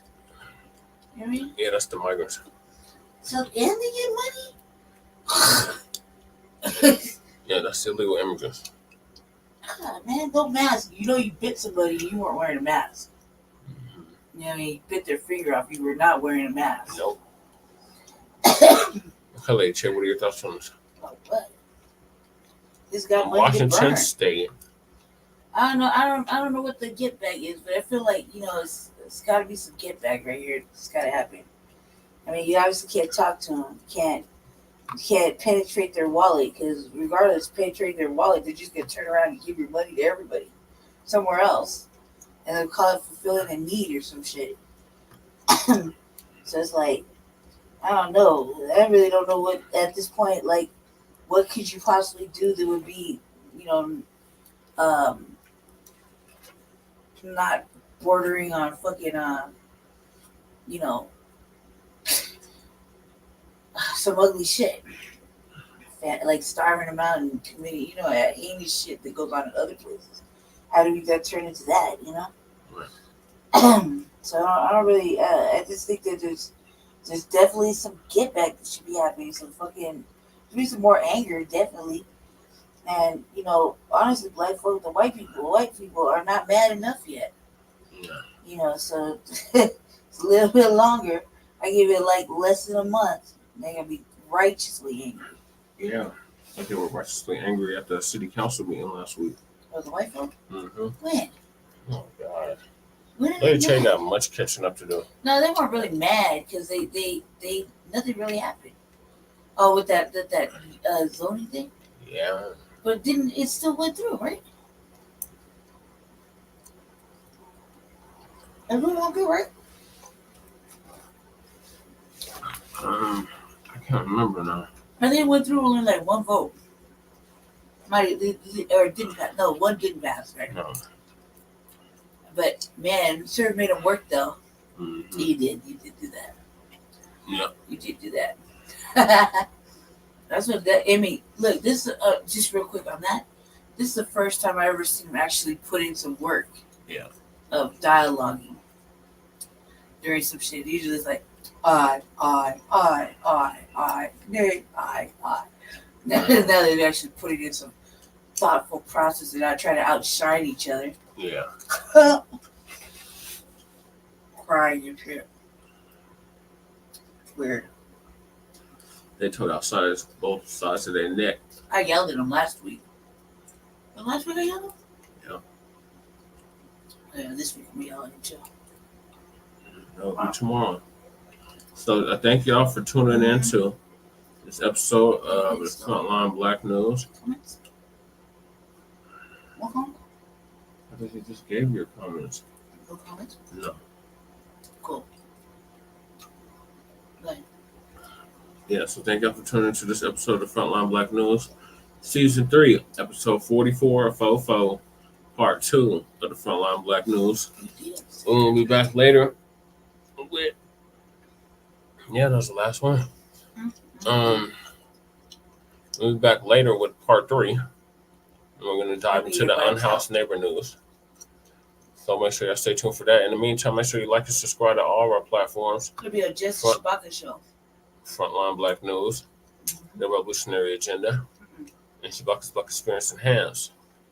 Frontline Blacc News on YouTube and Facebook, The Revolutionary Agenda on YouTube and Facebook, and Shabaka's Black Experience Enhanced on Facebook and Twitter, now X. So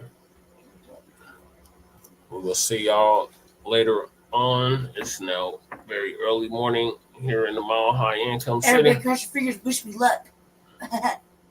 It's a serious fucking day for the dog. So wish me good luck. Yeah. Okay. All right, y'all. So peace, love, light, reparations, and separations, and Black empowerment. We'll see y'all on part 3. Peace.